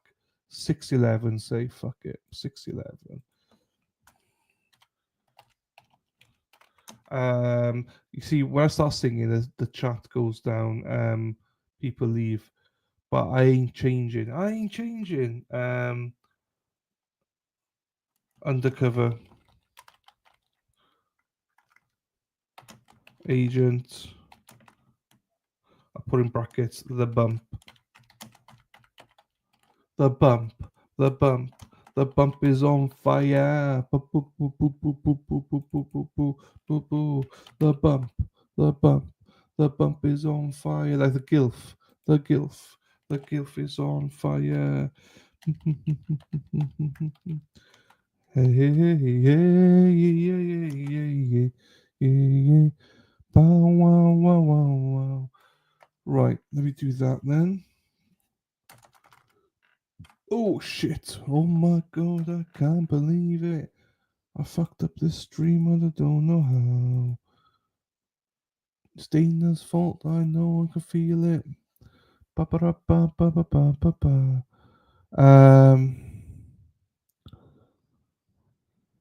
So my role in the operation was of a gang member, and what I was instructed to do was to contact and bump Donna Adelson. What does bump mean?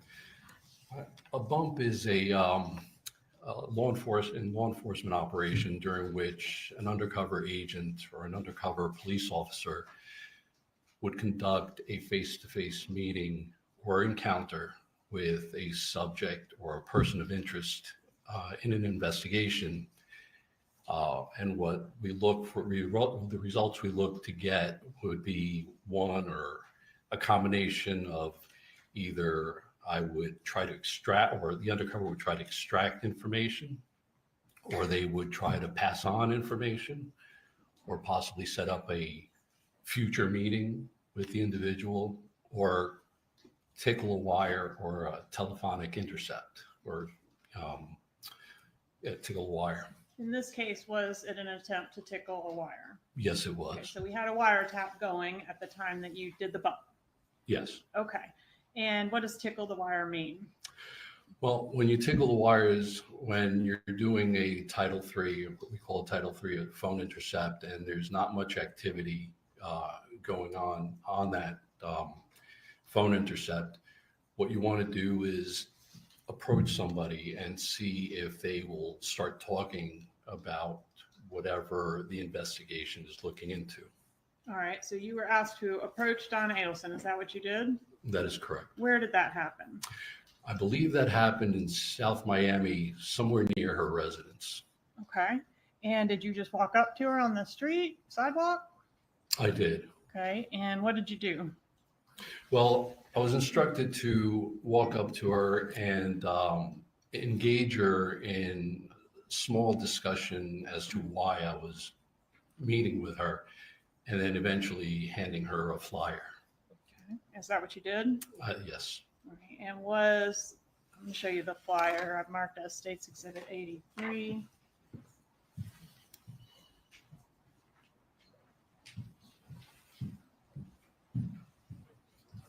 Okay.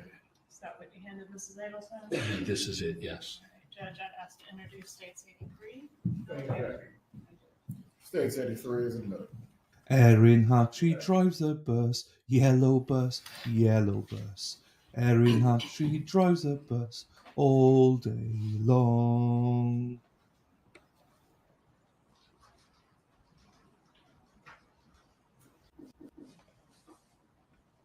Okay, so it's a standard 8.5 by 11 sheet paper, right?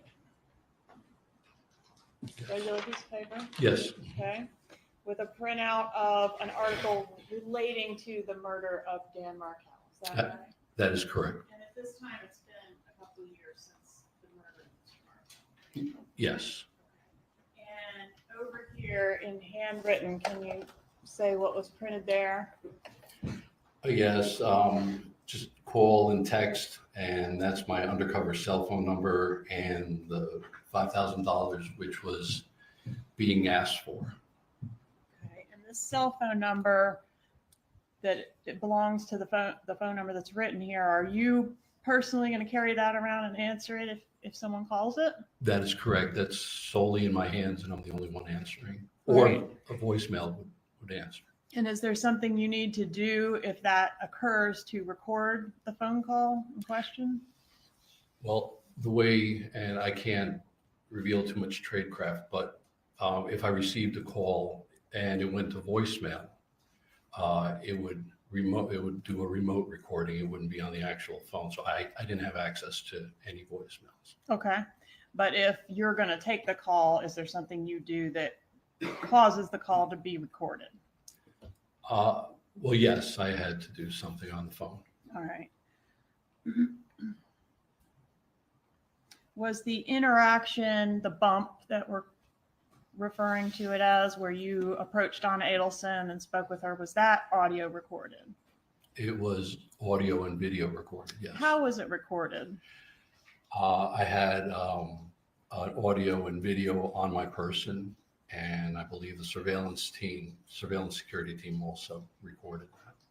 So we've got one angle that's what you're wearing and another angle from across the street. That is correct. Have you had an opportunity to review State's Exhibit 112, a thumb drive containing those two recordings? Yes, I have. And are those fair and accurate recordings, both of what you were wearing as well as the one taken from across the street? Yes, they are. Moving to evidence, States 112, Your Honor. Any objection?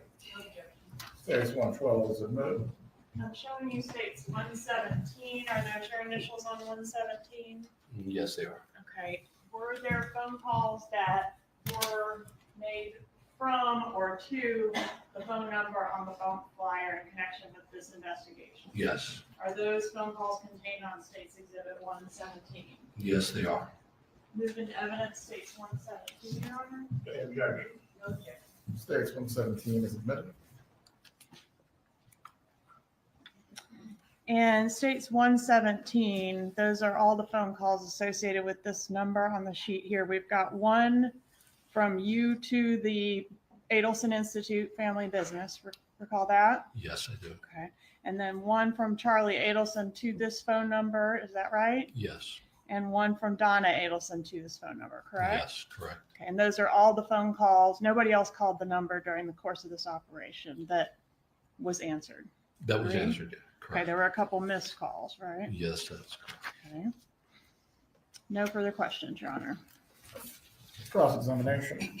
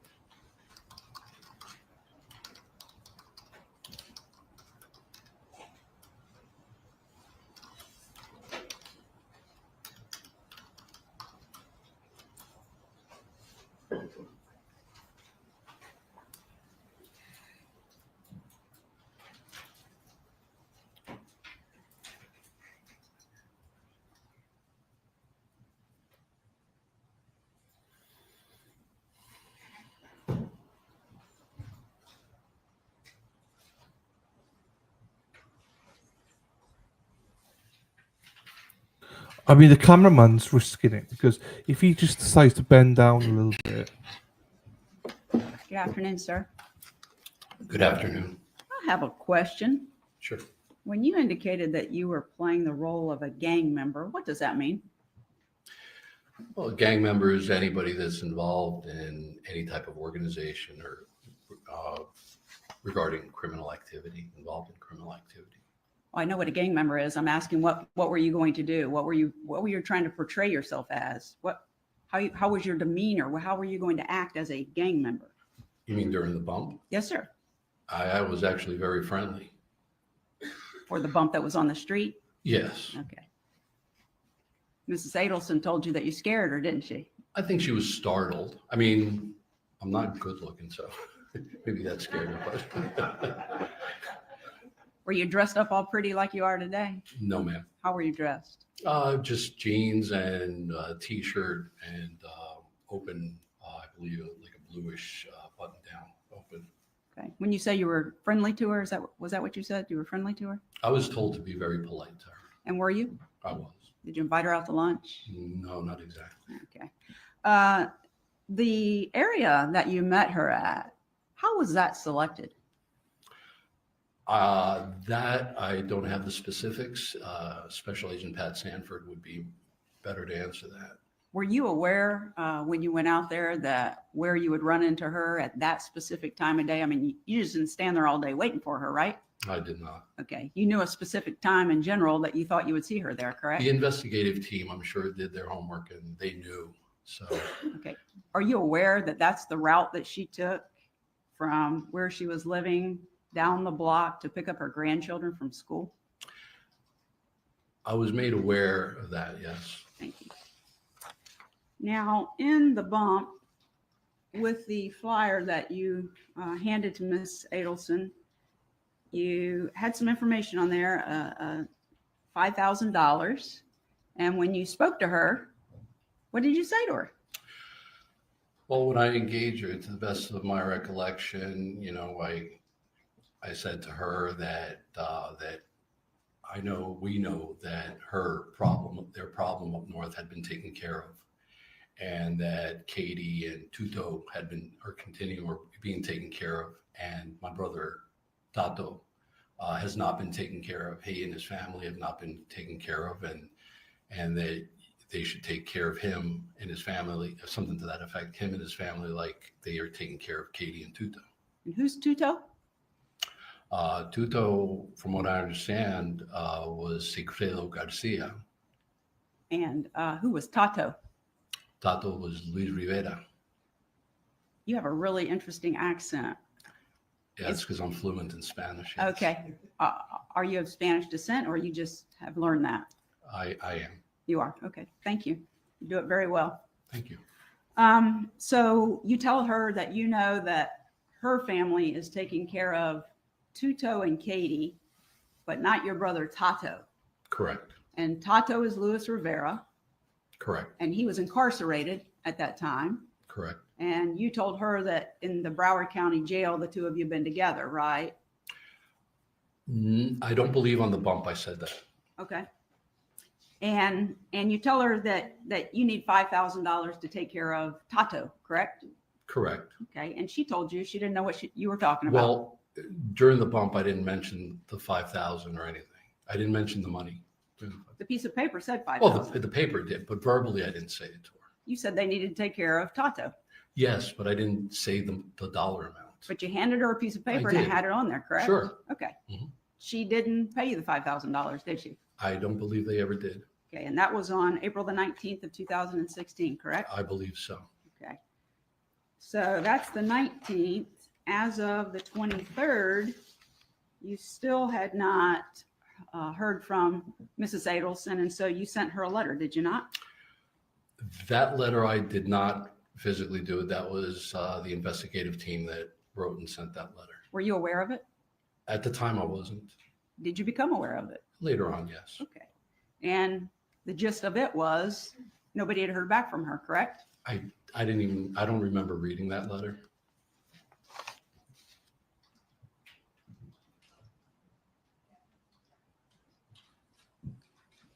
So, but you're aware the letter was sent, right? Later on, yes. Okay. And then move forward all the way up to April the 28th of 2016. Mrs. Adelson has not called you back, correct? I don't remember the dates that, accurately. I don't remember. Okay. Well, there's a phone call that's been introduced into evidence. So. Well, yeah, Okay. but you're asking me before that. I guess on the 28th I received the call. Well, on the 28th, you actually called the Adelson Institute. Yes, didn't I you? did call. Okay. Yes, So you were the first call then. You Yes, called I- the Adelson Institute. correct. And correct. you were trying to reach Donna Adelson. That is correct. But she was not there. Correct. So you left a message saying, you're Sammy, and you haven't heard back from her, and let her know I called. That is correct. Okay. But she doesn't call you back right then, does she? No, she did not. And she didn't pay you the $5,000 you were looking for, correct? Did not. Okay. And so call the Adel Institute and get no response. So then May the 4th of 2016, you sent a text to Donna Adelson at 2:09 in the morning, correct? That is correct. And on that text, you said, still have not heard from Donna. Wait a minute. No, I'm sorry. So you don't take me serious. You think I'm playing. You have some puta I think Puto. call me to see if I'm for real. If you think what KD baby daddy did for you can't come back, you're, excuse my language, fucking crazy. I want and then it doesn't say now, or I'm going after the 100K, right? That's what I was told to write. Yes. Wasn't very polite there, was it? Well, that's usually how somebody that's blackmailing somebody or extorting somebody in the criminal world would probably talk to somebody. Yes. Sure, it's more aggressive, right? Absolutely. Because you want her to incriminate herself by talking to you, pay the $5,000. You're looking for her to talk, right? I'm just looking for her to send the money. But she didn't send the money, did she? She did not. And then you got a call on, let's see, that was May the 4th. You still don't hear from Donna. But on May the 6th, no. May the 4th, you get a call from Charlie Adelson, That is correct. and you talk to him, I did. right?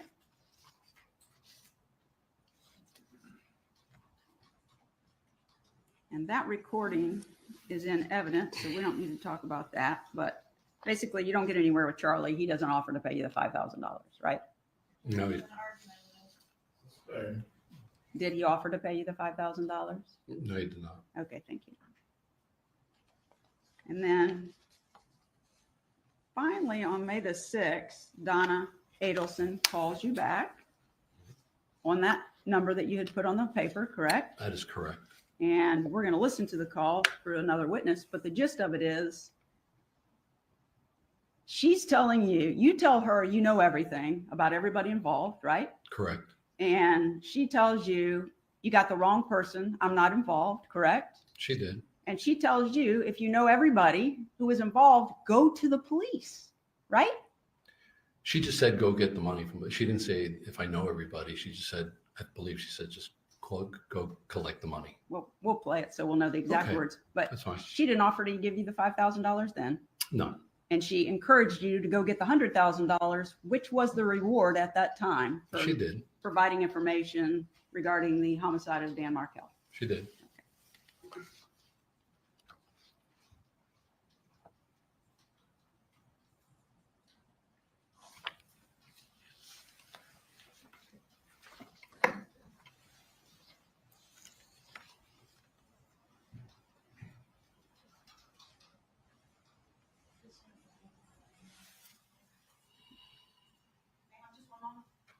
Take your time.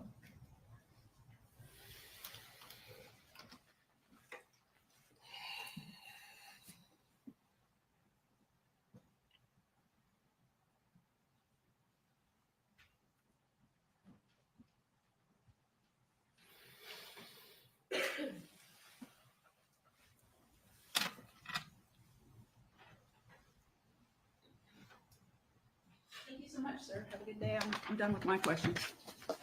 Redirect examination.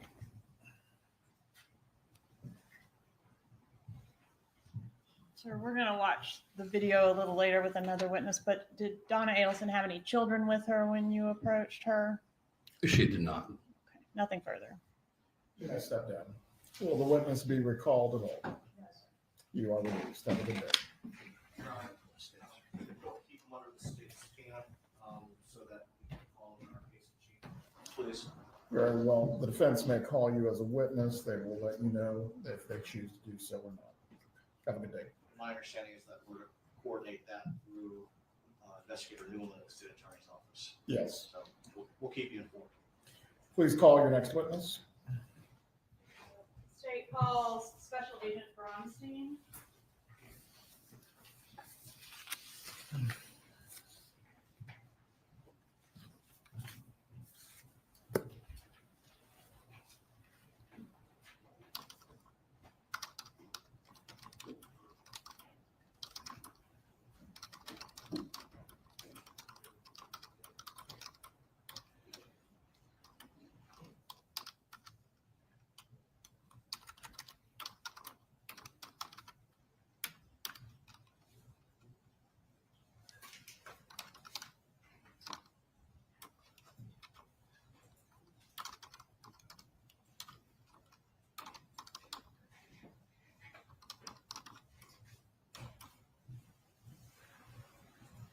So this guy is Bronstein, the FBI agent.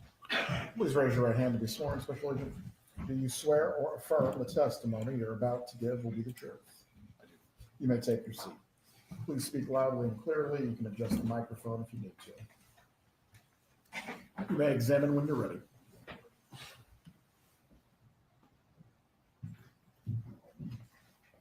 Please say your name and spell your name. Special Agent Louis Bronstein, Louis Bronstein. How are you employed? I'm a special agent with the FBI. How were you employed back in April of 2016? Special agent with the FBI. All right. And did you participate in a surveillance operation on April 20th of that year involving Charlie Adelson? Yes. Was your involvement in that operation related to a wiretap that was happening simultaneous with the surveillance operation? Yes. What was your role in the operation? That day I started off on physical surveillance of the undercover bump operation for officer safety purposes.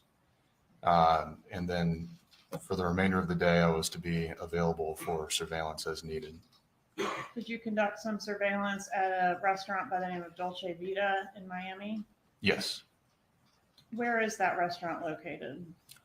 North of Miami Beach. I don't remember the exact intersection.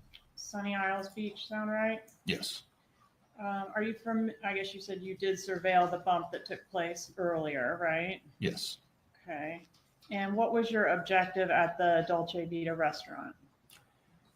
Moved towards the Dolce Vita restaurant with the intent of conducting physical and technical surveillance of the meeting inside.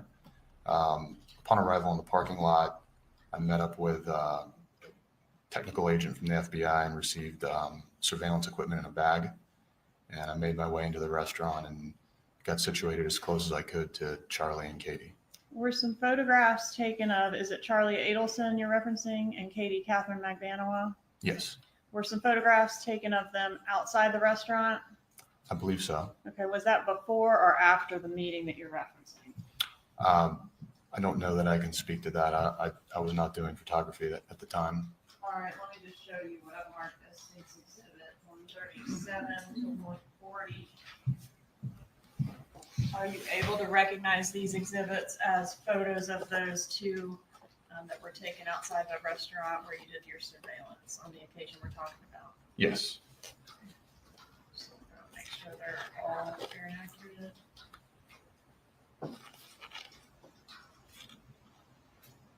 Yes. Okay.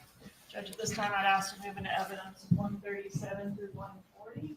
Any objection? States 137 through 140 are admitted.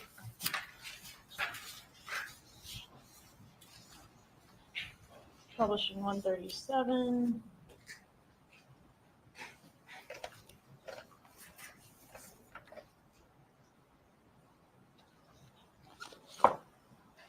Publishing 138.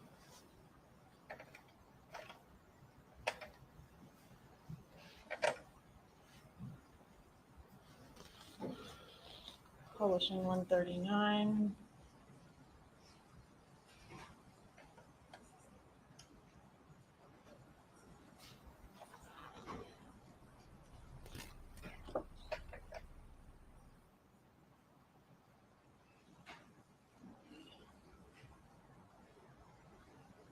Publishing 140.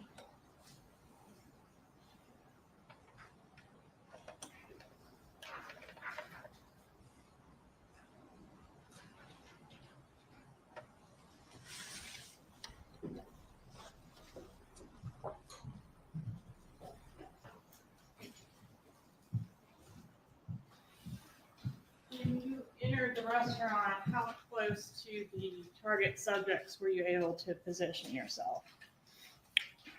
Let's say about 10 to 12 feet. Okay, so just at the next table. So yeah, I want to say it would be the next table over, but there was possibly a span where there should have been a table. So just estimating based off recollection, it would be about 12 feet. All right, and did the bag contain any video equipment? I believe so. All right, so you were recording both video and audio of this restaurant conversation? Yes. Are you familiar with the equipment that was inside the bag there? I had not seen it before that day. That was my first look at it. Did But you understand how to operate it when you went into the restaurant to use it? Yes. Okay, so you were able to successfully capture that restaurant conversation That's with that correct. equipment? Okay. Can you describe anything about their demeanor that you observed during this conversation? It was tough to hear because of the air conditioning system. Based on visual observation, body language, they're having a conversation with each other. They were paying attention to what each other was saying. I could not make out very many particular words, except there was a moment where the AC was abnormally quiet for the restaurant. I did hear something, but it was a very small snippet of a sentence. They maintained their conversation with each other, and throughout the duration of my sitting in there, I became less and less worried that they would notice me sitting nearby because they were paying very close attention to what each other was saying. Okay. And have you had an opportunity to review the recordings of the that came out of the operation from that day? Yes. Okay. And are they fair and accurate recordings? Yes. And I asked you the date, April 20th of 16, but I didn't ask you the time. Do you know the time that meeting occurred, time of day? Afternoon around 3:45 or 4. And I asked you if you had an opportunity to review it, States Exhibit 114. Judge, at this time, I'd ask to move 114 into evidence. Any objection? States 114 is admitted. Any efforts to clarify the audio from that recording and try to take out some of that background noise, would that have anything to do with you, or would that be somebody else's job? That's somebody else's work. All right, no further questions, Your Honor. Cross-examination. No questions. You may step down. Will be recalled by other party. You Oh. are released. Quick and easy, just the way we like it, ladies, yeah? McElveen. That was nice. In and out. That's the way we all love it. So,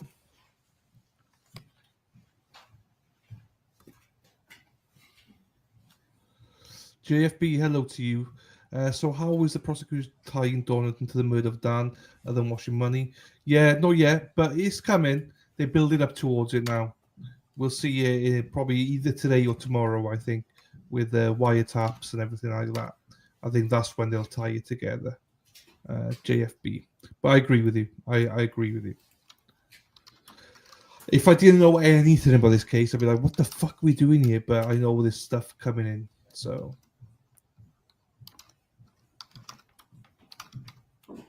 Nope. They haven't, as Joe said. Just so you spot on, JP, in my opinion, anyway. No worries, no worries. Here we go, everybody. Be sworn. Do you swear or affirm the testimony you're about to give will be the truth? Who's You this? may take your seat. Please speak loudly. Sir, please introduce yourself and spell your name. James Keith McElveen, McElveen. How are you employed? I work the Keith McElveen, McElveen. How are you employed? I work as a forensic scientist. I'm an electrical engineer. I work at Wave Sciences in Charleston, South Carolina. And what type of work do you perform at that business? I mostly do audio research, particularly in forensics. Can you describe your education and experience in that field? I am a master's level engineer, electrical engineer, and I've had 35 going on 40 years of experience. And as part of your work, do you clarify audio recordings? I do. I also sit on committees that write international standards for audio forensics. And approximately how long have you been doing the type of work that you did in this case specifically? Probably about 25 to 30 years now. Judge, at this time, I would tender the witness as an expert in the field of electrical engineering, Electrical engineering and forensics. electrical engineering and audio forensics, Your Honor. Does the defense wish to voir dire the witness? Not on these topics. Any objection to him providing an opinion while testifying? No, Your Honor. Members of the jury, the witness will be permitted to testify in the form of an opinion in the fields of electrical engineering and audio forensics. You may continue. I think you testified you have a master's in electrical engineering, is that right? That's correct. And you were the program manager for a government organization that included tech ops work? Yes. Okay, and also have done some work with private companies doing government contract type of work, is that right? Yes. Okay. Did you found the company that you're currently with? I did. Have you published articles related to your field? Yes, I have multiple. Have you ever testified as an expert before in this area? I have. Okay, were you asked to clarify some recordings made at the Dolce Vita restaurant in association with this case? Yes, I was. What items were you provided with? 2 audio video recordings from 2 different devices that were in the restaurant, one of which had better video and one of which had better audio. Okay, and were you able to put those together and give us the best product that you know how to give us to help us make out the words the best we can? Yes. All right, and in that process, do you do anything that changes or alters the speaking voices that are on the audio recording? Only how do I put this? We don't alter the subject's voice. We leave it natural and as untouched as possible. What we do is suppress everything else that's not in that place we're trying to focus on. What were the issues with this particular exhibit as far as being able to hear it in its raw form? Well, it was a restaurant and a busy restaurant. There was everything from typical restaurant noises with coffee grinders and espresso machines and such as that going on. The position of the recording devices also made them pick up noises coming from the kitchen. So there was dishwasher and vegetable chopping type sounds going on back there, kids screaming, voices playing in a television. So it's easier probably to list what wasn't on the recording than what was. Okay. And can you explain the process you use to clarify the audio on this exhibit? Yes. So what we do is we treat the sound that's captured on the recording more like it's the light captured by a camera. So if you do any photography and you use a lens, you may think of the classic taking a picture down a picket fence, and you can focus on one of the wooden slats in the fence and it's sharp, but all the rest of them in the foreground and the background are blurred out and maybe invisible. So that's our approach, and we're able to set the focus spot on the subjects that we were asked to enhance, and then blur out, like those missing pickets in the fence, everything else in the restaurant. And are the results of your audio efforts contained on the exhibit in front of you, State's Exhibit 115? Yes. All right. And did you also, for us, pair the audio with the video that was available of that particular event? In Dolce Vita, we did not. Okay. Have you had an opportunity to review State's Exhibit 116, which does include both the audio, the video, and the transcript of that event? Yes, although we did not review the transcript content. Okay. We did review the audio and the video, and it does match the enhanced audio that we provided. Okay. So everything seems to be appropriately lined up with the audio clarification that you did. Yes, I just don't want to step outside my role as in audio forensics and speak to a transcript. Understood. All right, Judge, at this time, I'd ask to move into evidence States 115 and 116. Any objection? If I understand the witness's testimony, he is not able to say that the transcript is accurate. That was Ms. McElveen's part, Your Honor. She has already authenticated as a part of the testimony. No objection, Your Honor. States 115 and 116 are admitted.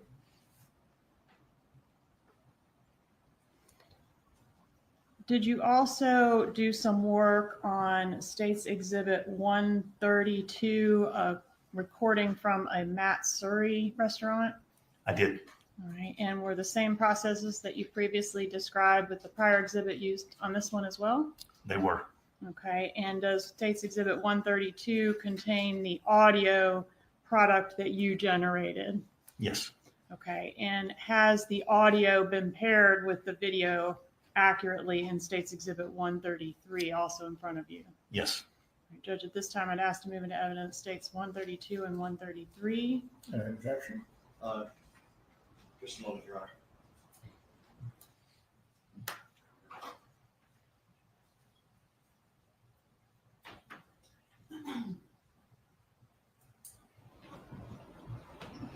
No objection, Your Honor. States 132 and 133 are admitted. All right, and then you also have an Exhibit 118 in front of you. Did you do some work on a phone call? Phone call? Yes.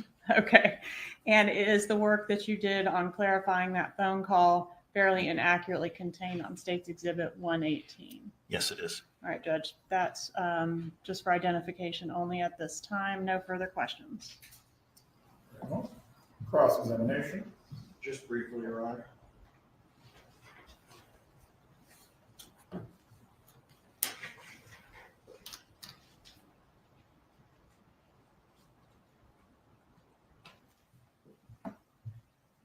Good afternoon, sir. Good afternoon. Okay. With respect to the second restaurant footage that you enhanced, am I to understand that you enhanced an enhancement more recently? Did you provide additional materials recently to the state attorney's office? What we did was not an enhancement. We only took the audio track and put it with the video track. So that's what you. We didn't touch anything, but just basically save the original, the processed audio that we did, and the original video, and just saved it in a different format. Okay, so then that's what you did recently? Yes. Okay. So no enhancement done in that step. Okay. And then, were you ever provided with the audio of the interview done by law enforcement of Wendi Adelson on July 18th of 2014? No, I was not. And specifically the end of that interview when Miss Wendi Adelson calls my client. Not to my recollection. I do not believe so. And so the government did not ask you to do that. Correct. Just a moment.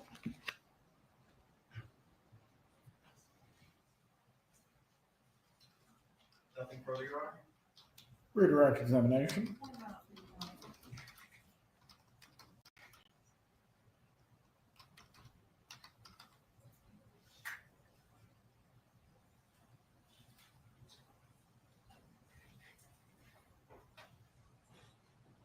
Nothing further, Your Honor. You may step down, sir. Will you be recalled by either party? Not from the stage. No, Your Honor. You are released. Have a good day. Please call your next witness. They call Special Agent Brian Kendall. Brian something. So this is all just to play the bump video, like, you know, so because it's enhanced.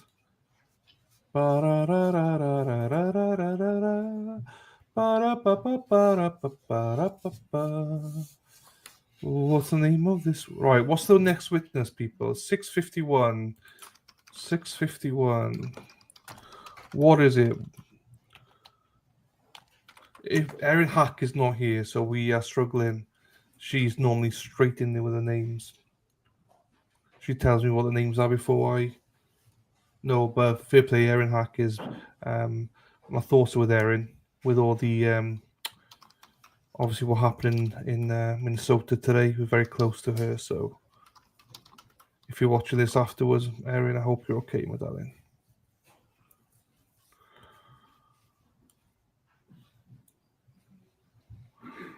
Ba, ba, ba, da, ba. Oh shit! Please raise your right hand to be sworn. Do you swear or affirm the testimony you're about to give will be the truth? Yes, sir. You may take your seat. Thank you. Please speak loudly and clearly. Sir, please introduce yourself and spell your name. Hi, good afternoon. My name is Brian Kendall, Brian Kendall. How are you employed, sir? I'm currently employed at a private investment firm. What about back in April of 2016? At that time, I worked as a police officer for the city of Plantation, and I was also assigned to a federal task force.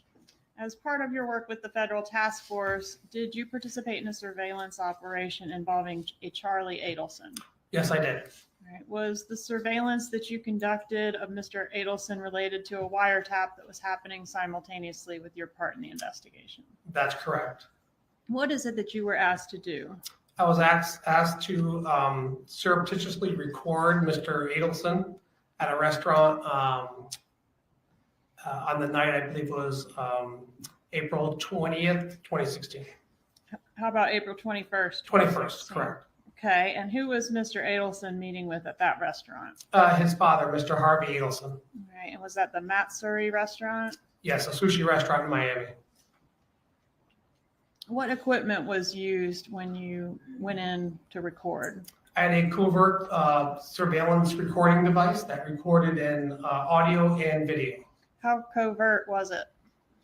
It wasn't the most sophisticated device. Would you like me to describe it? Yes, please. It almost looked like what they call now a man bag or a large bag that had a hidden recorder and video equipment inside of it. And was there any sort of strategic problem with using that sort of messenger style bag under the circumstances inside this particular restaurant? Yeah, so when I entered the restaurant, I saw Mr. Charles Adelson and Mr. Harvey Adelson sitting at the sushi bar. There was an unoccupied stool next to Mr. Harvey Adelson. So I took a position directly next to Mr. Harvey Adelson because it was extremely loud in the restaurant. I put the bag directly on the sushi bar between myself and Mr. Harvey Adelson. Okay. And what does it mean to get made? Obviously, when you get made, they identify who you are and they know you're up to, maybe they identify that you're law enforcement or they know what you're doing. And do you think that might have happened on this effort? I think it was pretty obvious that my actions were probably a little suspicious to them. Correct. Have you had an opportunity to review the recording from your messenger bag device, State's Exhibit 131? Yes. And is that a fair and accurate recording of what was captured from your device that day? Yes, it is. Okay. And as far as clarification of any audio that was present on that recording device, would you be responsible for that, or was that Mr. McElveen that we just heard from? Yes, I never even, other than authenticating it, I never reviewed it. All right, move into evidence, states 131, Your Honor. An objection. No objection. States 131 is admitted. No further questions, Judge. Cross-examination. No questions. You may step down. Will this witness be recalled by either party? No, Your Honor. You are released, sir. Thank you. Please approach.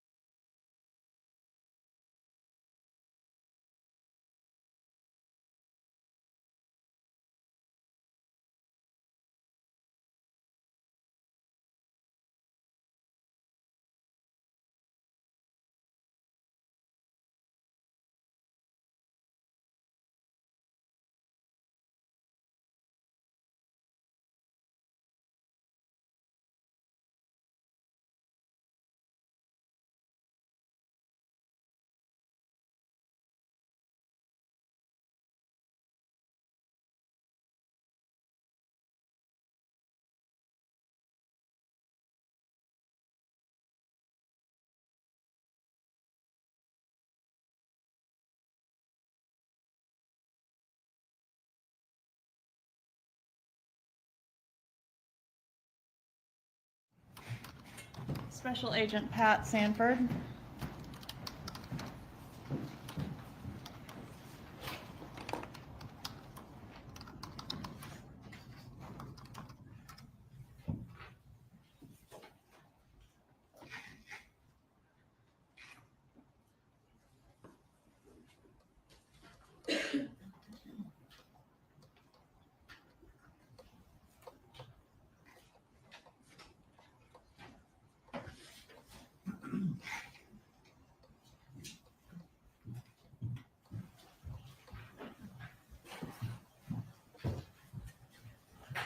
Please raise your right hand to be sworn.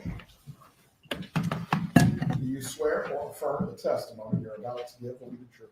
I do. You may take your seat. Thank you. Please speak loudly. Yes, sir.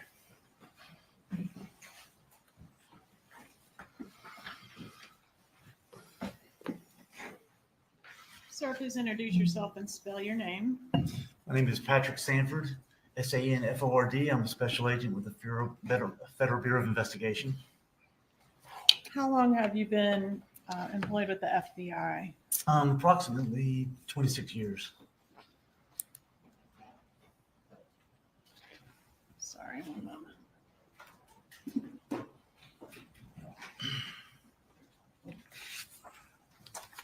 Were you asked to assist in the investigation of the murder of Dan Markel? Yes, I was. How did you get involved in that investigation? I was called originally to assist with outside leads on the case. There were some interviews and some other follow-up things that happened outside the state of Florida that they asked me to assist with. And as the investigation continued, I became more and more involved. The other guy retired and kind of left you holding the bag, right? He did. Okay.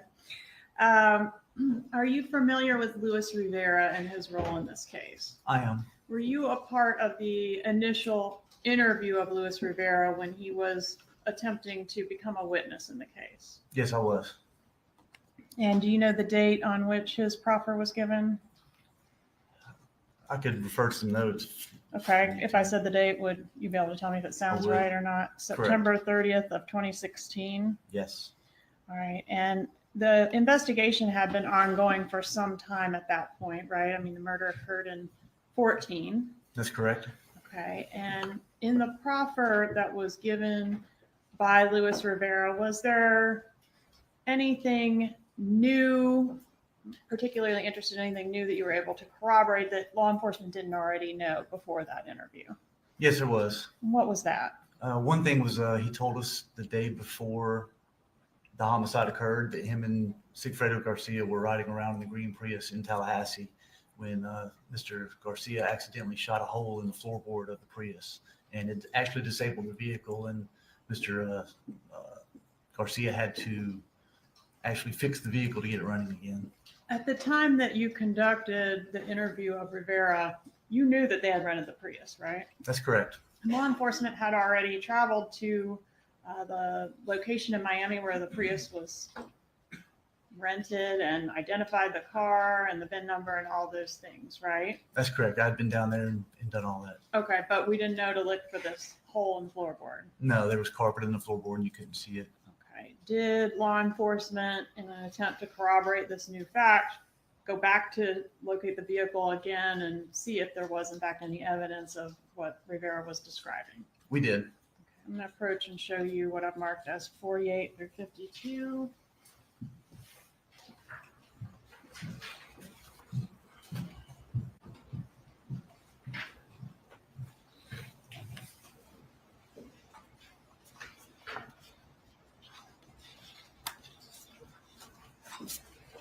Do you recognize these exhibits? I do. Are these fair and accurate photos of the vehicle once you found it for this second time after Rivera's interview? Yes, they are. Judge, at this time, I'd ask to move into evidence states 48 through 52. An objection? No objection. They are admitted. May I publish? You may. Right, quick question before we get on to this. Obviously, nothing to do with the trial. So I just put the hat in the dishwasher, right? I brought it out, put it in the bag, I just put it on the door handle.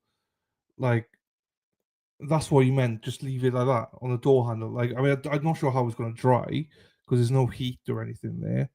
But is that how you do it? Just leave it on a handle? Anyway, put your answers in the chat. Publishing states 48. Had the vehicle changed? Well, we got no sun. We've only got rain today, so I can't leave it outside. So it's inside. So you put it on your head, Dave. Yeah, so it's fine. There's no heat or anything there. Just leave it. Fine. Good. Thank you. Hands by this time? Yes, it had been sold by the rental company. And had it been repainted? It had. Were you still able to see at some of the seams of the vehicle where that silver pine mica color, you could still kind of tell was the previous color? That's correct. Like in the door jambs and under the hood, there was some clues of that. All right. States Exhibit 49, were you able to confirm this was in fact the correct vehicle by the VIN number? That's correct. States Exhibit 50, what does this image show? It shows the passenger side of the vehicle. It has a directional rod put through where the bullet hole traveled, shows the direction of travel. So the hole was still there under the carpet? The hole was still there in carpet, correct. Publishing States 51. Did the hole actually puncture the gas line as Rivera described? That's correct. That is the fuel line that you see there with some kind of mechanical piece attached to it to put it back together to make it run again. States Exhibit 52. And there it is again, just a close up. Stinks.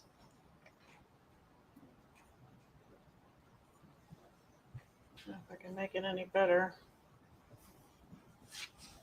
Old-fashioned way.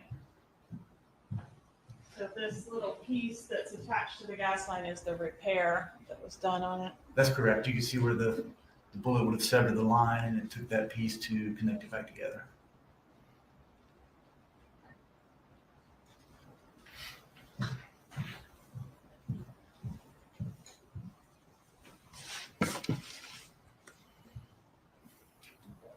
Anything else that Rivera told you that you didn't already know?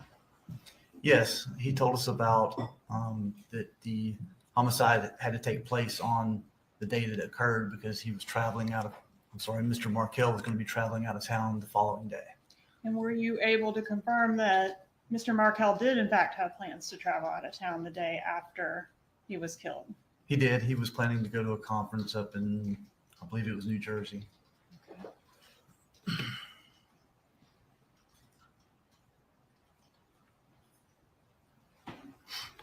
And Mr. Rivera's proffer also enlightened us to the June trip, right? There was a second trip that preceded the July trip in which Mr. Markel was killed. That's correct. He talked about the June trips also. And were we able to corroborate that through the testimony of Sergeant Corbitt that we just heard from? That's correct. We had several instances that we're able to corroborate that. All right. Are you familiar? Speak up, please. I'm having trouble. You can speak up a little bit louder, Special Agent. Yes, sir. Are you familiar with the wiretap that was conducted back in 2016 in reference to this case? I am. Whose phones were tapped? It was Charlie Adelson and Catherine McElveen. How many cell phone calls were intercepted total as a part of that wiretap? Well over 10,000 calls and text messages. And did you review a disc of the calls that have been deemed relevant for this jury's consideration? I did. Okay, and are all of those calls contained on that I guess this thumb drive actually states Exhibit 99. Are those fair and accurate recordings of the calls that we intercepted in this case? They are. All right, Judge, I'd ask to introduce States 99. Yeah, objection. States 99 is admitted. Permission to publish by way of demonstrative B, Your Honor. You may. B as in boy. Did you find any evidence in the calls relating to Donna Adelson meddling in her children's lives? We did. Okay, and I want to ask you about specifically Wendy's life and her purchase of a house. Are you familiar with the fact that Wendi Adelson had a contract to purchase a house in 2013 here in Tallahassee? Yes, I am. All right, and that she pulled the plug on that house on Halloween of 2013. You familiar with that? Yes, I am. Okay.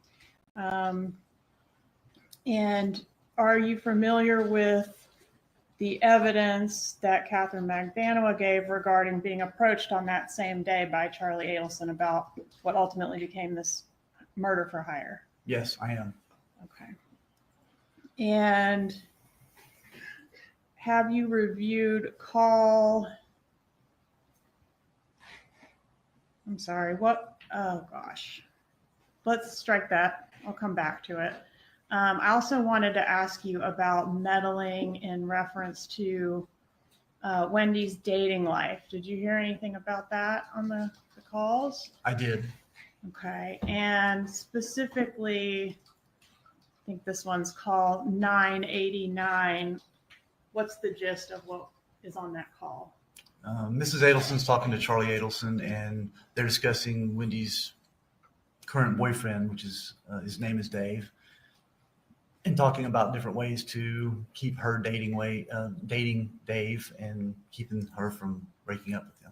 All right. And is Donna Adelson enlisting Charlie's help in dealing with Wendi? That's correct. All right. Managing Wendi. Correct. All right. Permission to publish at this time call 989, Your Honor. You may proceed.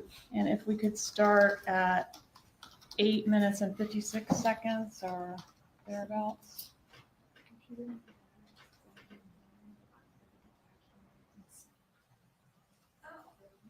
have no power, so we're requesting a recess. Members of the jury will take a brief break. Today to escort you to the jury room.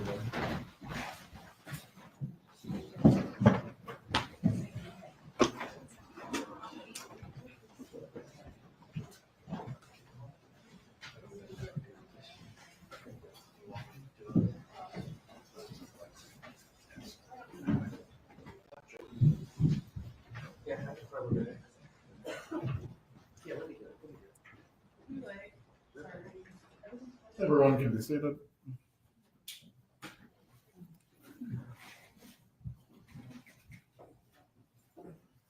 So for all of our advanced equipment, we need the repairman.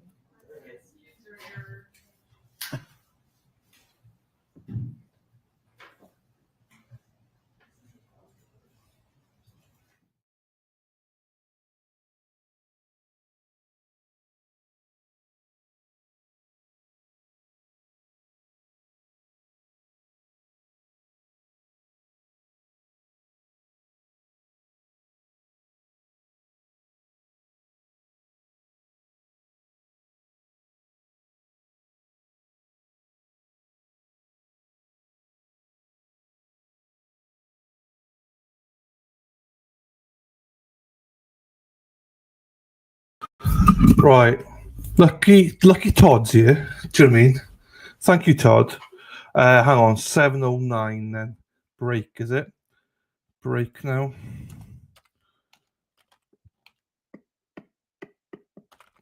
Break. I had to just go and put I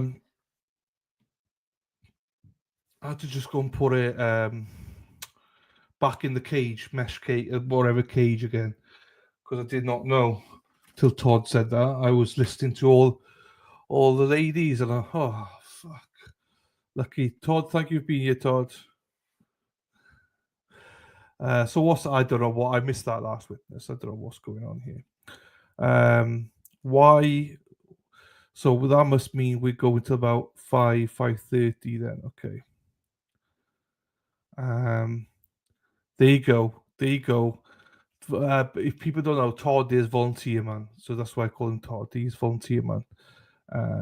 So I'm a Gen X, and we've seen everything. There you go.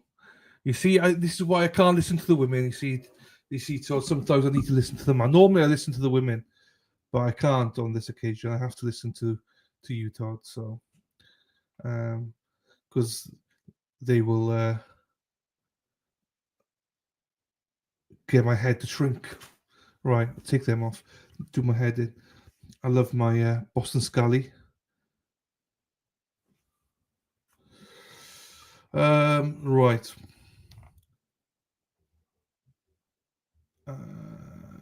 I had PTSD from your mic the other day when you unmuted. My heart started racing. I ran my phone to turn the volume down, but audio is good today. Yes, I put it down. I put it down to 85%. No, what it is we're using a different stream. This one here is called Lawn Crime. Lawn Crime? We're using Lawn Crime, so it's more balanced too. It's not as low as the other stream, so you don't have to put it all the way up, which means my volume should be better. It should be better and better and better.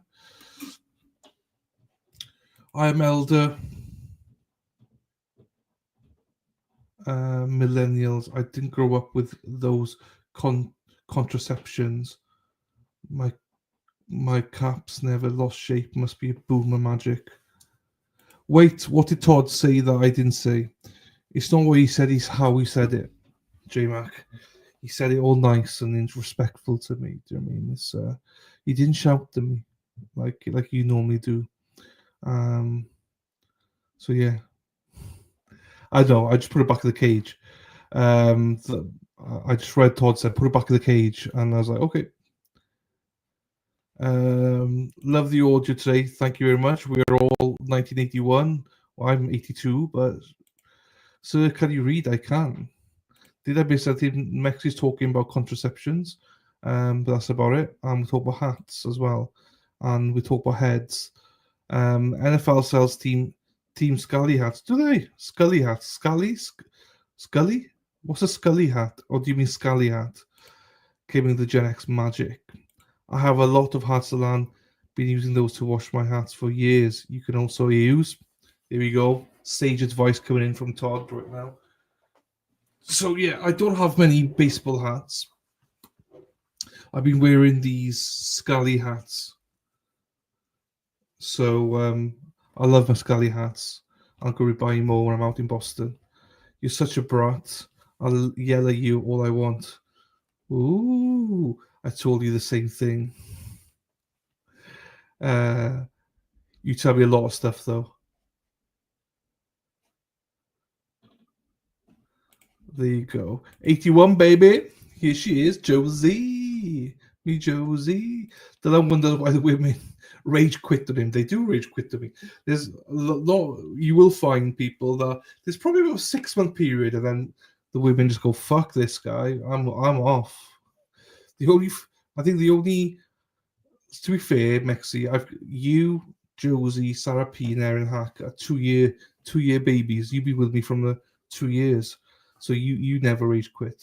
But yeah, most people do rage quit after about 6 to 8 months. I've had enough for me. 80 was the best year, Spacey. I'm a boomer. My contraption, I see you read that as contraception, lost shape a long time ago. Contraception and head. Good thing I popped my earpods in while at work. Exactly. You see, J-Mac, you said that straight away, you dirty bitch. I have a Green Bay Packers skull cap, Dilly, from my... So it's not Scully, it's a skull. Oh, okay, so it's not... Yeah, fine. It's not one of these. Fine. I'll have to say, I really do take care about the Patriots or team. So... I really don't care about the Patriots. No, that's fine. These Scully ones I need to... these don't smell yet. These are fine. I'll have to give them quite a... I think you just wash this by hand. Delicates. If I asked Dennis Sweeney how you do it, he'd just say, "Oh, put them in the wash, put them in the tumble dryer, put them in the dryer, high heat, and then it'll fit his head then." Both Scully and Skull. I don't know what Scully. What's a Scully? Hang on, let me Google it. Scully hat. Scully hat NFL teams.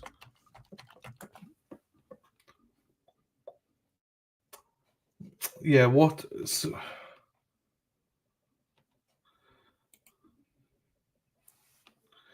This is a Scully. It's not Scully. What do we do in Scully? Scully cap. But you're calling it Scully, David. Extra high heat for Dennis. Yes, you're wearing one. I've never seen one for the teams. So if I put in NFL Patriots Scully cap, these are. Yeah, I don't think the teams have got one. They haven't got a Scully cap. They might have other ones, but they don't have Scullys. I think the Scully, these are coming up as Scullys, but these aren't. They're not the same as what I got. They're not the same as I got, David. Fuck it, talk about nonsense. Now, you and J-Mac are the whole reason that I've worked on my mic. I had to change my streams, everything. So I hope the mic is better, you mofo. You're not even here. You're watching a bloody, probably the Proctor hearing. But I hope the hearing's gone okay. I was just too bored with it. I couldn't be bothered to die.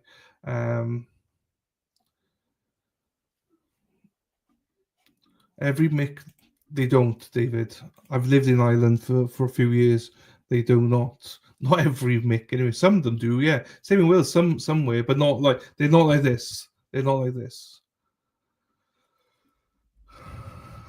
Did not know Scully. David's made a word up. He's made something up.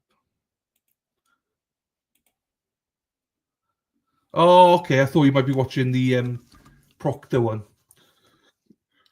Because he disappeared yesterday. That's why I thought you were going to watch that, to be fair. I'm talking about boomers. Yeah, fine. Okay, I'll give you that. The old guys. But that's the same in Wales as well. They had hats on as well. We're talking about hats, contraceptions, heads, and yeah, that's about it. And how Mexi said women rage quit on this stream, which is true story. Lady Di.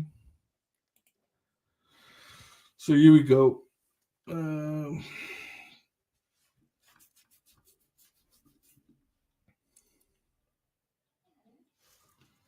Anyway, we are here now. Anyway, so there's not long to go. I don't think today. 9, probably an hour and a half.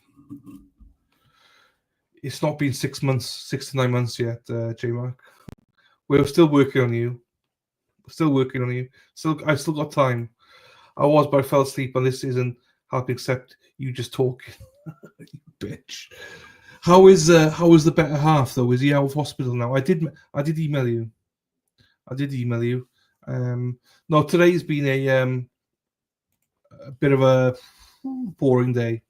Even the judge said, finally, to one witness, are you done with this witness finally? I've been here well over a year. Have you? Fuck. Have you? I don't remember you. I only remember you. I would have said 4 months. No, 5 months. No.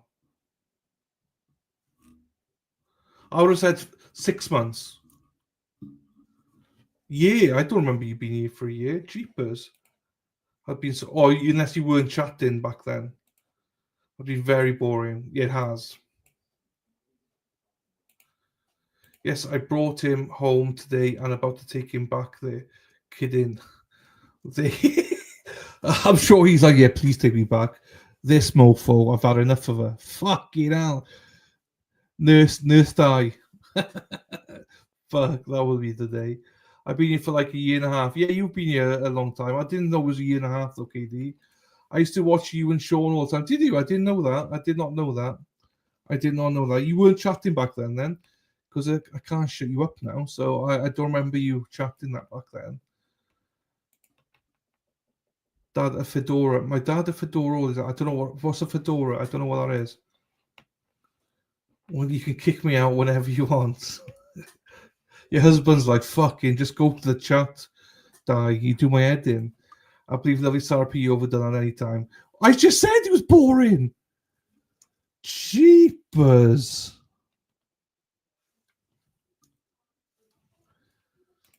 I was so sweet, quiet, and innocent back then. Yeah, and then he changed. Yeah, I genuinely don't remember you. But you can't have been chatting then, because you're gobshite right now. So I don't remember you at all back then. Same with Lady Di. Lady Di used to be nice as well. Yes. Oh my God. So did Sarah P as well. I like a man in fedora. What's a fedora? I don't know what that is. Thank you, Lady Di. I do have a little credibility. Not much. Exactly. I don't care what Dylan says about me. No, I know you're too busy with those batteries.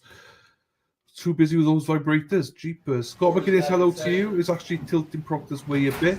Proctor's attorney is good at picking apart the haphazard firing of Proctor and showing all the holes regarding Commonwealth internal affairs investigation. There you go, Scott. Well, Scott's been watching for 2 days, so he knows a lot more. So thank you for that input, Scott. It'd be interesting. When are they back next, Scott? See? Google it, Dan. Fucking hell. Fedora. Let's Google Fedora.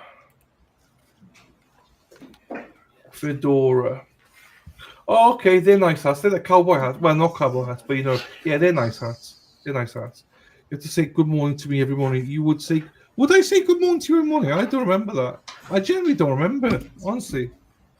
But you wouldn't chat, though, Jimmy. You wouldn't chat. You were working, obviously. You all used to be nice. I know, Jay. Lovely stuff. Sarah P. speak. Quiet, so nice. Then, fucking hell, something changed. J. McLaw, I lingered for a while before I even ever commented. I'm a Gemini. Not very everyone gets my sense of humor, so I had to get a feel first. And you took a handful. You took a massive feel. Oh, and when was this? Scobbered in it. It's still going on. Thank you, buddy. No worries. Thanks, Scott. Thank you, Judge. Sorry about that. Agent Sanford, in front of you is a copy of State's Exhibit 85, the wire call summary. Can you tell us what is contained in that exhibit? It's a list of calls that we selected, calls in a couple of text messages in a Shit, I've lost the stream. And mostly chronological order. The dates that the calls were made and who they're to and from. Here it is. It's back. It's back. I completely did this before. Now you get your rack smashed in, Jersey Jen. Now I don't shut the fuck up. That's true as well, Katie. That's good, though. Although I'm Capricorn, but most don't get me or my fully sensitive. That's true as well. I get you all because you're all fucking wackos, psychos. Daffodil, that's what you get for talking shit. There you go, lots of Capricorn. I'm an Aries. Right, here we go then. Fucking another psycho, bigger psycho than more Lady Di. And that sort of thing. That's correct. It And just does has fairly and accurately depict the identifying information for the calls contained in State's Exhibit 99. That's correct. Right, Judge, at this time, I would ask to move into evidence State's Exhibit 85. It's 85. May I have permission to provide copies to the jurors, Your Honor? You may.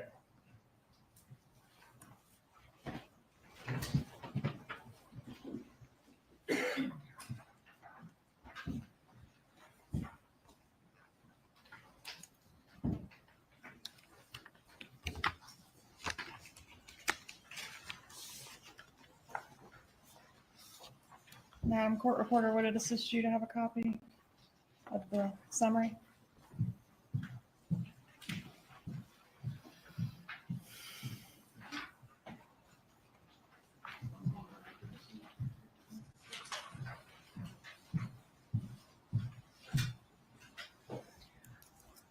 All right, we were about to listen to call 989.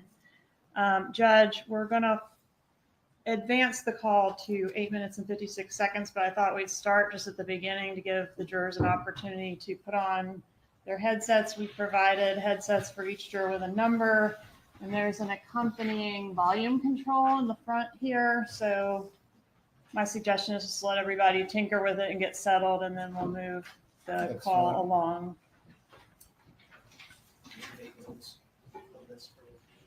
For that, use your notepad still. I believe there'll be one copy that goes back later, but use your notepads.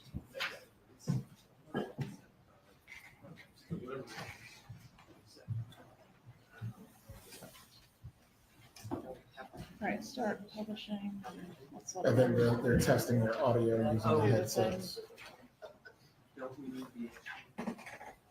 Sir? Right. What's? I don't know if I'll wear them for all of it, but just to make sure I can hear it properly. Probably so you can clearly hear. I think that might be your copy because that's his. Yeah. You aren't going to be left in the dark.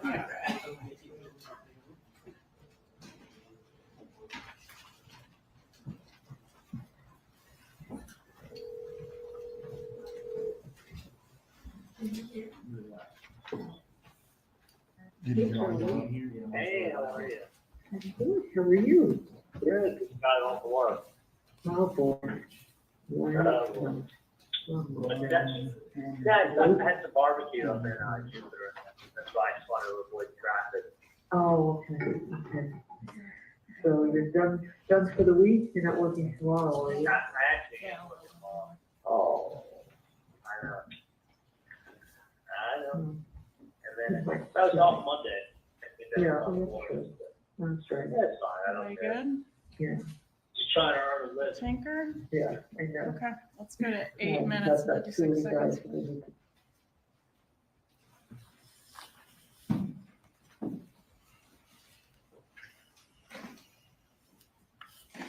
Because I'm in that demographic of guys I want to date. Right. And I don't have a problem telling her, like, you put the Victoria's Secret model in 37. I'm not asking for her to be. No. So how unusual a guy he is. Of course. And people see him, especially I have done. I know. Well, to be honest. I know. And I will continue to talk to her. But there's a limit to, there's a point at which someone purposely will do what you're asking them to purposely do the opposite. And she's going to screw her life because they're in control another day. They're in TV another day. What's that? There's not going to be enough. No. The reason why is I'll never tell someone you can't win the lottery twice. But I can tell you this, the probability is not in your favor. Probability is not in your favor of winning the lottery once. Winning it twice, even more. And that's how I talk to her. Because what happens is if that's what she needs to do. Christina's where I don't ever offend her. Because I don't talk about her. I just say, wait, listen, if you put a 37-year-old Victoria's Secret model in front of me, I wouldn't want to get serious with her. Why? When I could do it with a 25-year-old. I said, a 25-year-old is going to be 18, 15 years. I go, you want to buy a car with high mileage or low mileage? I go, listen, Wendi, You don't want to date a guy that's 50. You know why? Because he's too old for you. And he's going to be 60 in 10 years. And 10 years from now, you don't want to see yourself as a 60-year-old. I get it. So it is what it is. But you can definitely ask her why she's not going out and seeing you, because she's there with her clean experience. I know. But it opens it to you. Of course. But just hear me out. I can talk to Wendi differently than anyone can. But even when I do, I don't reference it saying, Wendi, in a million years I would date a girl like you with 2 kids. Because it's true, in a million years I would.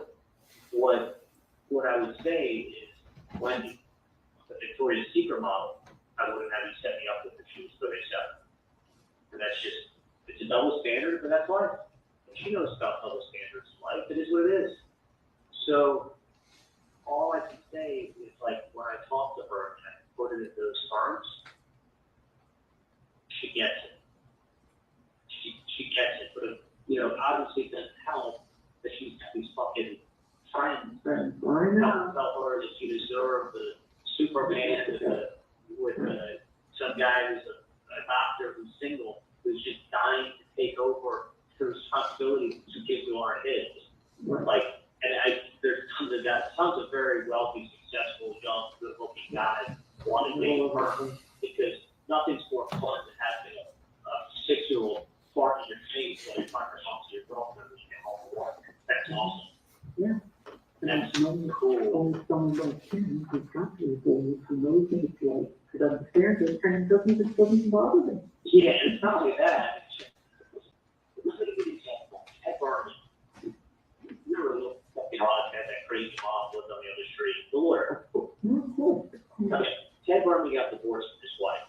He engaged now. I told you about that, right? Yeah. So, yeah, he took a whole bunch of people.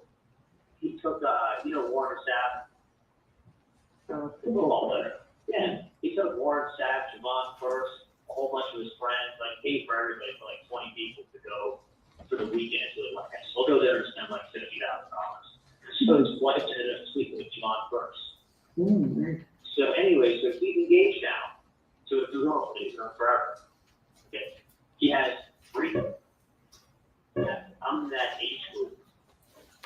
I don't know. I had her pause it for a moment to explain that beeping noise that we just heard. What is that noise? That's the sound that it makes when the officer who's monitoring the call, he minimizes it. So Okay, he'll so hit a we're button, it stops it, it makes that noise, and then when he presses it again to monitor again, it picks right back up on that same spot, basically.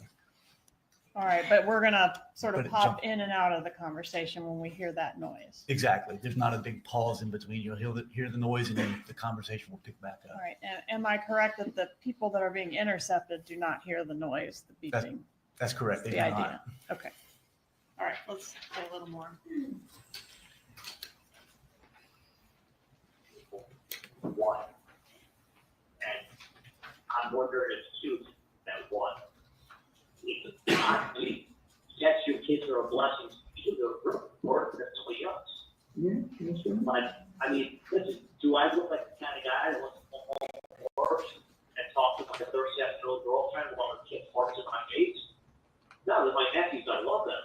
But as far as dating someone, hell no. Why do I want to go ahead and tell my girlfriend, listen, let's go away for the weekend. What time can you get off next Friday? Okay, I don't want to go like, oh, we got to deal with, can we get the in-laws to watch them, what their schedule will look like. It's not just Wendi, it's Wendi and the 3 boys. It's 3 people you're dealing with. So you can't, and you can, trust me, I know what to say. I mean, and I listen, and a part of me is this because, you know what, someone gets handed a golden opportunity. But then, you know what? That's what she has to hear. Sometimes you get the gold ring, and I don't know if she's got her use for something or not. Because she has everyone telling her that she's such a great catch, and she is. But they're not, but guess what? They're not living her life. They're not living her life, and they're not breaking it down and saying who's, and listen, the guy who made may treat her really well, just may never really bother the kid. Like, there's so many aspects to it. So you can be a great guy, just doesn't really want to do anything with your kids. What are you going to do? Kick him out too? This guy not only was crazy about her, yeah, crazy about his feelings and his personal truth, and that's what. That's why. Because the truth is, she can be a great guy. You know, those aren't his boys. He just doesn't like them. What does she do? Get rid of them? He may treat her well, but he's like okay with the kids. Tolerate the kids. He'll put up with them. I put up with them, whatever. And then what if they're real nice to the boys on day one, but you know, 3 years down the road, he's pretty much had enough of them. Right then, you know, they're going through a tough time. I mean, I'm just saying. Know that she's been given an opportunity that she most likely will never happen again. No, she's not only throwing it away for herself, she's throwing it away for the kids that deserve it. But you don't understand. You could never say that to her. Well, you can. It was cool. Yeah, I know. You can say anything you want. It's America. I can just tell you the end of the cup. You can tell me the beginning. If I what I could say, if you weren't here, that's what I would do. I would try. I would try. You fuck it up good. You know, I tried. You would get 30 seconds into your planned speech before she told you to butt out of her life. And rightfully so, it's her life. She can tell you whatever she wants. But the difference is that I can talk to her just from you. I know. Charlie, believe me and embrace what you do. And really, you know that. You know that. Trust me, I know. I mean, listen, she's doing great with it, considering everything she's been through. I would just like. You know what? She's your sister. She loves you. She's a good sister, and you're an amazing brother. And I'm just grateful that the two of you have each other. I really am. Well, I am too. But I can tell you. Really am. And I appreciate what you do because. I go. Who else is going to do it? Who else is going to say he wake up? You know, this is not the perfect act of music. It's God to be good. Thank God. Well, listen, most people don't ever get an opportunity like this to begin with. Like the one thing, to begin with. I'm shocked that you don't. Because the truth, and that's what I listen. When good, and I can over here, going like, wake up. Trust me, it's believe. Let me say this much to you. As much as you feel like knocking her over the head, I feel like punching her in the head, knocking her over the head. Sure. So trust me on this. So what I'm telling you is that I'll talk to her and I will do my best, my best is very good. I know. And you gotta understand, the way I'll tell her too is like, Wendi, she loves Jess. I think Jess is awesome. Jess will be a great friend to me. And I talk to Jess all the time. Wendi, I wouldn't leave Jess in a million years because she's 37 and she has no kids. She's no kid, and Jess totally wants children. Absolutely. I said, but she has to, I go, but what's it about? So it's like you winning the lotto and saying, I'll never win the lotto again. That's not true. You still have a 1 in 14 million chance. That's like, I'm not going to take that from you. You can get out there and buy another ticket and win the lotto again. It's highly unlikely. So, and it's highly.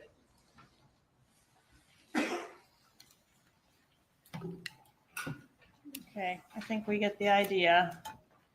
We're 2 years out, right, from Dan Markel's murder. That's correct. And who is Dave? Did you identify Dave through the course of the investigation? We did. He's Dave Attell. He owned he was a successful businessman and lived in South Florida. And is this the only call that happened to be captured on the wire in which these two are discussing Wendi's love life? No, it wasn't. They talk about Dave quite a bit. They did several times. All right, and they talk about Wendi's career options too, don't they? They do.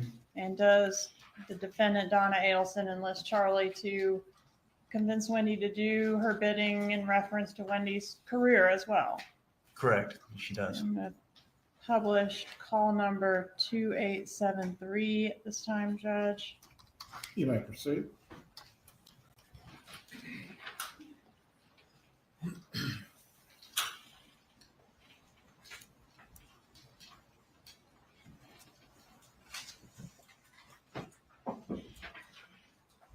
Learn as much as you can from these people. Sounds like you're not learning much of anything.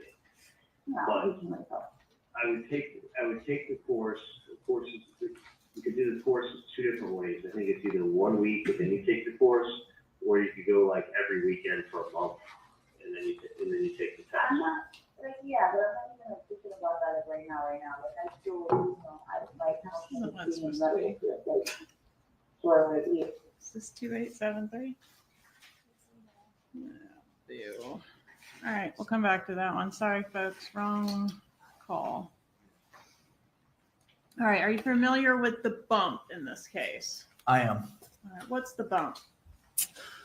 The bump is where we took an undercover agent and had him approach Mrs. Adelson with a plan. It was during the time of the investigation, we had evidence that linked Luis Rivera and Sigfredo Garcia to being the actual hitmen. So in 2016, we decided to created the bump to have an undercover approach her, pretending to be a former cellmate of Luis Rivera. Luis Rivera in 2016 was actually incarcerated in the Broward County detention facility and then went to another jail. So we wanted the undercover to pretend to be in a jail cell with Luis Rivera and pretend that Luis Rivera told him about the hit in Tallahassee with the Adelsons. Not with the Adelsons, but the hit that that was created, linking back because we had telephone calls going through, linking Luis Rivera to Sigfredo Garcia, then to Catherine McBanwa, then to Charlie Adelson, then to Mrs. Adelson here. So it was a ruse. It was a ruse. Designed to generate chatter on the wire. It was. It was 2 years after the homicide, and we started a wire, and we knew that they were not talking about the homicide anymore. So we wanted we call it tickling the wire. And was the goal to identify, if the pattern that we're seeing that we think is the members of the conspiracy, is that right? Who's a member of the conspiracy and what are their roles? Yeah, we had Luis Rivera, Sigfredo Garcia would talk, and then Sigfredo Garcia talked to Catherine McBanwa through the phones. Catherine McBanwa would talk to Charlie Adelson through the phones. Charlie Adelson would talk to Donna Adelson through the phones. And then it would go back, and it would always go back and forth in that order. It never skipped anyone, no one ever jumped over to the other person. It always went back and forth. So we had that in the phone records leading up to the homicide. But what we didn't have was the conversations. So was it of interest to find out, if we approach Donna Adelson in this way, what's she going to do? Who's she going to go to? Exactly. Is she going to call the police? Is she going to call Luis Rivera? What's she going to do? Exactly. Right? Okay. And did you have an opportunity to review State's Exhibit 113? Is that now? 113 contains the combined videos from both the body-worn camera of the officer that approached the defendant and also the angle from across the street. That's correct. Okay, and are these fair and accurate recordings of the bump from both those angles? They are. Right, moving to evidence, States 113, Judge. Any objection?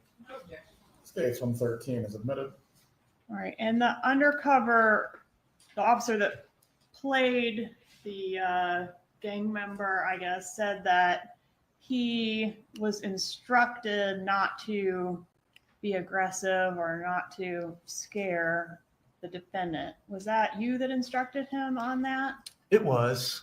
We had, we didn't want to cause concerns for the agent's safety. If he approached her and being too aggressive and too scary, we didn't know how she would react, if she would possibly be armed at the time. We had no idea. So didn't want to create a hostile environment to make her become overly aggressive. And is that a concern in every undercover operation, that you just kind of don't know what you're going to get? I mean, it's not specific to this defendant, right? That's correct. That's in every case. We try to minimize the risk to the officer safety and the people around.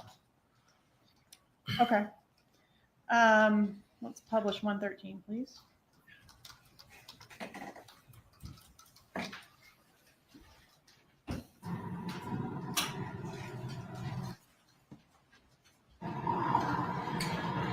Black shorts. What is it? Yeah. Okay, I'll get back.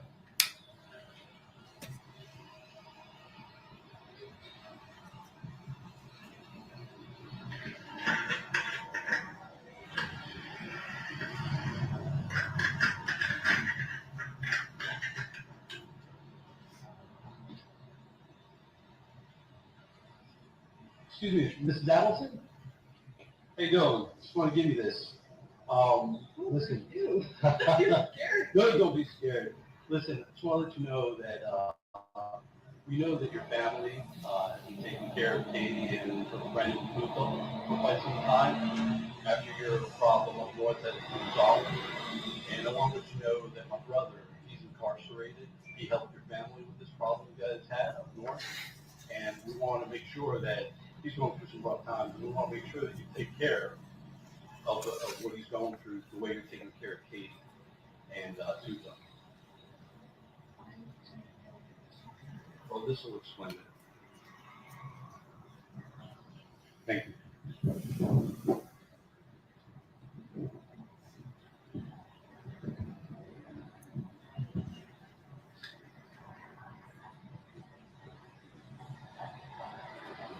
Pause it, please.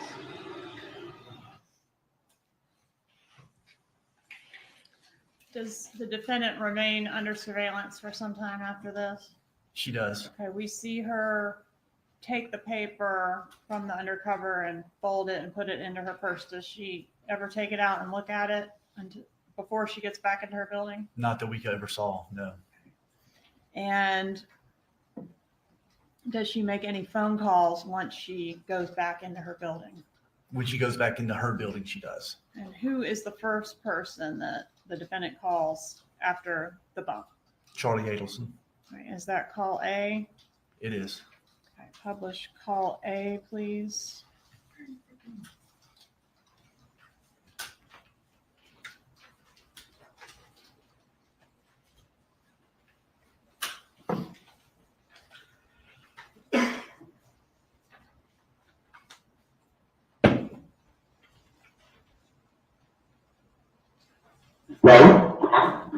Hey, Hans.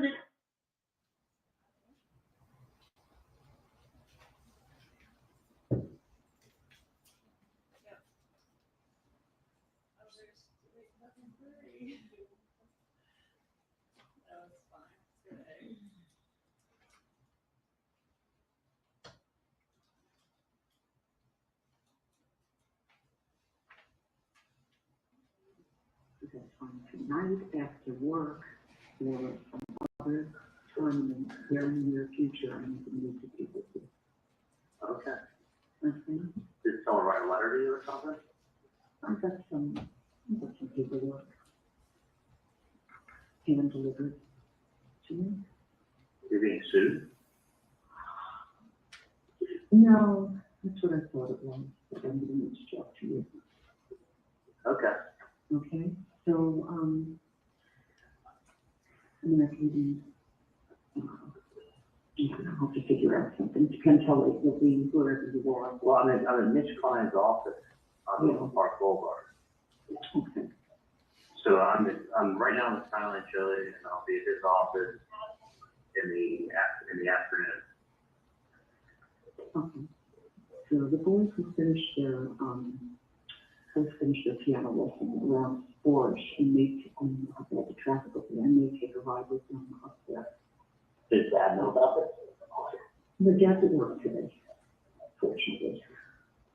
What's, IRS?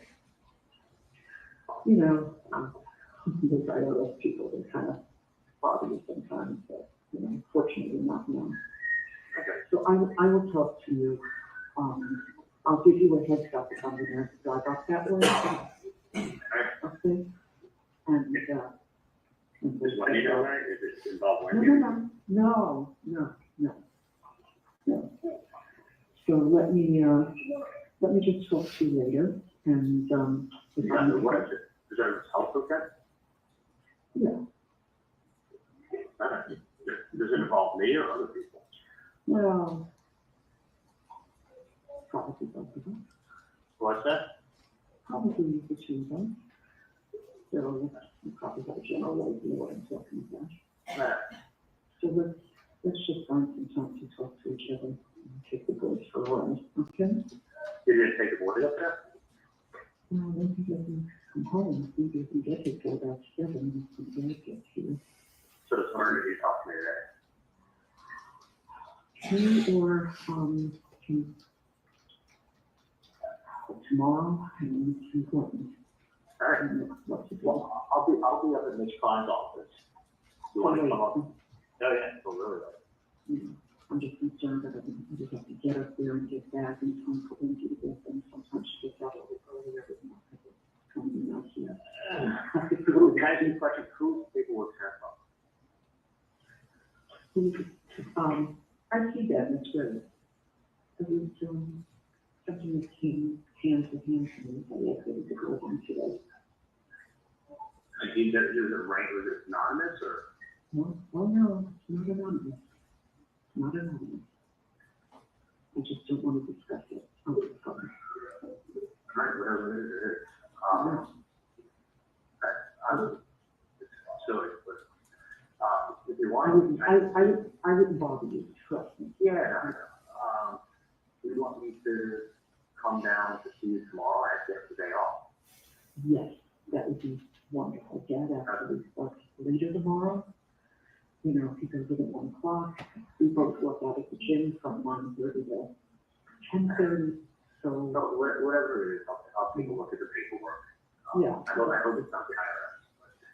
I just would like you to review it and give me some input as to what your thoughts are. Okay, so come down tomorrow. Dad leaves at 12, so anytime after 12 is good. 12 tomorrow. Yeah, he leaves at 12, he starts at 1 there, so 12, 12:15. I'll come down and ask you that, but I think I'll do it. That would be great. Perfect. All right, I'll talk to you later. Love you coming by.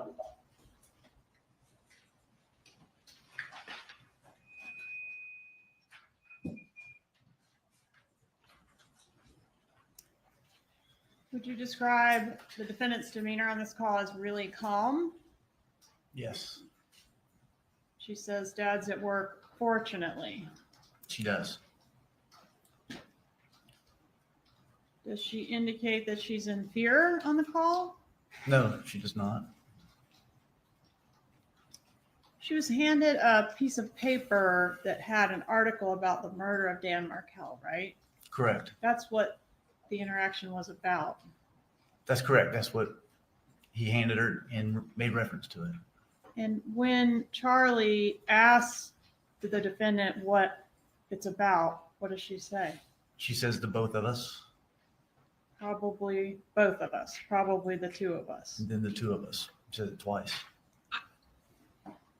Does she say the name Dan Markel on this call? No, she does not. Does she say the name Dan Markel anywhere on this wire? No, not that I recall. Did she report this incident to the police? No, she did not.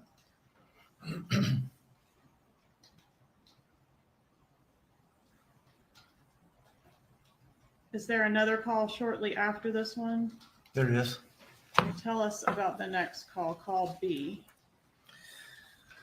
Call B is on the same day. It's from Mr. Charlie Adelson to Mrs. Donna Adelson, and it occurred about, I want to say about 20 minutes after the call we just listened to at 2:35 p.m. Let's publish call B, please.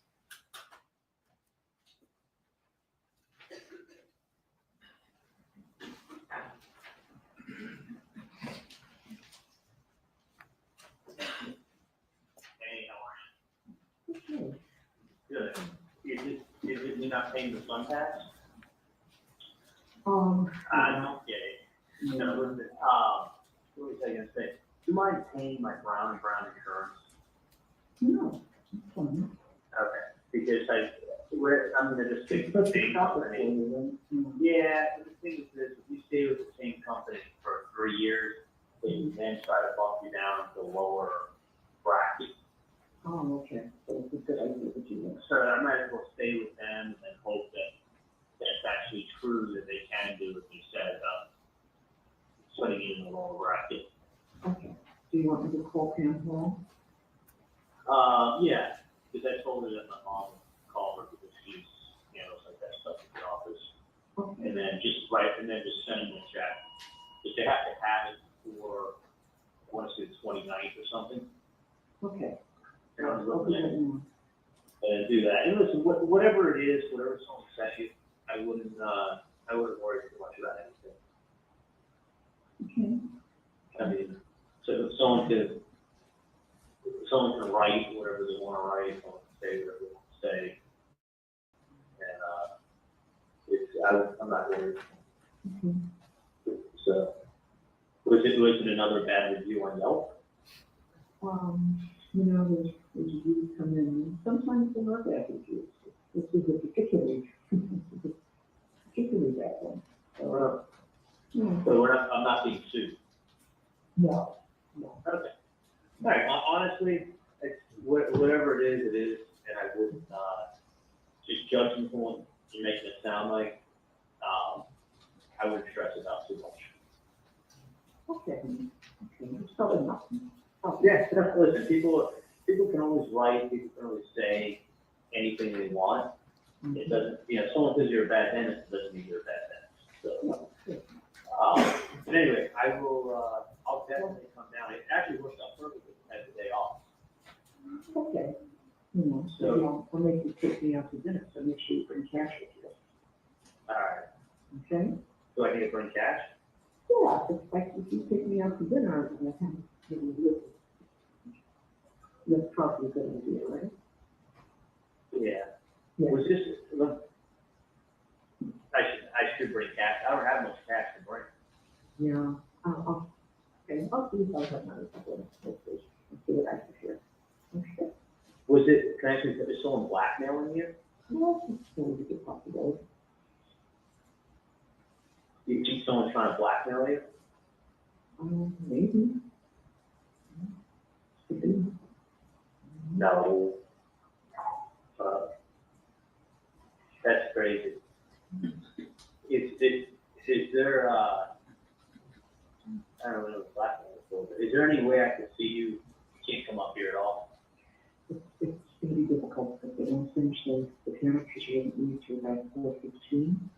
And even if I came up there and got there a little at 5:15, it would still be tough to, necessarily get back here in time for me to pick them up.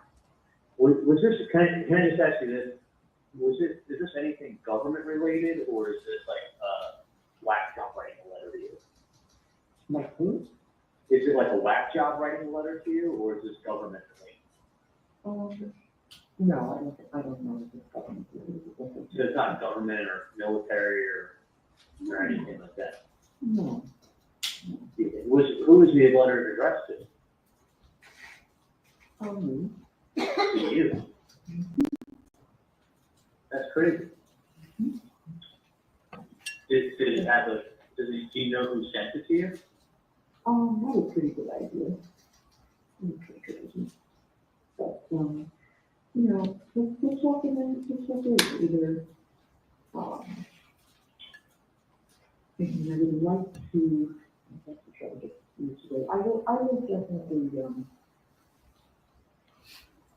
I just don't know if I'm gonna get back here in time for them to not know how to do people. Is it, so whoever sent you a letter, sent you an anonymous letter? Did they sign it? It's hand-delivered. So someone showed up, was it like by a process server? That's what I did, was. It wasn't. Yeah.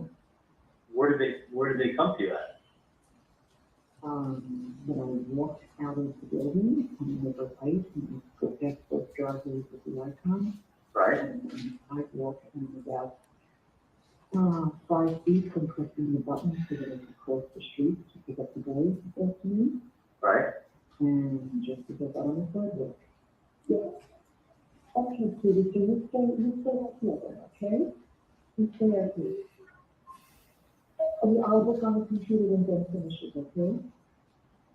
Yeah, amazing. Somebody knew exactly how I was. Called me by name. And he came over and was it a young guy, an old guy? So probably mid-30s. I wouldn't forget that face. Really?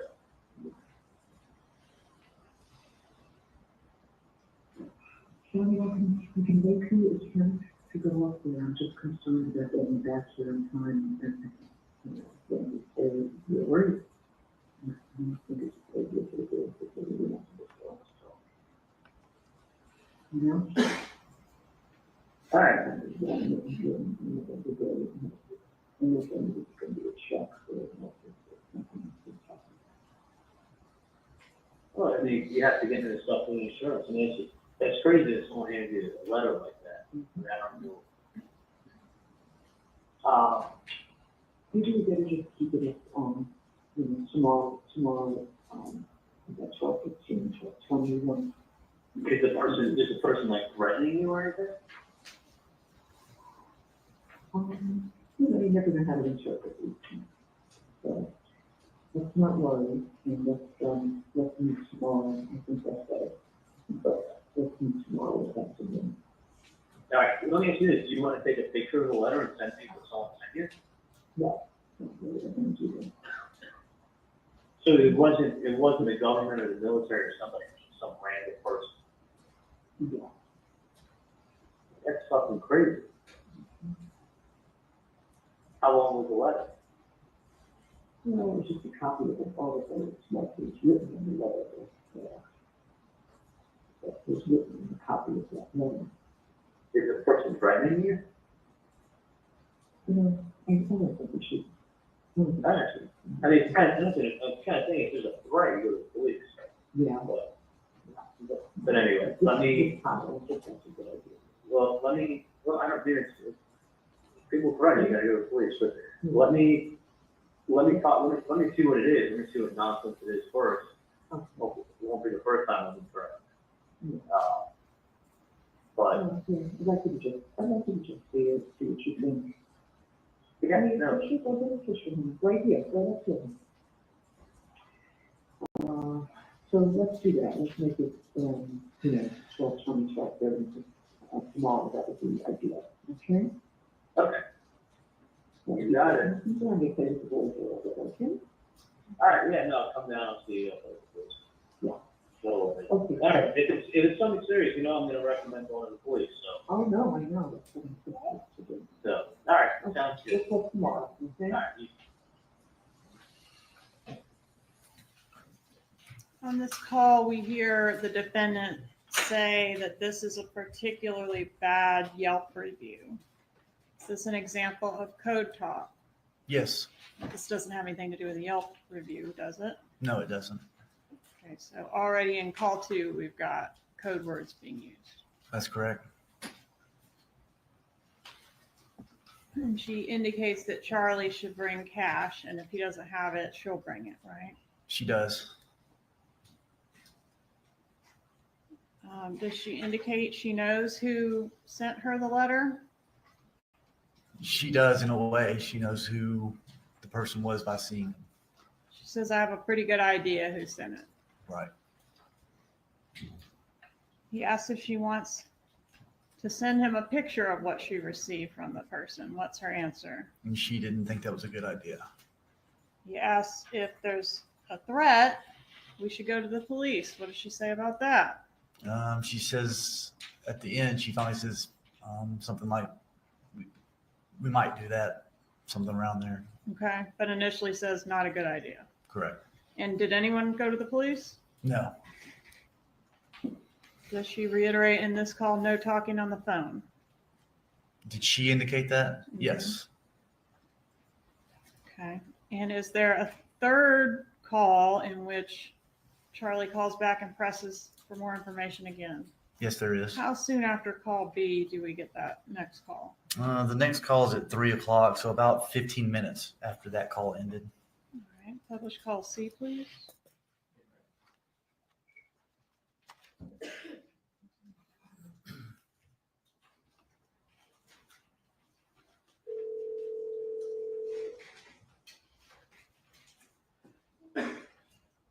Hey, sorry about that. Quick question for you.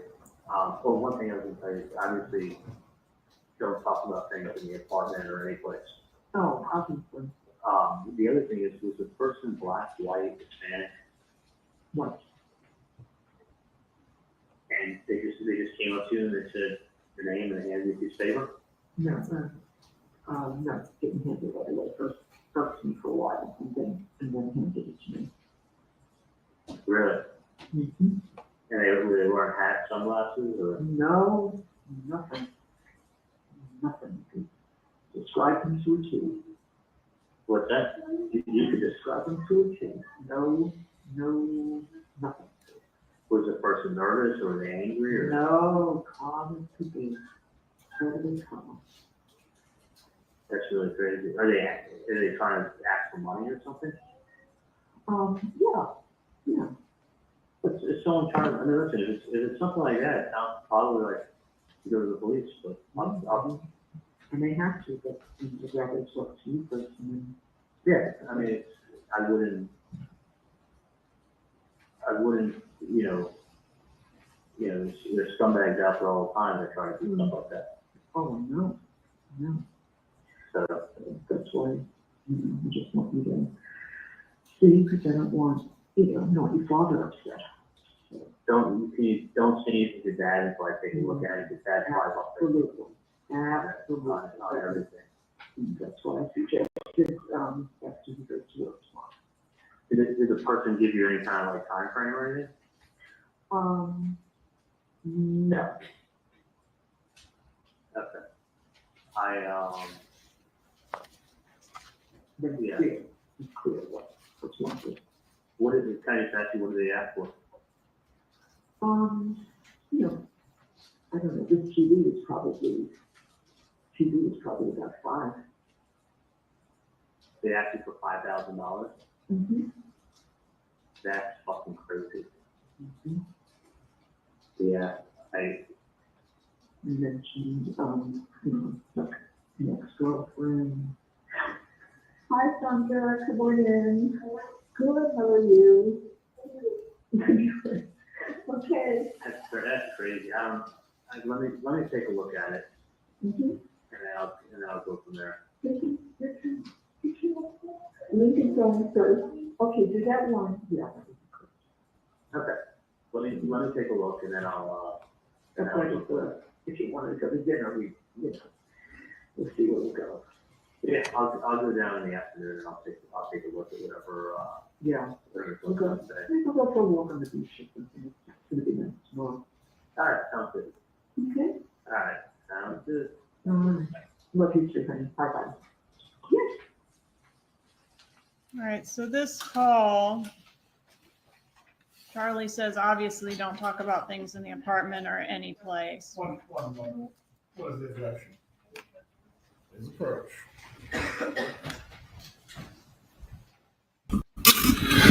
Yeah, no one's a bigger scumbag than you, Charlie.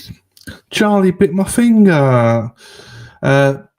Did anyone else notice that Donna doesn't wear her headphones, as in when they were speaking in between? But anyway, it might just be a thing. Oh, so these trials are long days. I don't mind them, but by the end of the day, it starts to become. Imagine if you were a juror just sat there writing notes. I mean, some of you would probably enjoy that, to be fair. I'm not sure I could do these long days. It is, you need to be concentrating at all the times. Donna has a UWAC problem, so she says. I would say get them clean, but she probably can't. Hey. Jersey Jen, apparently there was chemicals and propane in the air, and my sister was smoking on the porch till shit cops came. I asked her, why are you still here? We didn't even know. Bum bum. Bum bum. Ba-da. Lady Di, how is my mic now, Lady Di? Because you're normally the one bitching. Charlie cannot read the room. Like, shut the fuck up, Charlie. Charlie! Shut up, Charlie. Maxi Taxi, yes, especially if you have medication you need. Have extra always ready. Oh, you got your go bags. Go bags. And small ear canals, supposedly. Ooh. Good. There you go, Lady Di. I've shut up Lady Di. Thank God for that. J Mac and Lady Di, they both shut up, which is fantastic. Now they'll move on to someone else to whinge about. Oh shit! I nearly fucking dropped my phone and everything, but I didn't. Da-da-da-da-da. Da-da-da-da-da-da. Ba-da-ba-ba-ba. Ba-da-ba-da-ba. I need to review all this tomorrow morning. I'm too tired to take all this in, so I'm gonna have to rewatch this tomorrow. Here comes the judge. You see, judge Objection is overruled. You may continue with your examination.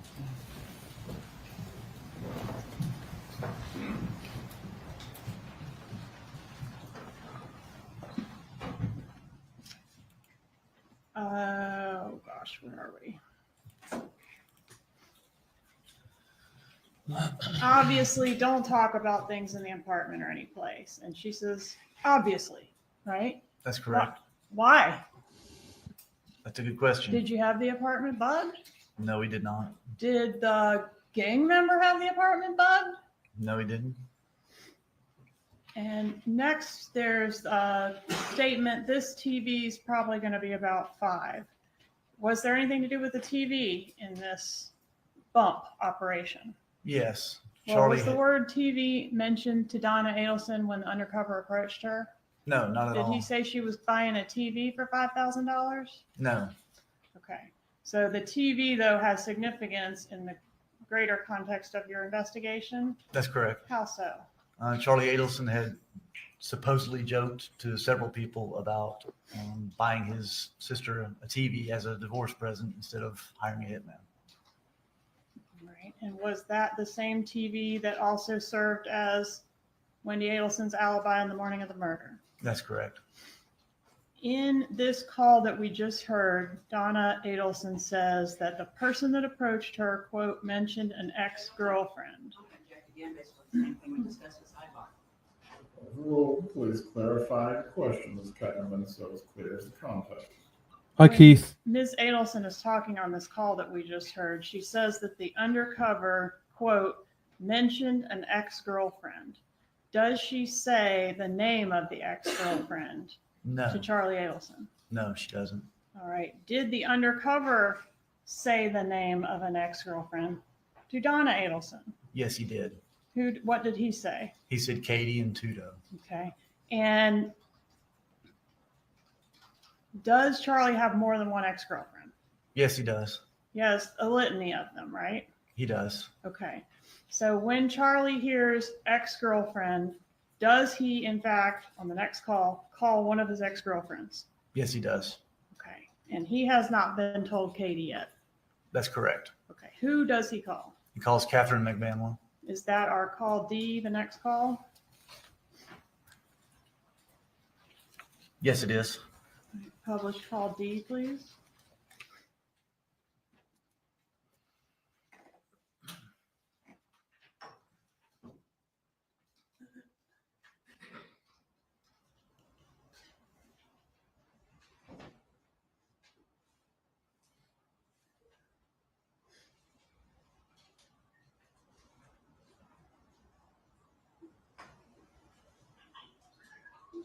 Hello? Hey, what's going on? What's up? No, like, you someplace you can talk to? So what? Are you any place that you can talk to? You talking right now? What's that? Just talk right now. Just talk. Okay, you go somewhere that's not loud when I'm talking to you. I can't. It's like loud, so I can't get out. Okay, I'm trying to walk outside and talk to her now. I can't even fucking get outside.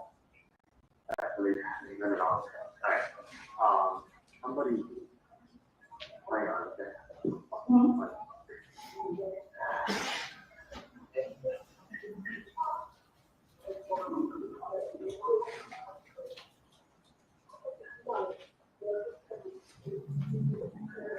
Can you hear me okay? I can hear. Okay. I just want you to listen to me. I'll be able to talk to you in person when I see you tomorrow. Okay. Because I don't know what's going on, Mm-hmm. but my mom walked the kids. I only heard part of the story, Mm-hmm. and I'm going to go down there and talk to her tomorrow to find out what's going on. Okay. Because she didn't want to elaborate. Uh-huh. But she said that someone approached her on the street, Uh-huh. called her by name, Mm-hmm.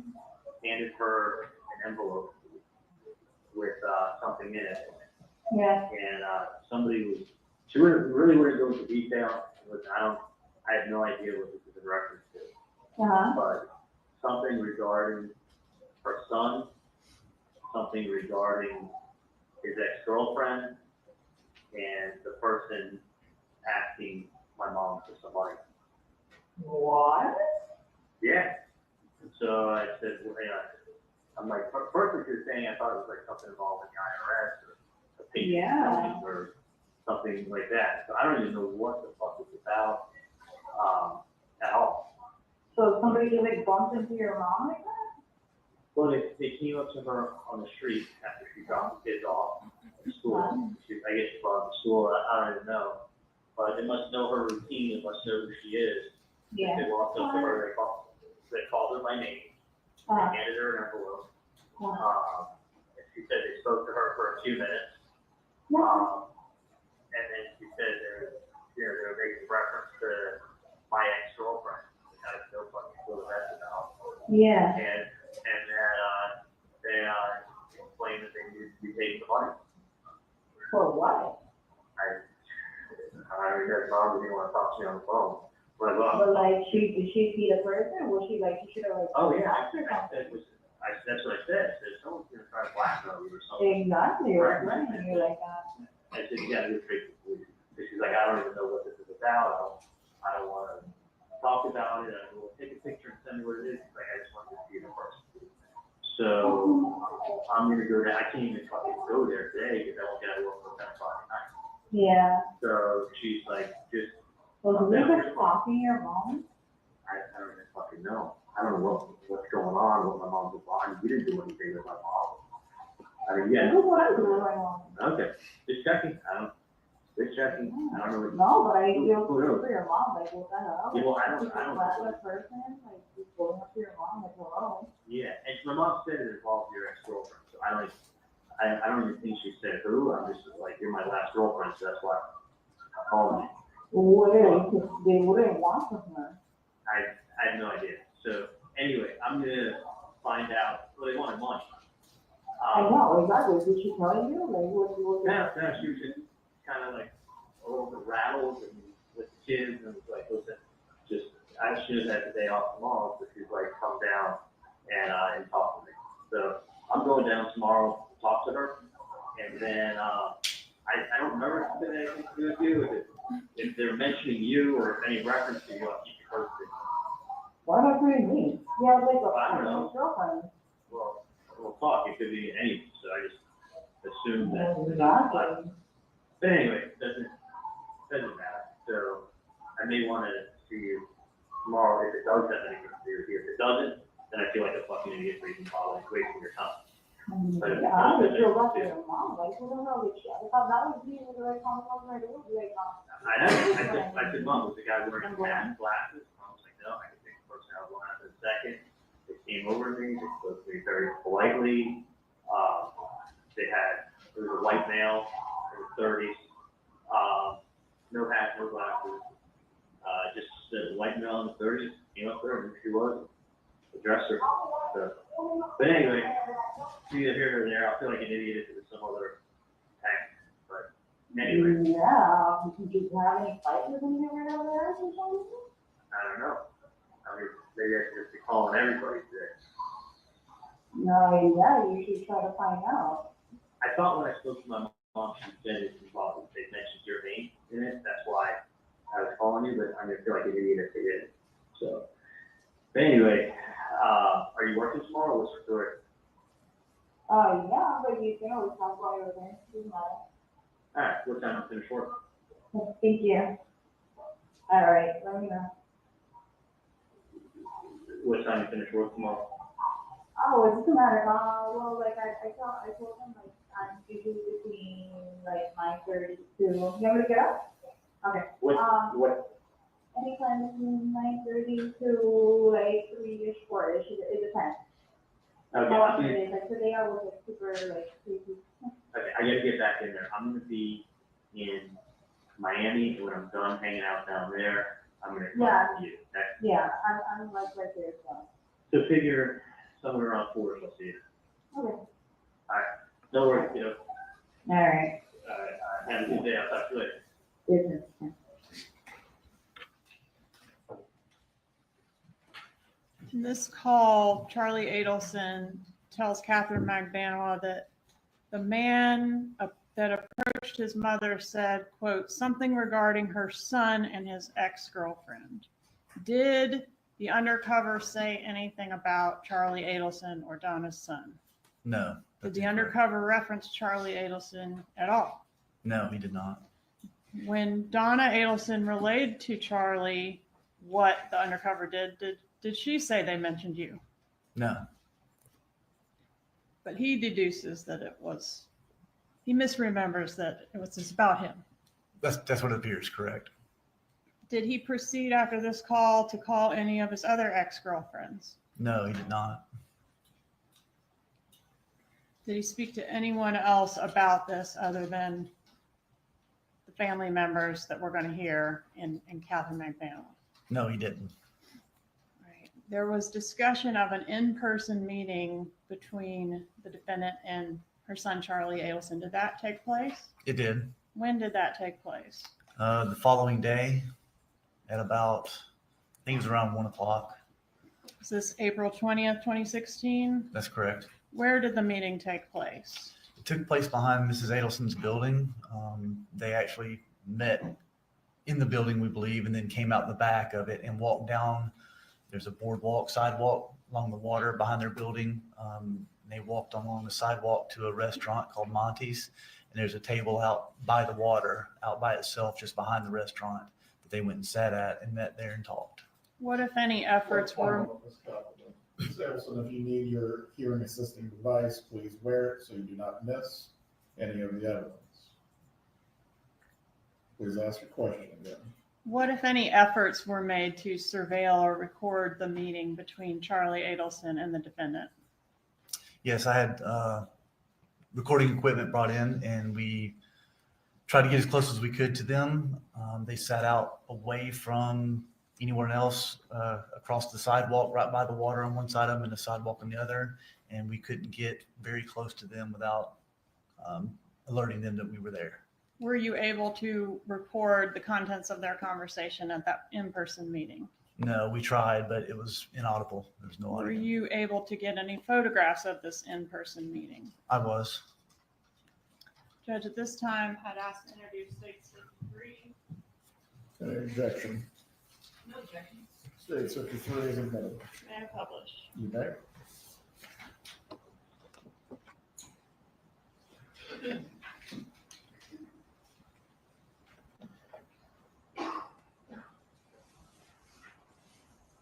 Can you describe for the jury their demeanor, the way in which they were speaking at this meeting? Yes, they were talking in very low voices, and Mr. Adelson is usually very loud, but he was not talking in a loud voice in this particular meeting. Even when they walked down the sidewalk, they were talking very low, leaning into each other, almost a whisper. How long did the meeting last? I believe around 30 minutes. at the table. All right. Judge, I think this might be a good time to recess for the day. Very well. Members of the jury, we are going to take our break for the evening. At this point, once again, I'm going to remind you not to discuss this case with anyone else or each other. Also, as well, do not seek out any information or news reporting concerning this matter. Just leave the items that you were handed in your chair along with your notepads. Please report tomorrow at 8:30, and we will continue with the examination of the witness. We anticipate getting started by 8:45. Have a good evening.